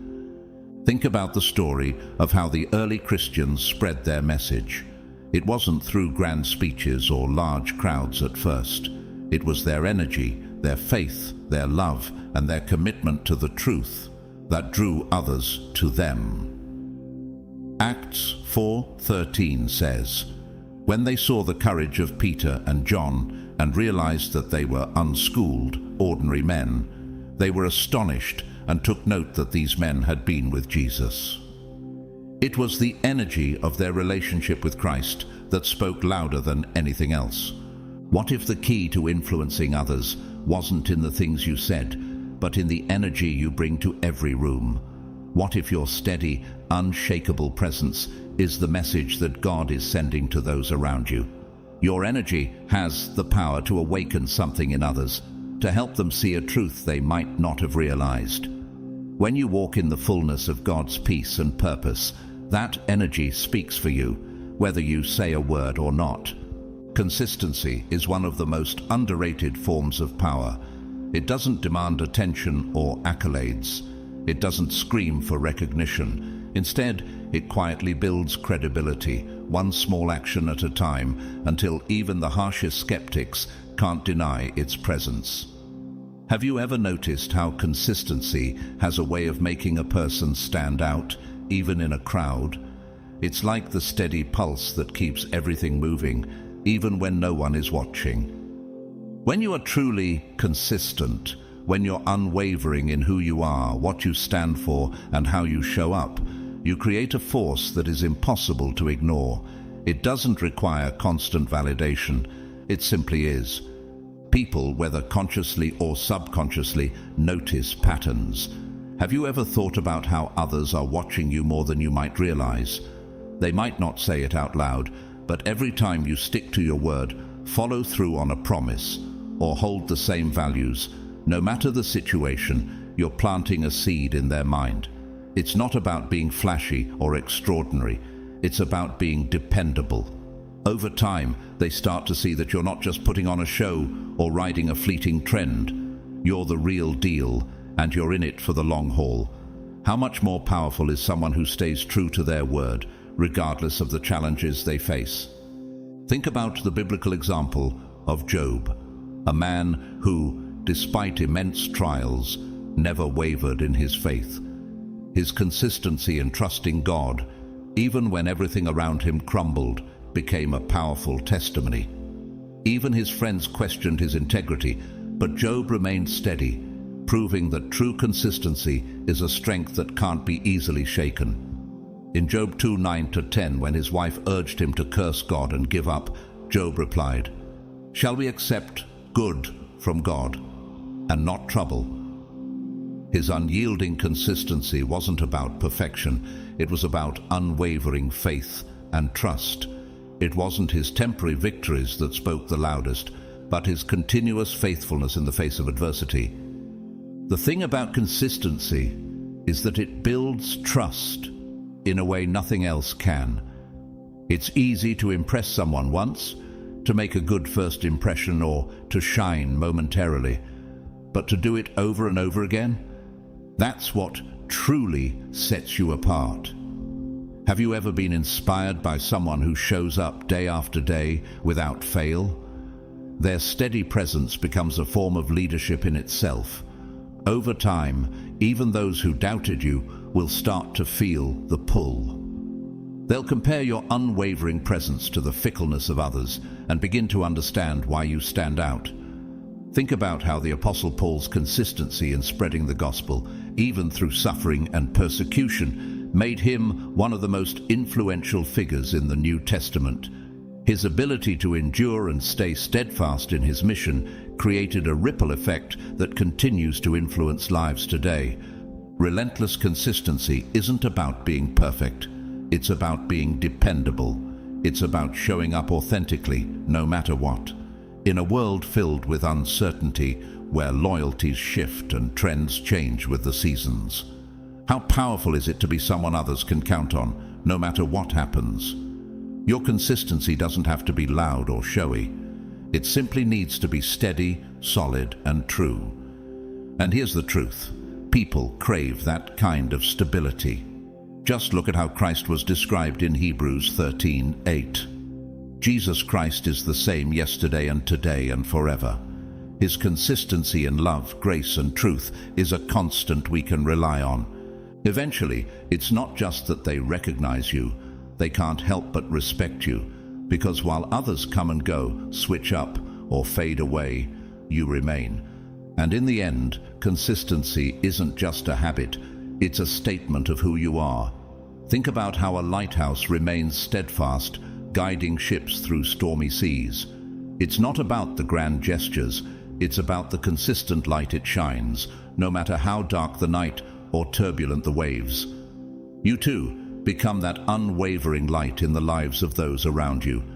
And as you continue to show up authentically, they'll see the power in your consistency, not because you've been perfect, but because you've been true. Integrity has a way of speaking without ever making a sound.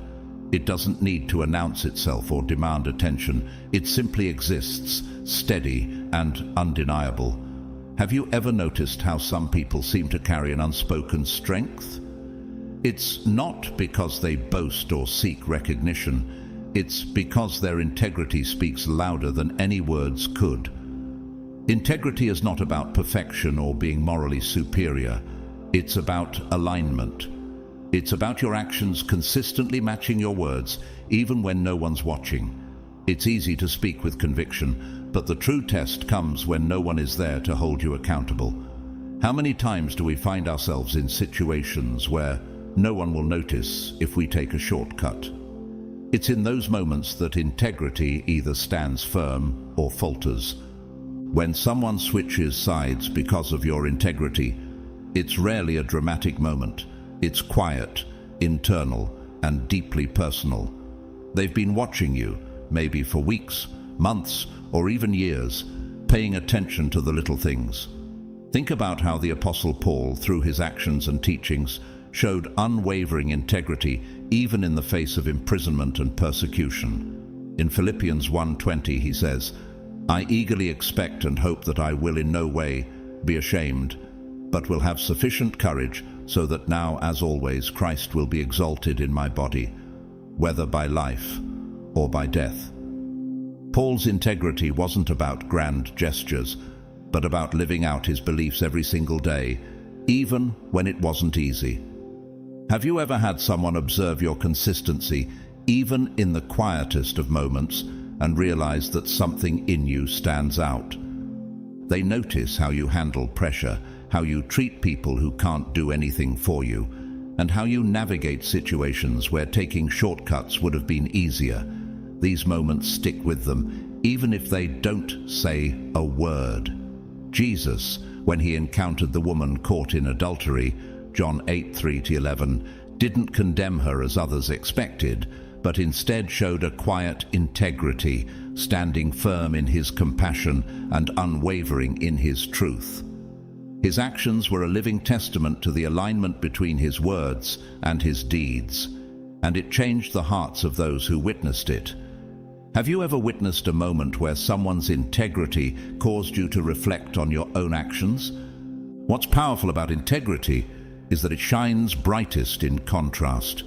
When they compare your steadfastness to the inconsistencies around them, the difference becomes glaring. It's not that you're perfect, it's that you're real, and realness is rare enough to turn heads. In a world where people often wear masks, integrity stands out like a beacon. Think about the story of Daniel in the lion's den, Daniel 6. Despite the dangers, Daniel remained faithful to his God, and his unwavering integrity was so evident that even his enemies knew he would not compromise. His realness, his refusal to bend or hide his faith, shone brighter than the lies of those around him. How much power is there in simply being real, even when it feels like the world is asking you to be anything but? Switching sides often isn't about liking you more. It's about realizing they can no longer trust the side they're on. Your values become a mirror, reflecting what they've been tolerating or ignoring in others. Have you ever seen someone who, after being exposed to someone's unshakable integrity, starts to question their own loyalties? It's not about a sudden, dramatic shift. It's a quiet realization that builds up over time. Integrity doesn't need to convince anyone. It doesn't beg for approval or try to sway opinions. It stands firm, and that unshakable foundation is what pulls people in. When someone finally makes the shift, it's because they've seen the truth of who you are, and they want to be aligned with it, not because you asked them to, but because they couldn't deny it any longer. Jesus himself embodied this kind of integrity. In the Sermon on the Mount, he taught, "Let your yes be yes and your no be no." Matthew 5:37. Jesus didn't need to convince anyone of his truth. He simply lived it out. His integrity drew people to him, not through force or manipulation, but through the unshakable truth of his character. In the end, people didn't follow him because he demanded it. They followed because they saw something real and undeniable in him. Integrity, in its purest form, does the same thing. It invites others to come and see the truth for themselves. In a world full of noise, integrity stands as a quiet force that draws people in, not by persuasion, but by the sheer power of its consistency. How often do we underestimate the power of simply being who we say we are? Integrity doesn't need to shout for attention. It speaks through the consistency of our actions day after day. When we live out our truth with unwavering commitment, others can't help but notice. And in the end, it's that quiet strength that speaks louder than words ever could. Results don't lie. While words can be twisted, promises broken, and intentions questioned, results stand as irrefutable proof. Have you ever been in a situation where someone's words were convincing, but when the time came, their actions didn't measure up? It happens all the time. People can talk endlessly, make promises, and even present grand plans, but at the end of the day, results are the true measure of success. They don't need explanations or defenses. They speak for themselves. Think about the story of David and Goliath. David didn't need to boast about his abilities or engage in long discussions about why he could defeat the giant. His action, taking down Goliath with one stone, spoke volumes. It wasn't his words that changed the course of events. It was the undeniable result of his faith in God. When people see you achieving what others only talk about, the conversation shifts. It's no longer about opinions or debates. It's about facts that can't be ignored. This is the power of undeniable results. They force people to reevaluate what they thought they knew. The skeptics who doubted you, they start rethinking their stance. The ones who dismissed you, they're now paying attention. And those who were on the fence, they're finally choosing a side, and it's yours. Remember the story of Noah and the ark? For years, people ridiculed Noah for building an ark, believing there would be no flood. But when the rain began to pour, all those who doubted him had no choice but to face the undeniable result of Noah's faithfulness. In the end, it wasn't his words, but the proof of the flood that made them take notice. That's the power of undeniable results. They shift perspectives and force a re-evaluation of everything once assumed. Have you ever seen a shift in others' attitudes once they witnessed results that couldn't be ignored? What makes results so powerful is that they cut through all the noise. In a world full of empty promises and flashy distractions, tangible outcomes are rare. They're proof that you don't just talk the talk, you walk the walk, and the evidence is right there for everyone to see. Think about how the Apostle Paul spoke about his own actions in 1 Corinthians 9:24-27. He didn't just preach about discipline and dedication, he lived it. His life became a testimony to the power of consistency and action. When people can argue with your methods, your personality, or your approach, but they can't argue with success, the conversation changes. They're left without words to defend their disbelief. This is where loyalty starts to shift. When someone sees consistent, undeniable proof of your effectiveness, it plants a seed of doubt about where their current allegiance lies. They begin to wonder why they're supporting people or systems that talk big but deliver little. That doubt grows until switching sides feels less like a betrayal and more like common sense. Consider how Jesus' miracles were the undeniable results that led many to follow him. His actions spoke so loudly that even those who questioned him couldn't deny his power. John 11:47-48 tells of how the chief priests and Pharisees feared that if they didn't act against Jesus, everyone would believe in him. His results, his miracles, were too powerful for them to ignore, and they knew it. People don't just follow someone because of their words.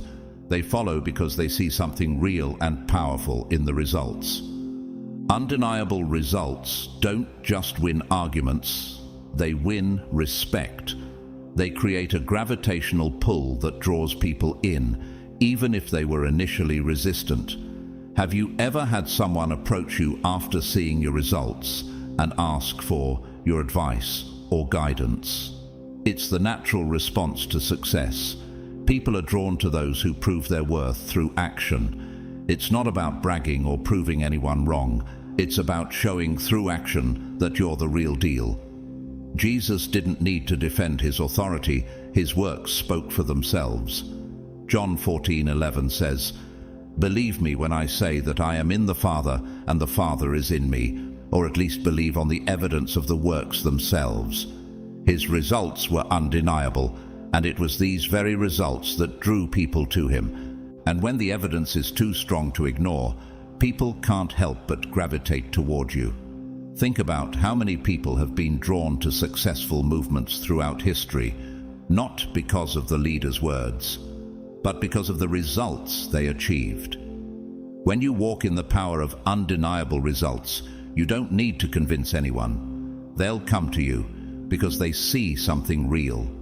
Just like the disciples were drawn to Jesus because of his works, your consistent actions will attract those around you. And in the end, it's not just about proving a point, it's about living out the undeniable truth of who you are and what you can achieve. There comes a moment when the curtain falls, and someone realizes they've been walking a path that leads nowhere. It's not a gentle revelation, it's a jarring gut punch realization that everything they believed in, defended, or stood for was built on a foundation of sand. Have you ever had that moment when you suddenly realize that the direction you were heading was all wrong? It can feel like the ground beneath you is crumbling, and everything you once stood firm on is now slipping away. That's when the switch happens, not because they want to, but because staying where they are feels like betraying themselves. The discomfort of staying in the wrong place becomes too great to ignore, and eventually they know they must make a change. This shift often begins with frustration. They start noticing cracks in the structure they've been standing on, the lies, the contradictions, the lack of progress. Have you ever been in a situation where you've noticed things starting to unravel, but you kept telling yourself it was all okay, only to realize that the cracks couldn't be ignored anymore? At first, they might brush it off, make excuses, or tell themselves they're just imagining things. But the cracks don't go away. They widen, and eventually they can't look past them anymore. The contrast between what they believed and what's really happening becomes impossible to ignore. It's like the story of the Israelites in the wilderness. Though they were promised a land of milk and honey, they spent years wandering in circles because they didn't trust God's timing. They were stuck on a path that wasn't leading anywhere, despite the promises. The cracks in their journey became too obvious to overlook. On one side is their current path, stagnant, hollow, and full of empty promises. On the other side is your path, clear, purposeful, and undeniably real. The difference is stark, almost blinding. It forces them to confront a truth they've been avoiding. What they believed in was never as solid as they thought. Have you ever seen someone shift from loyalty to doubt because they couldn't ignore the contrast anymore? It's like the prodigal son who left his father's house to chase temporary pleasures, only to find himself in the worst place imaginable, feeding pigs and longing for scraps. Luke 15:11-16.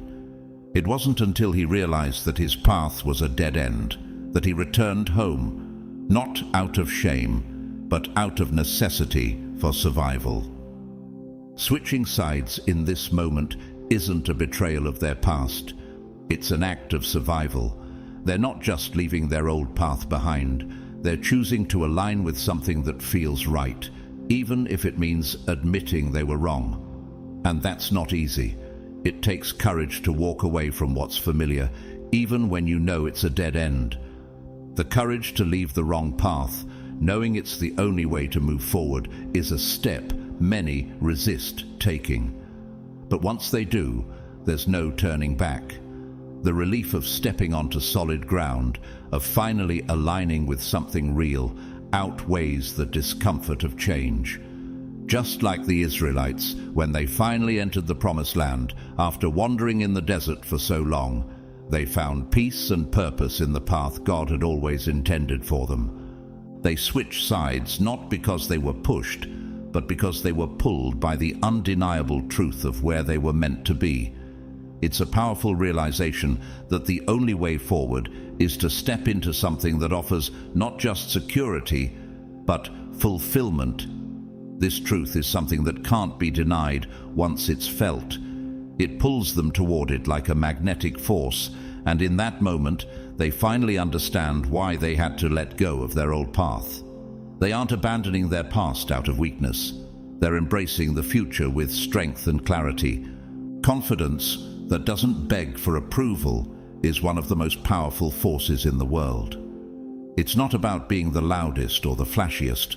It's about a quiet, unshakable certainty that says, I know who I am, and I don't need anyone's permission to be it. Have you ever encountered someone who simply exuded confidence without trying to impress anyone? It's the kind of confidence that doesn't need external validation or praise. It's rare, and that's exactly why it's so magnetic. When people encounter unapologetic confidence, it's like a shock to the system. Most are used to seeing insecurity wrapped in bravado or self-assurance tied to external validation. But when someone walks into a room carrying the kind of confidence that's rooted deep within, completely detached from opinions, applause, or criticism, it's impossible to ignore. Think about the story of Esther in the Bible. Esther's confidence didn't come from her royal position, but from knowing her identity and purpose. When she approached the king without being summoned, a dangerous act for anyone, especially a woman, she wasn't doing it to show off her courage. She was confident in her role and her calling to save her people. In Esther 4:16 she says, "If I perish, I perish." This is the kind of confidence that doesn't seek approval, but is rooted in truth and purpose. It's the kind of confidence that doesn't just command attention, it shifts the atmosphere. It's not arrogance either. Arrogance is defensive, insecure, and desperate for attention. True confidence doesn't demand anything. It's steady, grounded, and entirely self-sufficient. Think about the difference between a tree rooted deeply in the ground and a flower that needs constant attention. The tree doesn't beg for attention or validation, yet it stands strong and tall through storms and seasons of drought. True confidence, like the tree, doesn't need to prove itself to anyone. It simply is, and that's what makes it contagious. When someone sees you standing firm in your truth, they start questioning their own doubts and insecurities. They wonder what it would feel like to carry that same kind of certainty in themselves. Take the example of Jesus. His confidence was never loud or brash. When he walked among people, he didn't need to prove his power or greatness. He simply was who he was without apology. In John 14:9, when Philip asks Jesus to show them the Father, Jesus responds, "Anyone who has seen me has seen the Father." Jesus' confidence didn't come from an external need for approval. He carried an unapologetic certainty that spoke volumes in every action, every word. His confidence in his divine purpose was undeniable. It wasn't about impressing anyone. It was about living truthfully and fearlessly. That's the kind of confidence that attracts others. The beautiful thing is, this kind of confidence isn't loud. It's felt. It's in the way you speak, how you carry yourself, and the ease with which you navigate challenges. You're not trying to prove anything. You're simply existing as you are. Think about the effect it has when someone who is grounded in their confidence walks into a room. It's not about them boasting or dominating the conversation. It's the silent power they carry. People can sense it, even if they don't understand it. And that's what draws people in. Over time, they can't help but want to be closer to that energy. They start aligning with you, not because you've convinced them to, but because your confidence has made them question their own limitations. It inspires them, challenges them, and ultimately pulls them in.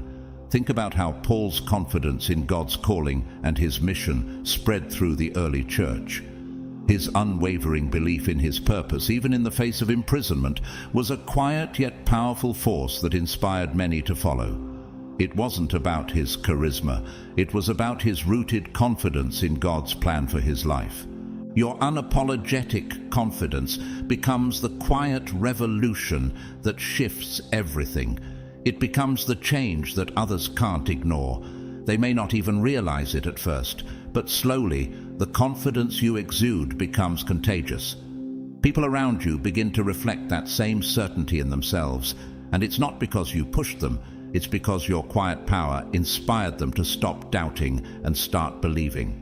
The more you stand firm in your truth, the more others will be drawn to it.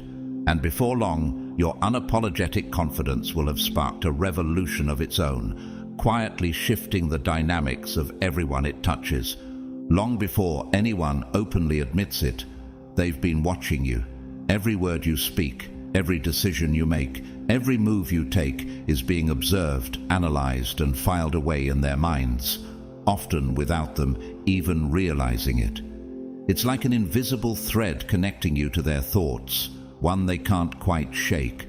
Have you ever felt like someone was watching your every move, even when they weren't saying anything? It's not that they're overtly watching you. Sometimes it's subtle, but they're noticing everything, even when they don't acknowledge it. At first, they might not know exactly why they're drawn to you, but something about your consistency, your authenticity, or your quiet power keeps pulling them in. What is it about someone who is consistently true to themselves that attracts others, even when they don't seem to be trying? They might act like they're indifferent, even dismissive, but in reality, they're paying attention. People can often act like they don't care, especially when they feel insecure or threatened by someone else's strength. But even in their indifference, they're quietly observing how you handle adversity, how you treat others, and how you navigate challenges with a calm that's foreign to them. Think about how Joseph's brothers, who initially dismissed and betrayed him, couldn't help but notice the way he rose to power in Egypt. Even after all the hardship, Joseph maintained his integrity, and it was this steadfastness that eventually caused his brothers to recognize him, even though they didn't realize it at first. Genesis 42, 7-9. The world may act indifferent, but they're always watching. Have you ever been in a situation where you were treated dismissively, only to later realize that your actions had made an impact on those around you? They may never say it, but they're impressed, even if they don't want to admit it. People often hide their true feelings, especially if they feel insecure about being influenced by someone else. They might never openly tell you how much they admire you or how much they've learned from you, but deep down, they're taking note of the way you live your life. It's like the story of David, who, despite his youth, was watched by King Saul and his army as he faced Goliath. They doubted him at first, but his courage and faith spoke volumes, and even though they didn't initially acknowledge it, they couldn't help but be impressed by his unwavering confidence in God. 1 Samuel 17:45-47. It's not about grand gestures or flashy acts. It's about quietly demonstrating integrity and confidence through your actions, and people can't help but notice. What's powerful about this is that it doesn't require you to perform or seek validation. While they're watching, you're just living your truth, showing up consistently, and being exactly who you are. You're not trying to impress anyone, you're simply existing authentically. In that way, your actions are far more powerful than any words could be. Every time you stay true to your values, every time you handle a situation with integrity or quiet confidence, those seeds take root in their minds. You're not performing for an audience, you're living out your purpose, and that is what inspires others. Have you ever realized that your true power lies in your ability to simply be yourself, without trying to seek approval or admiration? Then, one day it clicks. All those little observations come together in a powerful realization. They see that you're the real deal. They can no longer ignore it. It's like the moment when someone who's been silently watching finally realizes that they've been observing something authentic, something solid. The people around you may never verbally acknowledge how much you've influenced them, but when it finally clicks, they realize they've been seeing something worth following. It's not about you convincing them, it's about them suddenly realizing that what they've been watching all along was something worth aligning with. Just like the woman at the well, who, after her encounter with Jesus, went back to the town and told everyone about him, John 4:28-29. They might not have understood it immediately, but the realization becomes undeniable once it's there. And just like that, the switch happens. Not because you asked them to, but because the seeds you planted have finally grown into something undeniable. It's the power of consistency, authenticity, and quiet strength. When people start to realize what they've been observing all along, it shifts everything. They may not immediately tell you, but their actions will speak volumes. They'll align with you, not because you've convinced them with words, but because what they've seen in you resonates so deeply with them that they can't help but follow. Just as in the story of Peter and John in Acts 4:13, when the Sanhedrin saw the courage of the apostles and realized they were unschooled and ordinary men, they were amazed and took note that they had been with Jesus. Your authenticity and unwavering consistency will become the unspoken influence that changes everything. The power of influence is like a stone dropped in water.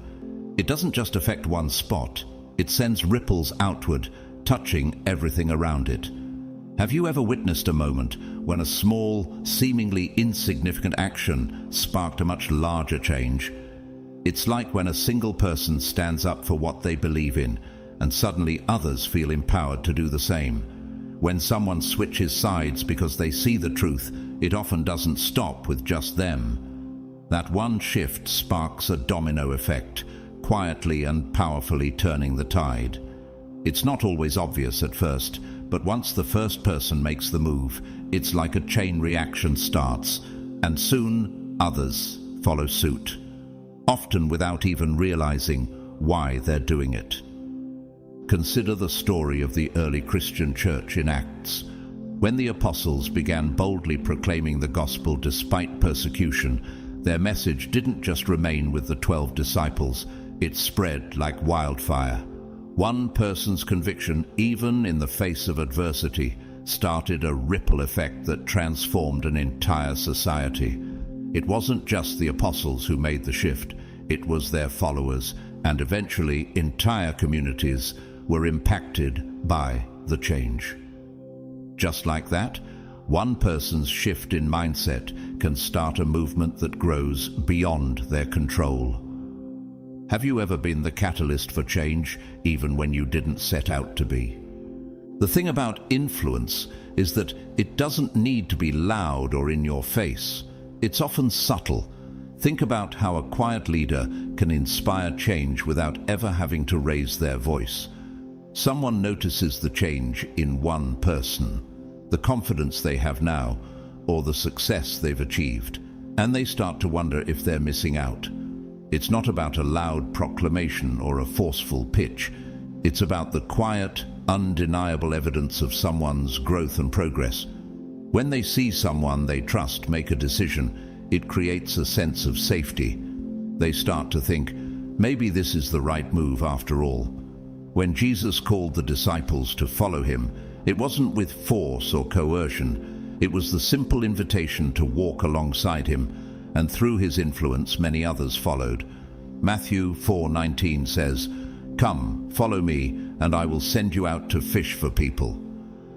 Jesus didn't force anyone to follow.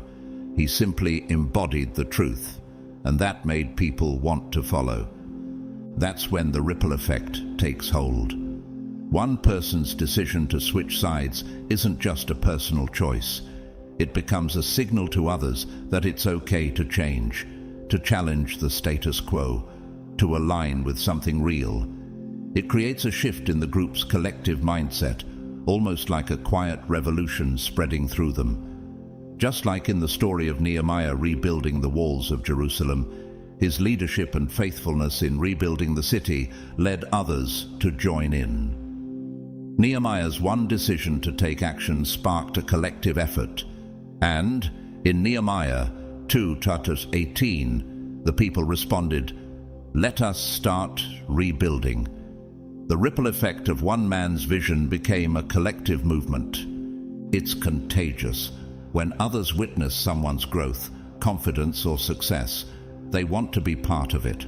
They want the same thing for themselves. The movement is rarely about one individual. It's about what they represent. The Apostle Paul talks about how, through his own perseverance, others were encouraged to follow Christ. Philippians 1:14.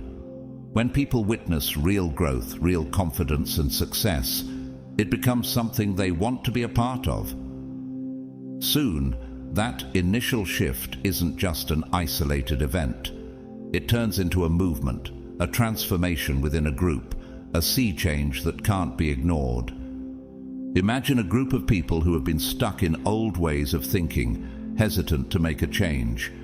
But then, one person, confident in their decision, steps forward and makes a bold move.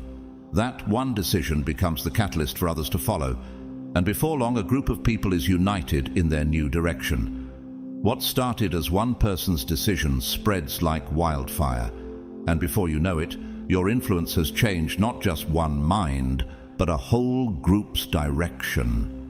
That's the power of influence, the ability to spark a chain reaction that leads to lasting change.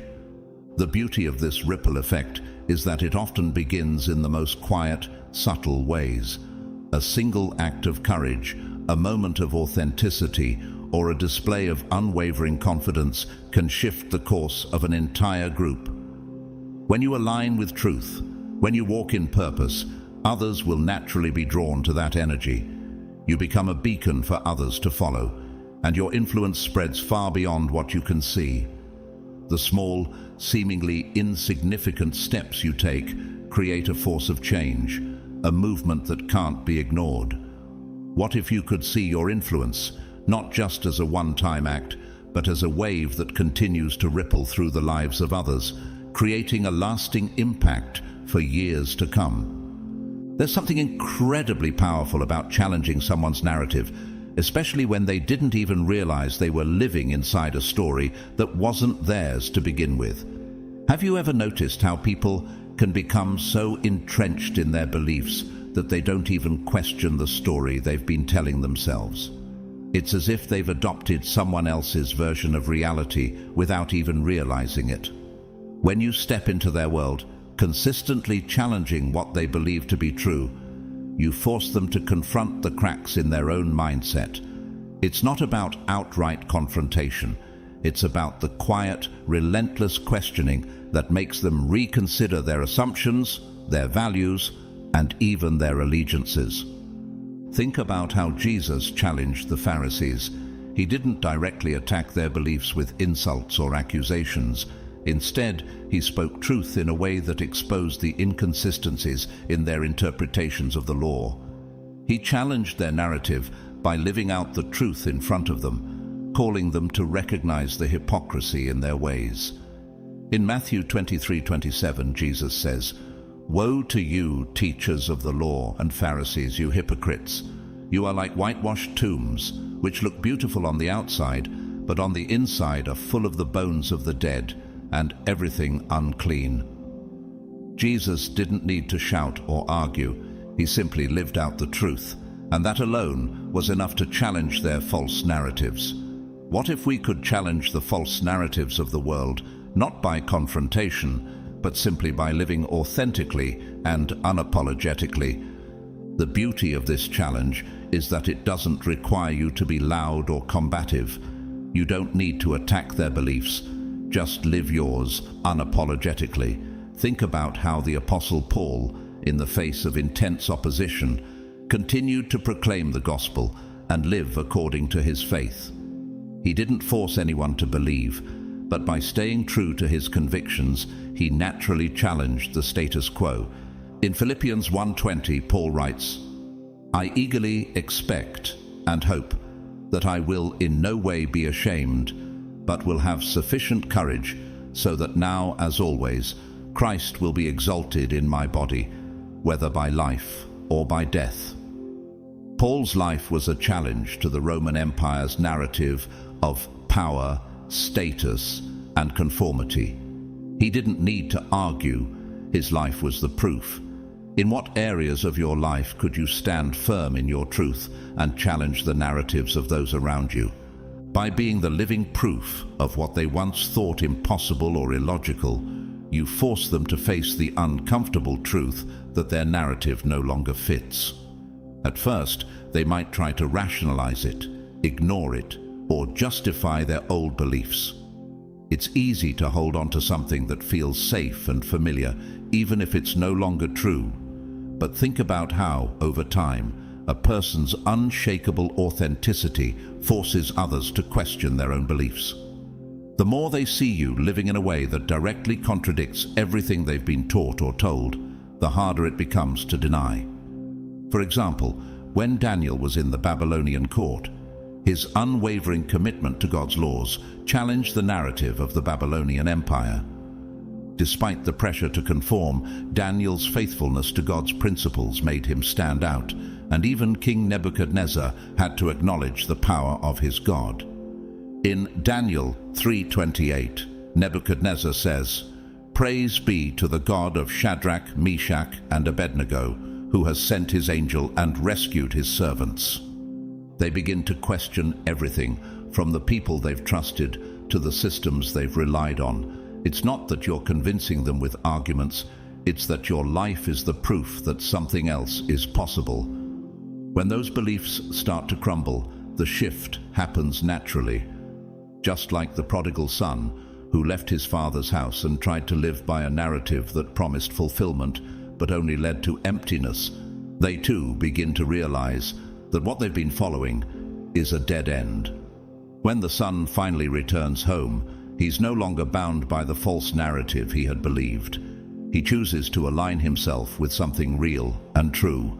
In Luke 15:18-19, he says, "I will set out and go back to my father and say to him, 'Father, I have sinned against heaven and against you.'" Aligning with you becomes the only logical choice. It's not about convincing them or making them agree with you. It's about showing them that their current narrative is built on sand, while yours stands on solid ground.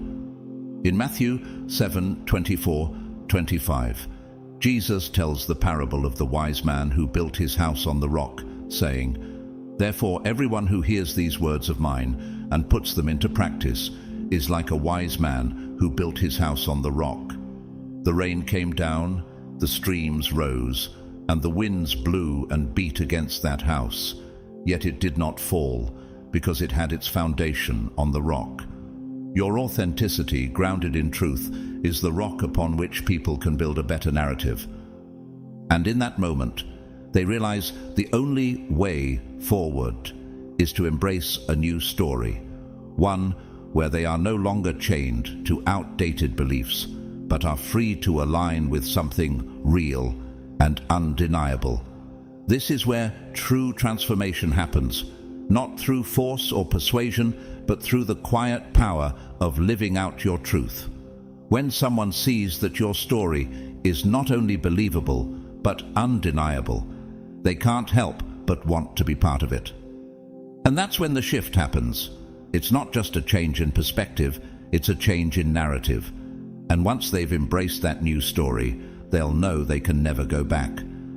Greatness has a way of demanding attention, even when you try to stay out of the spotlight. It doesn't scream for recognition. Instead, it quietly draws people in with its quiet confidence, its relentless drive, and its undeniable presence. Have you ever noticed how someone who is truly great doesn't need to announce it to the world? Their actions, their attitude, and their presence speak louder than any words ever could. When someone is truly standing in their power, fully embracing who they are and what they're capable of, there's a magnetic pull that others can't ignore, no matter how much they try to look the other way. It's like the story of David, who was anointed king long before he sat on the throne. Despite being overlooked by his own family, David's greatness wasn't hidden for long. His victory over Goliath wasn't just a physical triumph. It was a demonstration of inner greatness that couldn't be ignored. 1 Samuel 16:12-13. People may try to look away from greatness, but sooner or later it forces them to take notice. The fascinating thing about greatness is that it doesn't require validation or applause. It exists unapologetically, whether people recognize it or not. This is the beauty of true greatness. It doesn't need anyone's approval to exist. Just like the story of Joseph, who despite years of betrayal, imprisonment and hardship, never stopped believing in his purpose. Greatness shines through regardless of external circumstances. When Joseph was elevated to power in Egypt, it wasn't because he sought recognition or applause. It was because he remained steadfast in his integrity and purpose. In Genesis 41:46, we see Joseph's greatness recognized when Pharaoh declares, "I am Pharaoh, but without your word, no one will lift hand or foot in all Egypt." Joseph didn't beg for recognition. His greatness was undeniable, and it commanded attention. When you remain unbothered by the doubters or naysayers, when you continue moving forward with unwavering belief in yourself, your light becomes impossible to miss. It shines through the cracks of the noise, rising above the distractions and the criticisms until it becomes undeniable. People can only pretend not to see it for so long. They can resist, they can stay loyal to their old beliefs, or they can stay in their comfort zones. But greatness is contagious.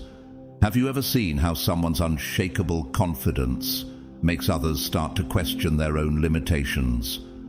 It's almost as if greatness creates a new benchmark for what's possible.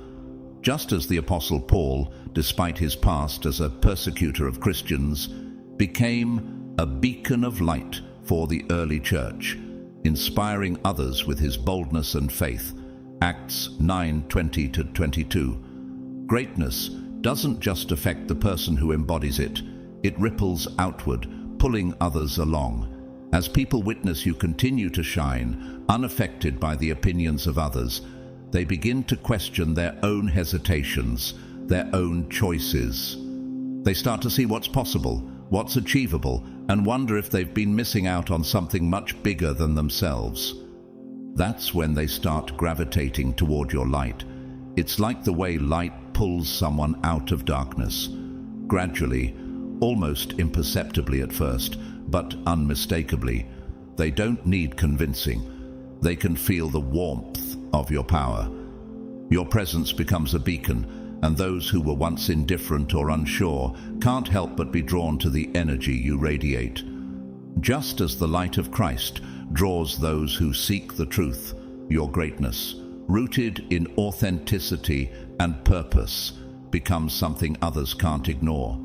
Jesus' greatness wasn't in his outward appearance, but in the transformative power he carried. In John 8:12 he says, "I am the light of the world. Whoever follows me will never walk in darkness, but will have the light of life." Greatness, like light, draws others to it. It creates a path for them to walk towards something greater than they've known. Greatness doesn't stay hidden forever. And when it finally emerges, it pulls others toward it like a force of nature. Have you ever seen how the rise of someone's true potential can create a wave of transformation around them? What starts as a quiet, almost unnoticed force becomes a powerful movement. As your light grows, so does its ability to inspire others. Those who were once on the sidelines or unsure will begin to see your example as the new direction they want to follow. And before you know it, your greatness becomes not just a personal journey. It becomes a source of inspiration, hope, and transformation for everyone who encounters it.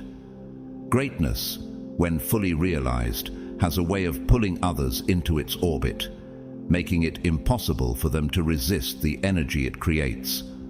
In the end, real recognizes real. And it doesn't just stop at recognizing it, it gravitates toward it. When you stand firm in your truth, when you consistently live with integrity, when your results speak louder than your words, people can't help but be pulled into your orbit. They may start off skeptical, hesitant, or unsure, but sooner or later, they'll see the undeniable force of who you are. Your confidence, your authenticity, your quiet power, all of it will shine through. And those who have been watching, even from the sidelines, will find themselves drawn to the light you radiate. You don't need to chase validation or try to convince anyone of your worth. The energy you project, the truth you live, and the results you deliver will do the work for you. People will start switching sides. Not because you demanded it, but because they see something real in you that they can't ignore. And when that shift happens, it's not just a personal victory, it's a ripple effect, a movement that spreads far beyond what you could ever imagine. Greatness doesn't need to shout or beg for attention, it simply is. And those who are ready for it will find their way to you, whether it's one person or an entire group. So keep standing in your power, unapologetically, unwaveringly. Because greatness in all its quiet brilliance has a way of becoming impossible to overlook. And when it happens, there's no turning back. As God's chosen ones, you are walking in a divine purpose that cannot be ignored. The authenticity of your faith, the strength of your spirit, and the light you radiate are undeniable. People who once doubted you are now seeing the truth, and some are even shifting their allegiance, recognizing the power of God's presence in your life. This transformation is a testimony of His greatness and a reminder that when we stand firm in our calling, others will take notice and be drawn closer to His truth. Remember, your journey is just beginning, and as you continue to walk in His favor, many will witness the change in your life and want to be a part of it. Keep shining, keep believing, and keep trusting in God's perfect plan for you. If this message has blessed you, I invite you to support this channel through a donation via Super Thanks. Thank you so much for your generosity. Whether you choose to donate or not, your support means the world. Please, don't forget to like, subscribe, and share this message with others. Leave a comment below and let me know how this resonates with you. I pray God's abundant blessings upon you today and always. May He guide your steps and surround you with His peace.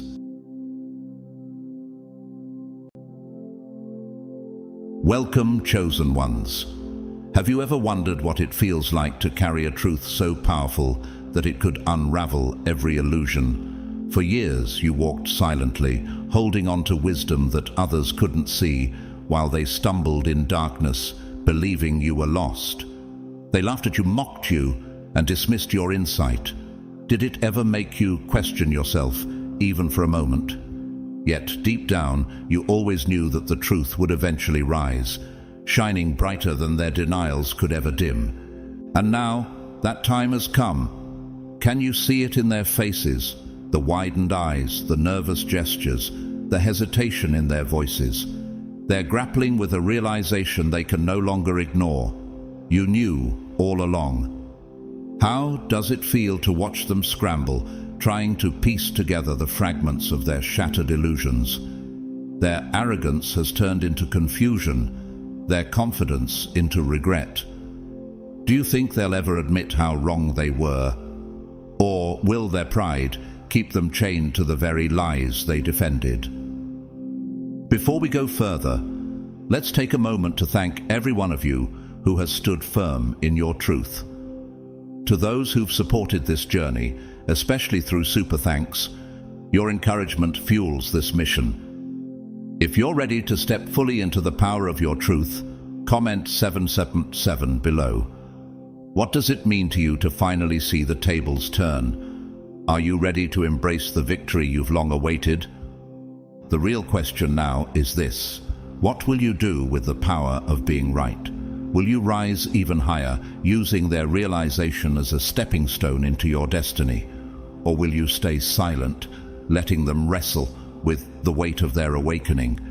There's so much to uncover, and this is only the beginning. Let's dive into the story of how the tables turned and why this moment was destined all along. Stay with us, chosen one. Let's begin. God's chosen ones.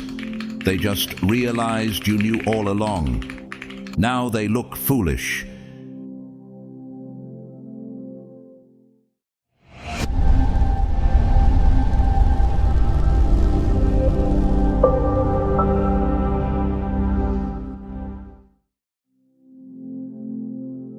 To see beyond the veil is an extraordinary gift, yet it carries the weight of profound responsibility. This ability to discern the unseen and perceive the truth often leads you down a path of solitude, where shadows seem to stretch endlessly around you. It is a journey many do not understand, as they remain ensnared by the comforting illusions of the world. As Voltaire once observed, it is dangerous to stand on the side of truth when the world embraces falsehood. Your life becomes a living testimony to this reality as you stand firm while others falter, seeing the cracks in the foundation well before the walls of their certainty crumble. Consider the story of Noah from the Bible. He was mocked and ostracized for building an ark in obedience to God's command, even though no rain was in sight. The people around him clung to their lives of indulgence and disbelief, unwilling to accept the truth he proclaimed. Yet when the floods came, it was Noah who stood vindicated, his vision and steadfast faith saving his family and the future of humanity. Have you ever felt like Noah, bearing the weight of knowledge while others dismiss your insight as folly? Standing in truth often isolates you, not because you are mistaken, but because your clarity threatens the security others derive from their illusions. The world prefers the safety of its deceptions, shielding itself from the uncomfortable light of reality. Jesus himself encountered this resistance when he declared truths that challenged the religious leaders of his time. In John 8:32, he said, "Then you will know the truth, and the truth will set you free." Yet, freedom through truth demands surrendering falsehoods, a price too steep for many to pay. Why do people resist the truth so fiercely? Is it fear of the unknown, or perhaps a reluctance to confront the fragility of their beliefs? Imagine someone clutching a shattered mirror, unwilling to let go, despite the sharp edges cutting into their hands. The pain of holding on seems preferable to facing the reality of letting go. Is this not the very struggle that keeps so many bound? Your journey as a truth-bearer may feel lonely, but take heart in the examples of those who came before you.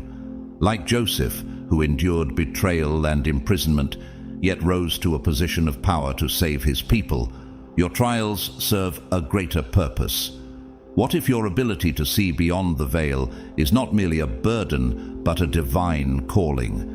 Could it be that your isolation is preparing you for something far greater than you can currently comprehend? Your vision, sharper, clearer, and unafraid, makes others uncomfortable. It challenges their limited perspectives, bound by what feels safe and familiar.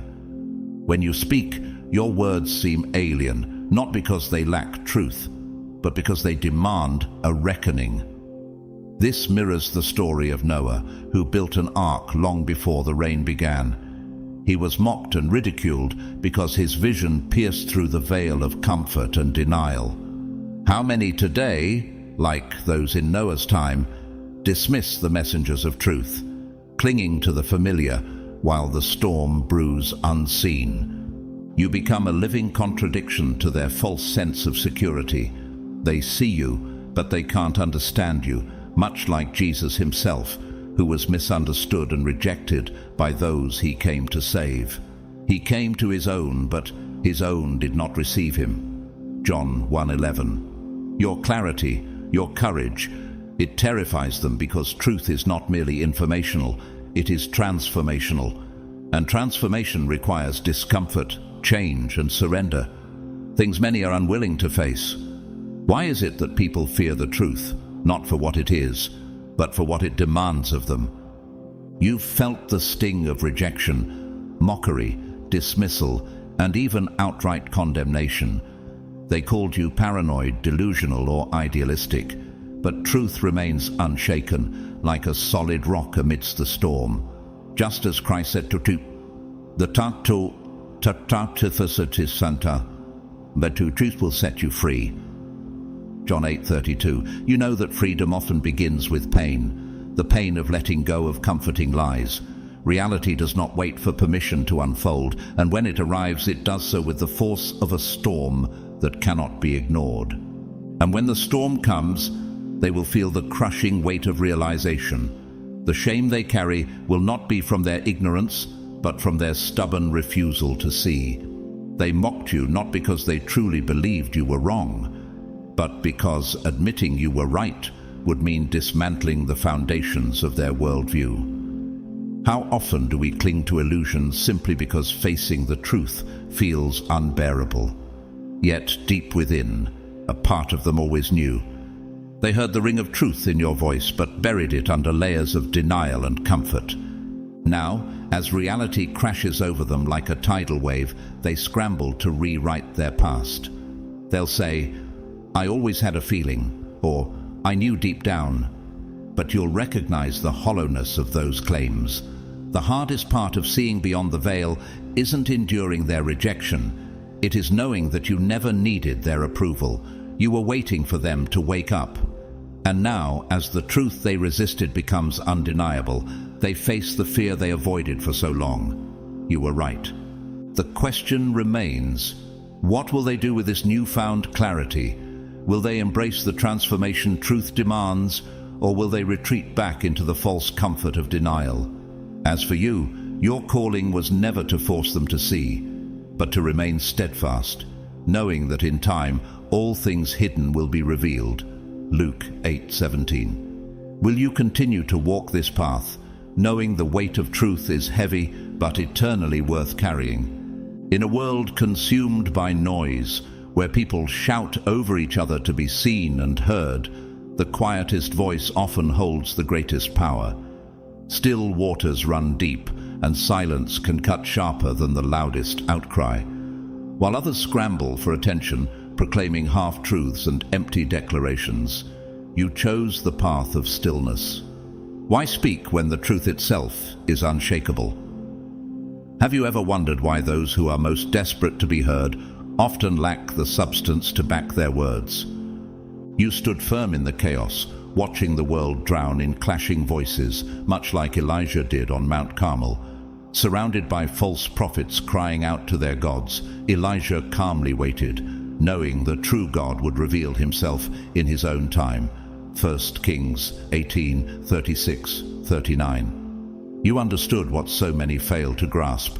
Truth needs no validation. It doesn't compete, nor does it beg for recognition. As Ecclesiastes 3:7 reminds us, there is a time to be silent and a time to speak.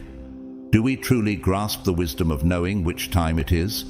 Your silence wasn't passive. It was powerful. When others mocked your stillness, asking, "Why don't you speak up?" they mistook your calm for weakness. But silence is never surrender. It is a strategy. While they wore themselves out, fighting to be right, you remained rooted, understanding that time and truth work hand in hand. How often do we see in Scripture that wisdom lies not in rushing to defend, but in waiting for God's perfect timing? Even Jesus, when accused by Pilate, chose silence, demonstrating that the greatest power often comes from restraint.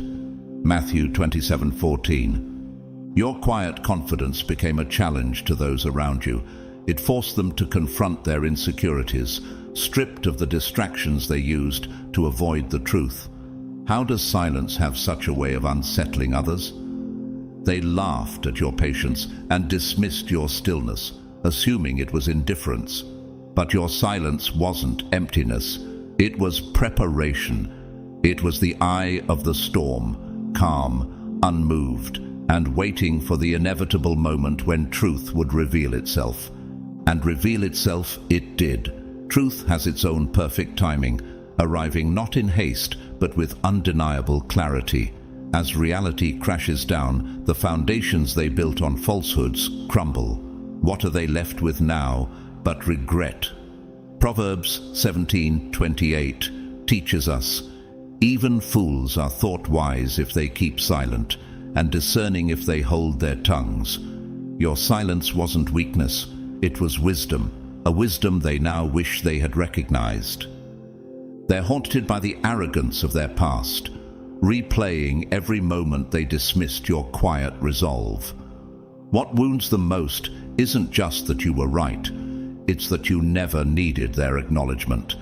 While they exhausted themselves seeking validation, you let time and truth do the speaking. Doesn't this echo the lesson of Psalm 46:10? "Be still and know that I am God." Now they stand amidst the ruins of their false certainties, asking themselves, if only we'd listened to the quiet one, would we be here today? But the question remains for you as well. Will you continue to trust in the power of your stillness, knowing that truth always prevails? And for them, will they finally learn to embrace the wisdom of silence, or will they return to the noise, running from the truth that demands their transformation? The journey from mockery to desperation is one of life's most ironic transformations. Those who once dismissed you, ridiculed your insights and scoffed at your wisdom, now return, not with apologies, but with questions. How often have we seen this unfold, where the very truth they scorned becomes their last hope? It's almost comical, but beneath the irony lies a profound truth about human pride and the cost of denial. At first, their ridicule feels sharp, their confidence in rejecting you unshakable. They laugh, not because your insights are flawed, but because accepting them would demand humility, a humility they cannot summon. Consider the story of Joseph, whose brothers mocked and betrayed him, selling him into slavery. They dismissed his dreams as arrogance, yet years later, in the midst of famine, they unknowingly stood before him, desperate for the sustenance only he could provide. Genesis 42:6-8. Isn't it striking how those who once reject wisdom are often forced to return to it when their own plans crumble? As time passes, the shift becomes undeniable. Their sneers fade, replaced by hesitant curiosity. Beneath their casual questions lies a deeper, more painful reality. They mocked you not because you were wrong, but because your truth exposed their blindness. Have you noticed how mockery often reveals more about the mocker than the mocked? They couldn't comprehend how someone they underestimated could possess such clarity, so they buried their discomfort under layers of condescension. Yet time, the great equalizer, spares no one. Reality unfolds, unaffected by opinions or egos, leaving them face to face with the wreckage of their arrogance. Every dismissive word, every mocking laugh, every rejection, they now see it as wasted time. How much growth and preparation did they forfeit in their stubbornness? Proverbs 16:18 warns, "Pride goes before destruction, a haughty spirit before a fall." Isn't it humbling how pride blinds us to the very wisdom that could save us? When they finally approach you, their desperation is thinly veiled. They ask questions, trying to mask their need with an air of nonchalance, but their faltering tone and searching eyes betray them. They don't say, "You were right, and I was wrong," because vulnerability still feels too costly. Instead, their actions become their silent confession. You don't need their words to know the truth. Their hesitation speaks volumes. In this moment, you realize their return isn't about vindication for you. It's a bittersweet affirmation of what you already knew. You remember the words of Jesus on the cross, "Father, forgive them, for they do not know what they're doing." Luke 23:34. Just as Christ extended grace to those who mocked and rejected him, you offer your wisdom freely, not out of obligation, but because your strength has never been in their validation. They finally see that your insights were never luck or guesswork, but the result of foresight, understanding, and a clarity they lacked. Yet you don't gloat, for your goal was never to prove them wrong, but to help them see the truth before it was too late. And now, as they piece together the fragments of what their arrogance shattered, you stand steady, unshaken. Their doubt was never your burden to carry, it was their lesson to learn. Your silence in their mockery wasn't weakness, it was patience. Your calm was never indifference, it was wisdom. And as they come to you now, humbled and searching, you guide them without resentment, knowing that the truth is self-sufficient. You were never waiting for their approval, you were waiting for their awakening. And so the question remains, how do we, like Joseph or Jesus, handle these moments of vindication? Do we seek to elevate ourselves, or do we remain grounded, extending grace and understanding? After all, the journey from mockery to desperation isn't just their lesson. It's a reminder of the power of humility, patience, and unwavering truth. The curse of knowing, seeing what others fear to face, is a lonely, isolating journey. To see is to know, and to know often leads to suffering. Foresight is not the glamorous power it seems. Instead, it becomes a heavy weight that separates you from others. The ability to perceive what others cannot and to predict outcomes with precision doesn't make you a hero. Instead, it makes you an outsider, misunderstood and often shunned. This burden feels less like a gift and more like a cage, where your understanding becomes both your strength and your prison. Consider the prophet Jeremiah in the Bible.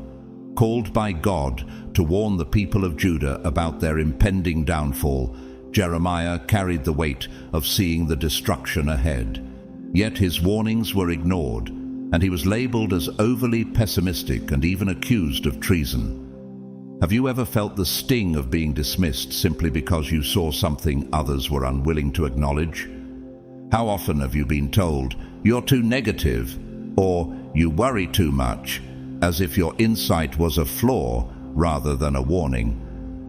While others find solace in illusions and half-truths, your perspective cuts through the surface like shattered glass.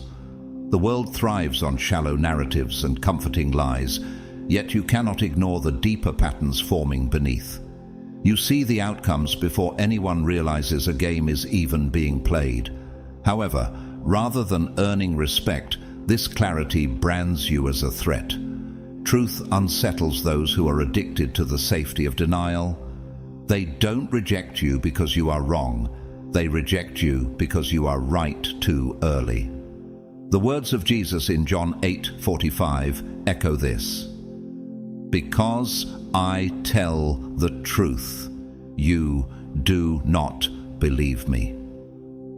Why is it that people resist the truth even when it is in their best interest? Your truths are not the kind that soothe. They are sharp, cutting through the facades people build around themselves. These truths force people to confront the fragility of their reality, and for most, that is a cost they are unwilling to pay. Instead of facing the discomfort of change, they label you as paranoid, dramatic, or delusional. This rejection is not due to the lack of merit in your words, but because accepting them would dismantle everything they hold dear. Isn't it easier to dismiss the messenger than to confront the message? Denial becomes their refuge, while knowledge becomes your curse. Each attempt to share your insights is met with resistance. You learn quickly that people prefer their comfortable ignorance. They brush you off with phrases like, "You're overthinking it," or "You're being too negative," clinging to their illusions as if they were lifeboats in a storm. Meanwhile, you stand on the shore, already seeing the wreckage ahead. Like Noah, who warned of the flood, you find yourself wondering, how can they not see what is so clear? Eventually, you stop trying. You carry the burden silently, watching events unfold as you predicted. There's no satisfaction in being proven right, only heartbreak. When the consequences of their denial finally crash down upon them, it is not a moment of vindication. It is a moment of sorrow. Being right does not erase the isolation you endured.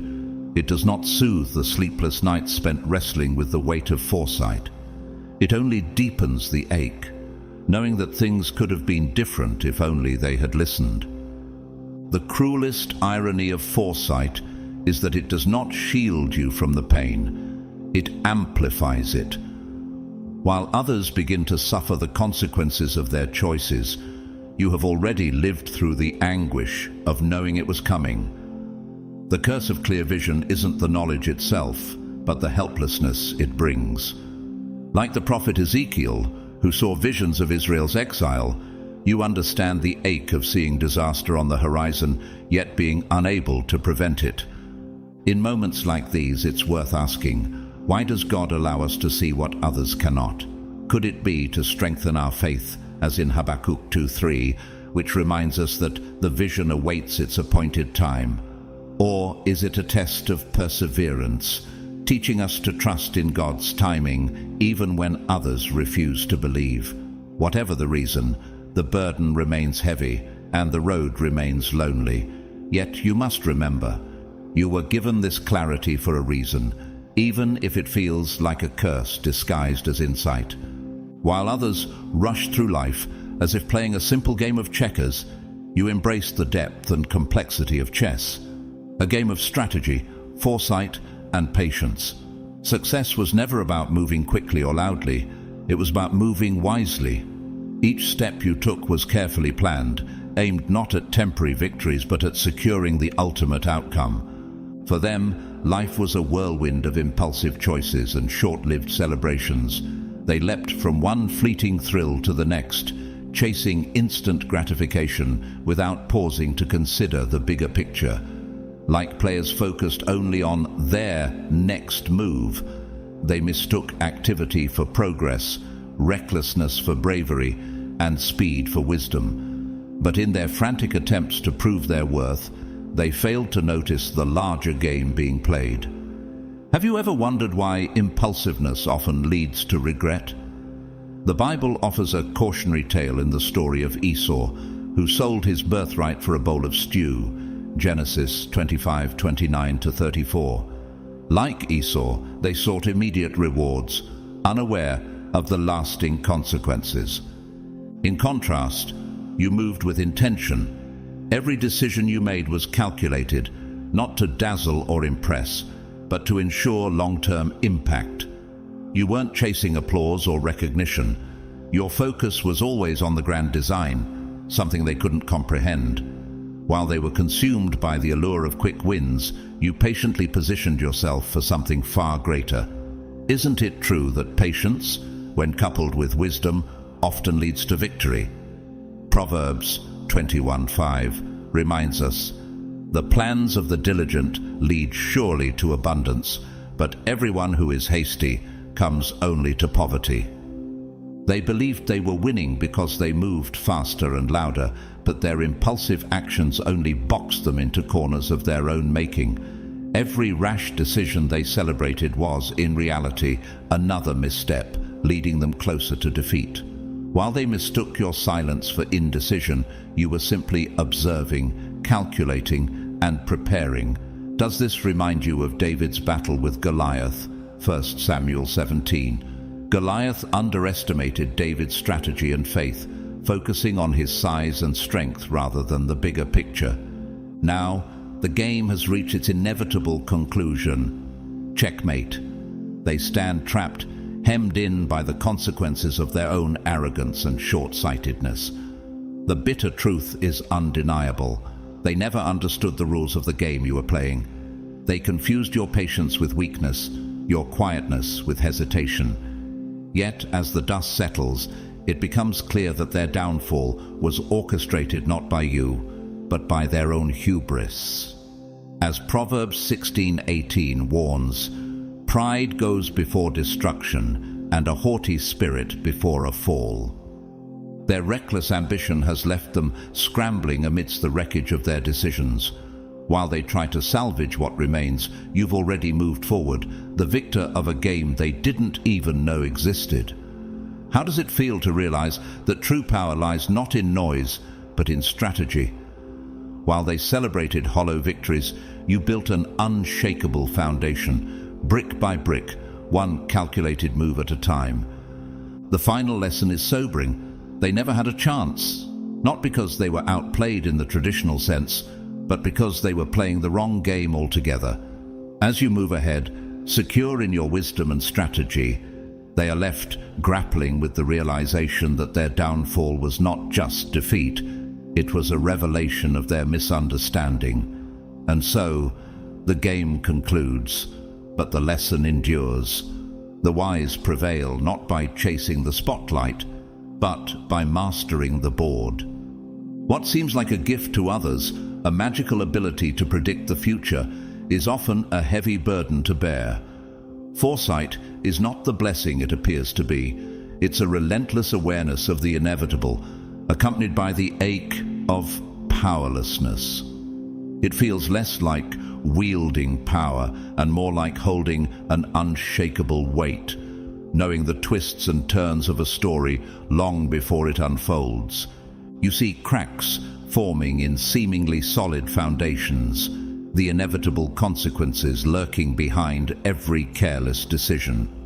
You try to warn others, to share the insights that might avert disaster, but your words are often met with skepticism or dismissal. Have you ever experienced this? In the Bible, the prophet Jeremiah lived this very struggle.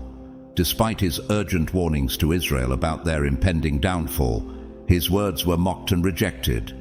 Jeremiah 7:25-27. Like Jeremiah, you know the pain of seeing what others refuse to believe. It's not that they can't hear you, it's that they won't. To accept your warnings would mean confronting uncomfortable truths about their lives, their choices, and their vulnerabilities. It's easier for them to cling to illusions, to pretend they're in control. They fear the collapse of their fragile realities, so they shut you out, labeling you as dramatic, overly cautious, or pessimistic. Isn't it ironic how people often reject the very wisdom that could save them? As Proverbs 1:7 says, "The fear of the Lord is the beginning of knowledge. Fools despise wisdom and instruction." The hardest part of foresight is not merely seeing disaster on the horizon, it's knowing you could have prevented it. You stand like someone holding a bucket of water outside a house that's starting to burn, pleading with those inside to see the danger. Yet they scoff at the warnings, only to cry for help when the flames engulf them. Can you imagine the heartbreak of Noah, who spent years building the ark while others mocked him? He foresaw the flood, prepared for it, and carried the burden of knowing what was coming, even as others dismissed him. Genesis 6:9-22. And then, when the storm finally hits and reality confirms your fears, their admission, "You were right," offers no solace. It doesn't erase the long nights you spent grieving the future they couldn't see. There's no satisfaction in validation when the price is destruction. The weight of foresight means you have already lived through the heartache, processed the pain of what could have been, and mourned lost opportunities long before others realize the cost. By the time they are overwhelmed with regret, scrambling to piece together the shattered remnants of their choices, you have already moved forward, carrying scars invisible to them. You knew this moment would come, but that doesn't make it any easier. Have you ever thought about how Jesus must have felt, foreseeing Judas's betrayal, yet loving him anyway? Knowing didn't lessen the pain. John 13:21-27. Perhaps the cruelest part of foresight is grieving alone, in silence. While others bask in the comfort of ignorance, you bear the weight of their mistakes and missed chances. You process the loss before they even realize there's something to mourn. And when they finally feel the sting of reality, their regret feels like an echo of the pain you've already endured. Isn't it a lonely burden to be ahead, not just in knowledge, but also in grief? Even as they awaken to the truths you always saw, you understand what they still cannot.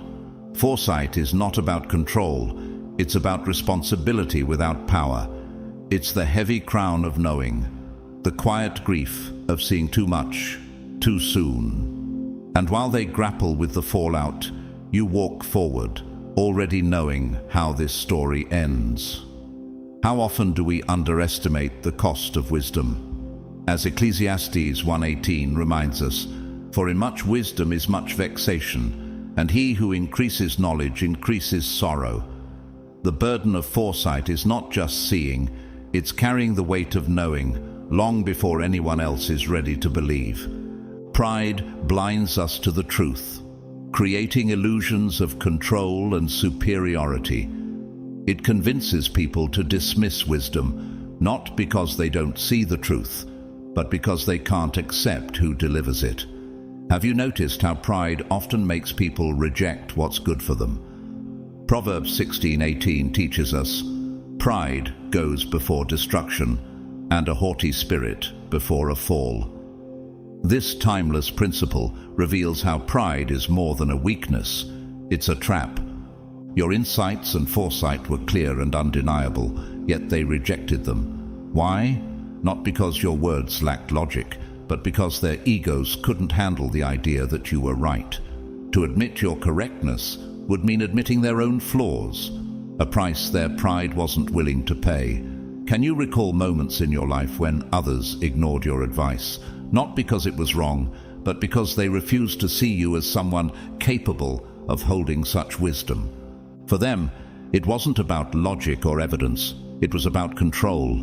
Acknowledging your insights meant surrendering their sense of superiority, and that was a challenge they couldn't accept. This echoes the story of the Pharisees who rejected Jesus. They didn't doubt his miracles or teachings, but were unwilling to relinquish their authority and admit that someone they underestimated could speak the truth. John 11:47-48. How often does pride blind us from seeing God's truth through unexpected messengers? Their pride became a shield, protecting them from the uncomfortable reality of their misjudgment. They mocked, dismissed, and discredited you, not because your perspective was flawed, but because it exposed their own insecurities. How many blessings do we miss because we let pride get in the way? James 4:6 reminds us, "God opposes the proud, but gives grace to the humble." But the truth doesn't bend to arrogance. Time reveals all things, and the reality they fought so hard to deny has now become undeniable. They are left with the bitter realization, not just that they were wrong, but that they were wrong about you. Doesn't this remind you of the moment when Joseph's brothers, who sold him into slavery, had to face the truth about their actions? In Genesis 45:4-5, Joseph, standing in a position of power, revealed himself to them. Their pride and jealousy had blinded them, but the truth eventually came to light. Where are you in all this? Steady, grounded, and unmoved by their rejection. You never sought their validation or approval, and that's what stings them the most. Isn't it powerful to realize that your strength was never dependent on their recognition? Luke 6:22-23 encourages, "Blessed are you when people hate you, exclude you, and insult you because of the Son of Man. Rejoice in that day and leap for joy, because great is your reward in heaven." The hardest truth for them isn't just admitting they were wrong, it's admitting they misjudged you. Their fortress of pride now lies in ruins, exposing how much they lost by clinging to their arrogance. How many opportunities for growth and reconciliation were missed because they couldn't let go of their ego. Pride isn't strength, it's a weakness disguised as confidence. As they grapple with the aftermath of their choices, the cost of their pride becomes painfully clear. And you remain untouched, unshaken, knowing that the truth doesn't depend on their acceptance to stand firm. The question for them, and for all of us, is this: will we continue to let pride dictate our actions, or will we humble ourselves to embrace the truth? Proverbs 3:34 offers hope. He mocks proud mockers, but shows favor to the humble and oppressed. Let this be a reminder that humility, not pride, is the key to wisdom and peace. The higher the walls of pride and pretense are built, the harder they fall when the truth finally breaks through. For so long, they walked through life cloaked in false confidence, using loud boasts and constant comparisons to mask their insecurities. They dismissed your calm as weakness, your humility as a lack of ambition. In their eyes, their noise and showmanship were signs of victory, proof that they were always ahead. But the illusion has shattered, and the truth stands exposed. What they thought was strength was nothing more than a fragile facade built on insecurity, like the parable of the house built on sand, Matthew 7:26-27. Their foundation was never solid. They paraded superficial successes, measuring their worth against yours, believing themselves to be in the lead. Have you ever witnessed someone so consumed by appearances that they failed to see their own vulnerabilities? The truth, however, is that they were never ahead. They were running in circles, trapped in their desperate need for validation. While they flaunted their false confidence, you quietly moved forward, building something real and lasting. Isn't it remarkable how often quiet strength outlasts noisy bravado? Proverbs 13:7 speaks to this. One pretends to be rich, yet has nothing. Another pretends to be poor, yet has great wealth. You were never playing their game, and that's what they failed to understand. While they scrambled for applause and fleeting recognition, you focused on growth that mattered. You didn't seek to compete or impress. Your actions were guided by purpose and clarity. Their loudness was meant to intimidate, but you were never threatened. Isn't it true that lasting success is rarely loud? Ecclesiastes 9:17 reminds us, "The quiet words of the wise are more to be heeded than the shouts of a ruler of fools."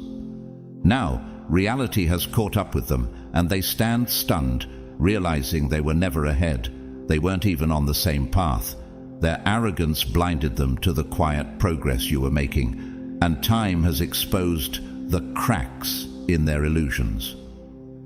Like the story of King Nebuchadnezzar, who was humbled after exalting himself, Daniel 4:28-37, they are faced with the painful truth that their pride was their undoing. Have you noticed how often pride sets the stage for a fall? The hardest realization for them isn't just that they were wrong, it's that the truth was obvious all along. Their superiority was built on nothing more than a house of cards, and the person they dismissed as weak was quietly building something unshakable. They now see that their downfall wasn't caused by you, but by their own insecurities. How often do we see people defeated, not by external forces, but by the weight of their own pride? While they worked tirelessly to tear you down, their own arrogance led them to self-destruction. You never needed to retaliate or prove them wrong. Their actions did that for you. Doesn't this echo the words of Psalm 37:12-13? The wicked plot against the righteous and gnash their teeth at them. But the Lord laughs at the wicked, for he knows their day is coming. And now, stripped of their illusions, they face a bitter truth. You were never beneath them. In fact, you were always miles ahead, not just in progress, but in clarity, purpose, and inner strength. The distance wasn't measured by time, but by the unshakable foundation you built while they chased empty victories. They stand in the wreckage of their false superiority, grappling with the reality that they were never as invincible as they thought. Meanwhile, you remain steady, untouched by their games, a testament to the power of real growth over superficial appearances. The game was never about noise or recognition. It was about lasting impact and true progress. And now, as they face the bitter aftertaste of their illusions, you continue forward, stronger and more purposeful than ever. Their pride may have blinded them, but it never held you back. As Isaiah 40:31 declares, "But those who hope in the Lord will renew their strength. They will soar on wings like eagles. They will run and not grow weary. They will walk and not be faint." Being proven right often carries a bittersweet weight that feels more like survival than victory. The vindication of seeing the truth you carried for so long finally recognized by others is hollow, not triumphant. The years of dismissal, ridicule, and rejection linger, even as the undeniable reality unfolds before their eyes. Have you ever felt this tension, that being right didn't bring joy but a deeper ache? When they finally see what you saw all along, their reactions are unmistakable. There's a shift in their demeanor, a mix of surprise, regret, and shame. Their apologies are hesitant, their compliments awkward, as though they can't fully accept the reality of their misjudgment. "I always knew you had it in you," they say, but the words ring hollow. It stings because the truth was always there. You offered it not for recognition, but because you cared enough to warn them. Yet they refused to listen until they had no choice. Isn't this reminiscent of Noah, who warned of the flood but was mocked by those who refused to believe? Genesis 6:5-22. When the rain finally came, those who scoffed at him were left with nothing but regret. Like Noah, you stood firm in what you knew to be true, even as others ridiculed your foresight. And now, like those in the days of the flood, they scrambled to face a reality they could have prepared for, if only they had listened. Their delayed acknowledgement feels hollow because the damage has already been done. The opportunities missed, the mistakes made, and the time wasted are irreversible. What might have been avoided if only they had humbled themselves earlier? Proverbs 12:15 reminds us, "The way of a fool is right in his own eyes, but a wise man listens to advice." Their refusal to heed your wisdom didn't stem from ignorance but from pride, a pride that blinded them to the truth you were offering. And now, as they attempt to reconcile with you, it's clear that their realization comes too late. You no longer need their validation. You've moved on, carrying your truth in silence for so long that their newfound recognition feels like an afterthought. Isn't it ironic that the truth they once rejected is now the very thing they cling to in their desperation? The hardest part isn't being proven right. It's knowing you tried to help. You didn't share your insights for applause or approval. You shared them because you cared enough to warn them. But their ego couldn't handle the truth coming from you. Like Jesus lamenting over Jerusalem, knowing its destruction could have been avoided if they had only listened. Luke 13:34.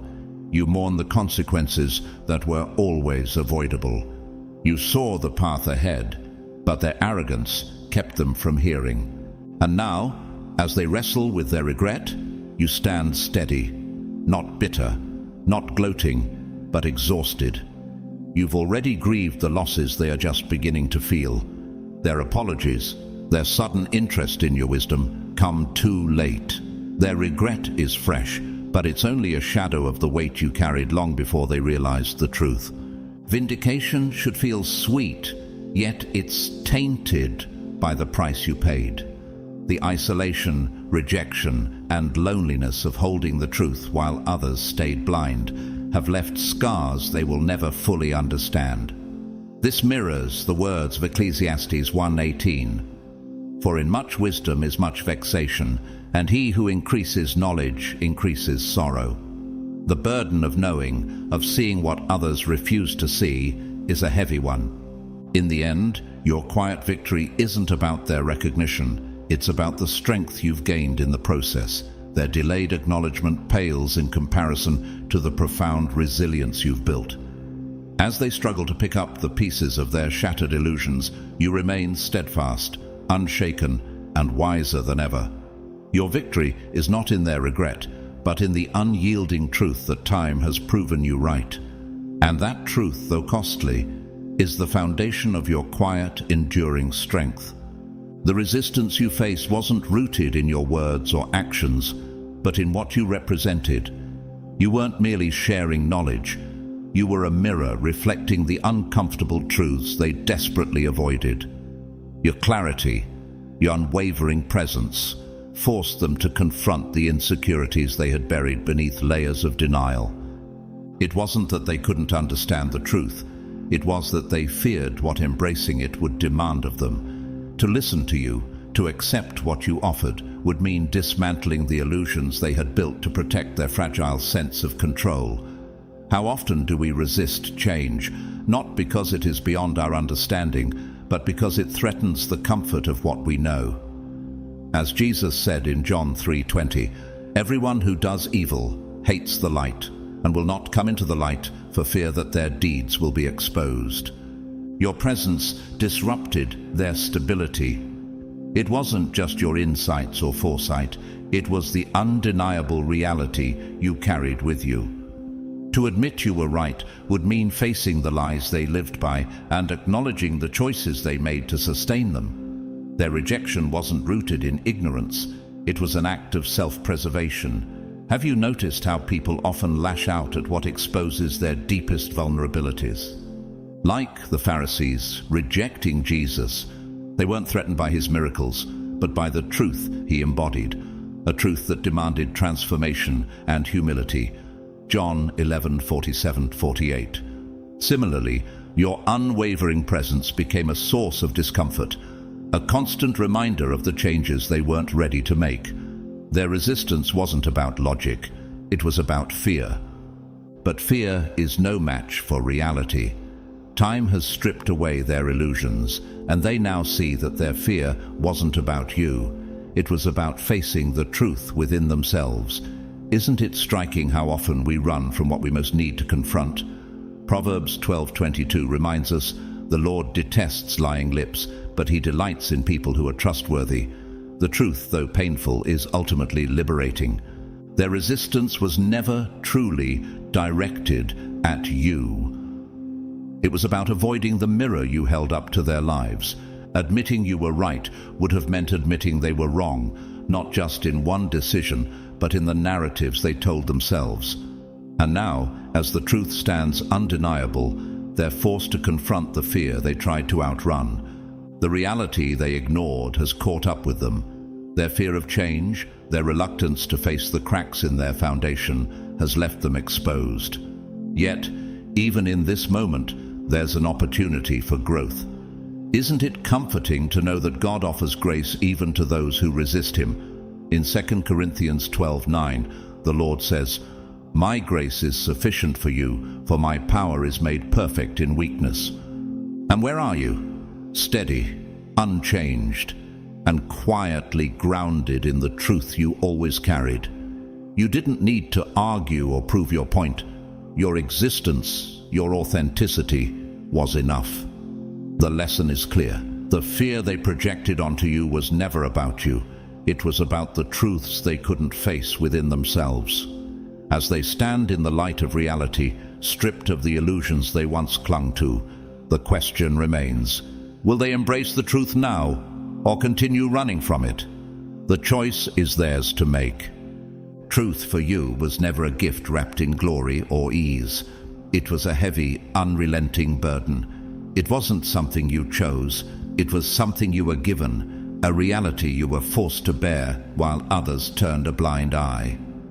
While they reveled in comforting lies, wrapped in the illusion of bliss, you stood alone in the storm, grappling with the sharp edges of a reality no one else dared to face. They mocked your caution, dismissing your warnings as unnecessary and dramatic. To them, ignorance felt like freedom, a blissful escape from the harshness you carried.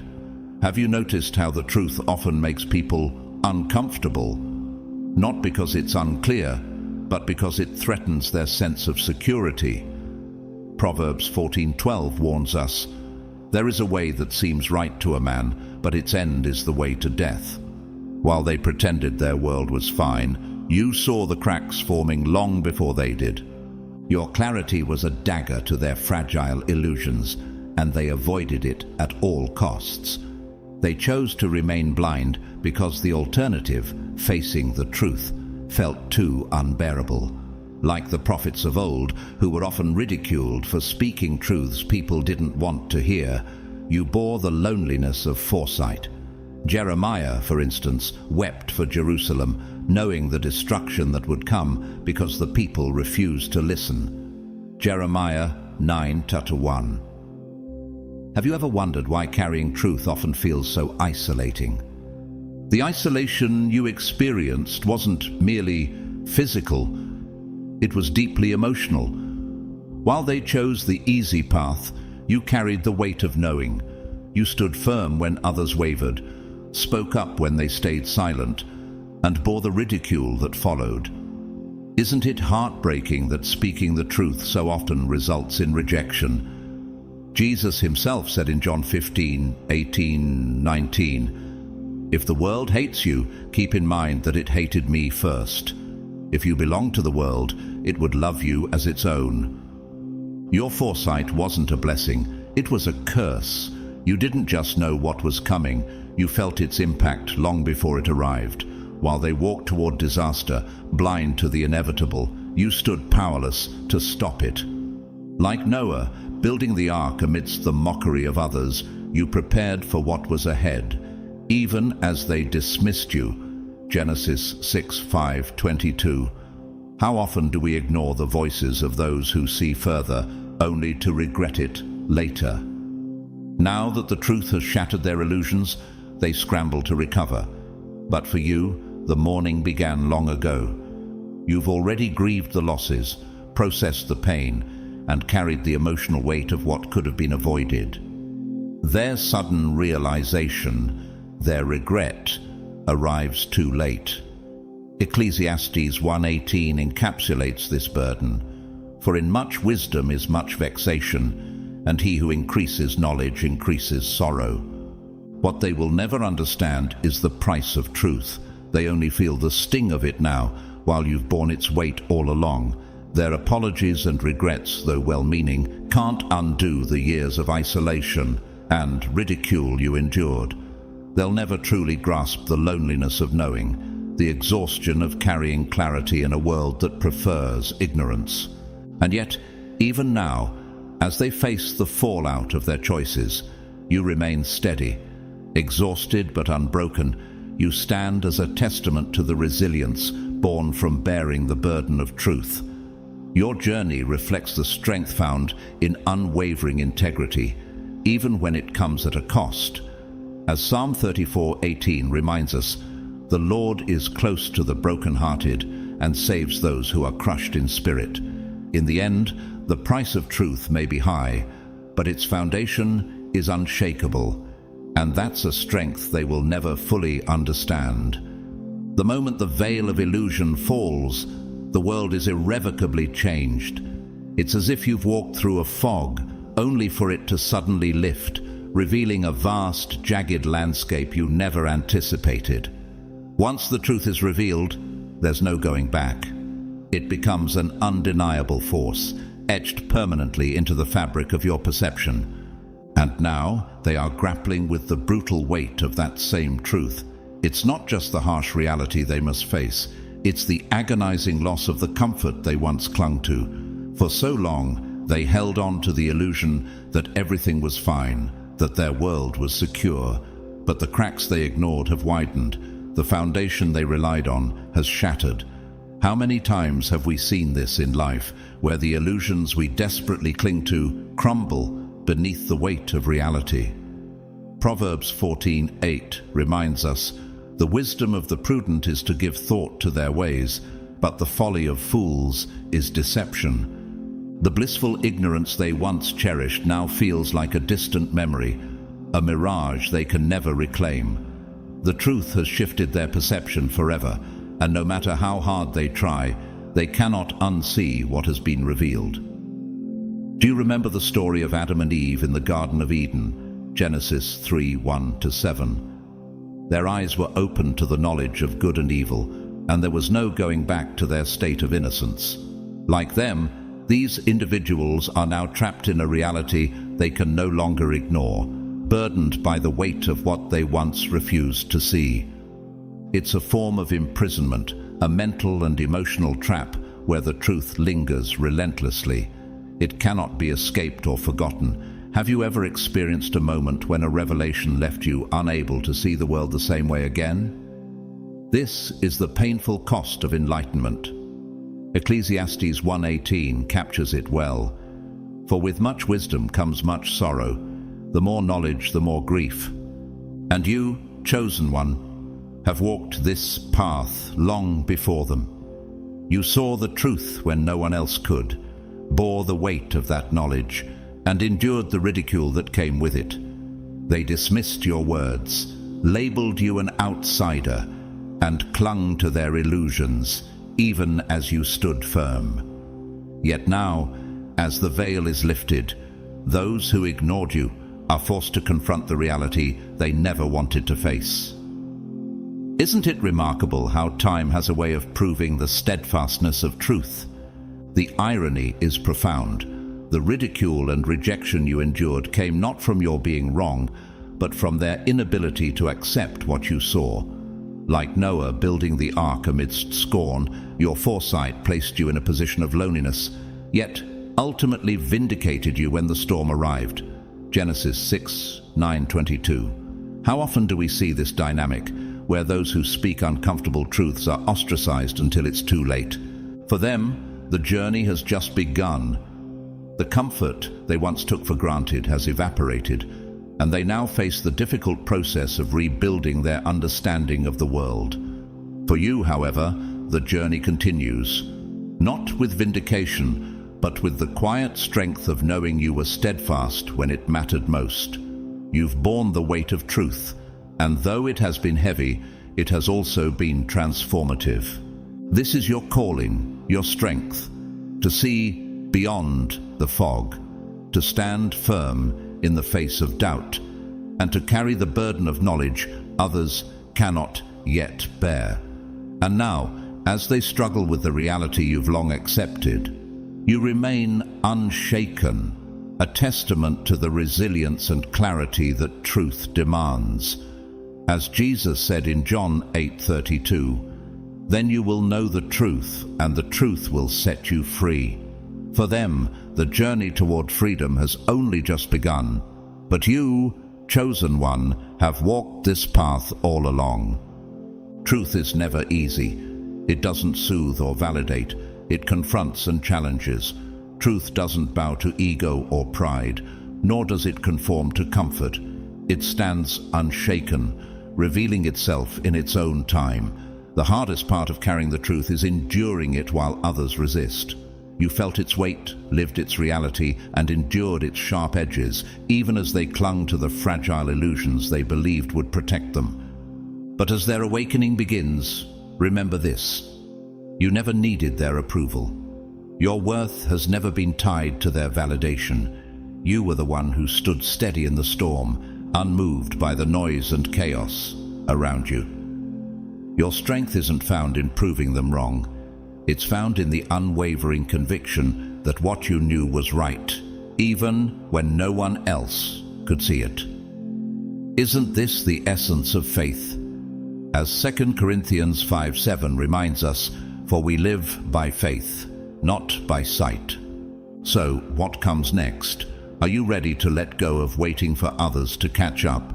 If you've reached the point where you're tired of playing small, it's time to rise into your power. Think of David standing before Goliath, 1 Samuel 17:45-50. He didn't wait for the crowd's approval or for others to believe in his victory. He acted boldly because he knew the truth of who stood with him. Are you prepared to take that step? The world may never fully understand your clarity, but that doesn't mean you should silence it. Jesus himself faced rejection for speaking the truth, yet he never wavered in his mission. John 1:11. Like him, you're called to stand firm, to speak, and to act with courage. The question is, will you rise above the fear of misunderstanding and embrace your purpose? The truth is waiting, and it demands action. The path ahead may be uncertain, but it's also filled with opportunity. Are you bold enough to face it? Bold enough to step into the fullness of who you are, even if the world hesitates to catch up? Let's continue this journey together, stronger, clearer, and unshaken. The truth will always stand. The question is, will you? God's chosen ones. The moment has arrived when the truth is being revealed. You've known all along, while others doubted, dismissed, or underestimated you. God's plan for your life has been unfolding in perfect timing. Now, as they see the strength, wisdom, and insight that you've always carried, they can't help but feel foolish for ever questioning you. But this isn't about proving anyone wrong. It's about God's faithfulness to you. He has been equipping you for greatness from the very beginning, and now his purpose is coming to fruition in ways they could never have imagined. As God's chosen, your journey isn't meant to be easy or understood by everyone, just like David, who was overlooked by his own family, or Joseph, who was betrayed by his brothers. You are on a path that God designed specifically for you. While others may not always understand the process, it is God who sees your potential and has been working behind the scenes, guiding you toward your purpose. The challenge is not to be discouraged by those who didn't see what God was doing in your life. Instead, trust in the promise that He who began a good work in you will carry it on to completion. If this message resonated with you, and if it has inspired you to continue walking in faith, I'd be incredibly grateful for your support through a donation via Super Thanks. Your generosity helps continue spreading these messages of hope and encouragement. However, whether or not you choose to donate, I want to express my deepest gratitude for your presence here. Your support, likes, comments, and shares are truly appreciated, and they help us reach even more people who need to hear these words. Please, take a moment to like this video, leave a comment about how this message has impacted you, and share it with anyone who needs to hear it. If you haven't already, make sure to subscribe to our channel so you don't miss any of the powerful content we have coming up. God's work in your life is only just beginning, and I believe that He has incredible things in store for you. May His blessings and favor continue to pour over you, and may His light shine through you, inspiring others along the way.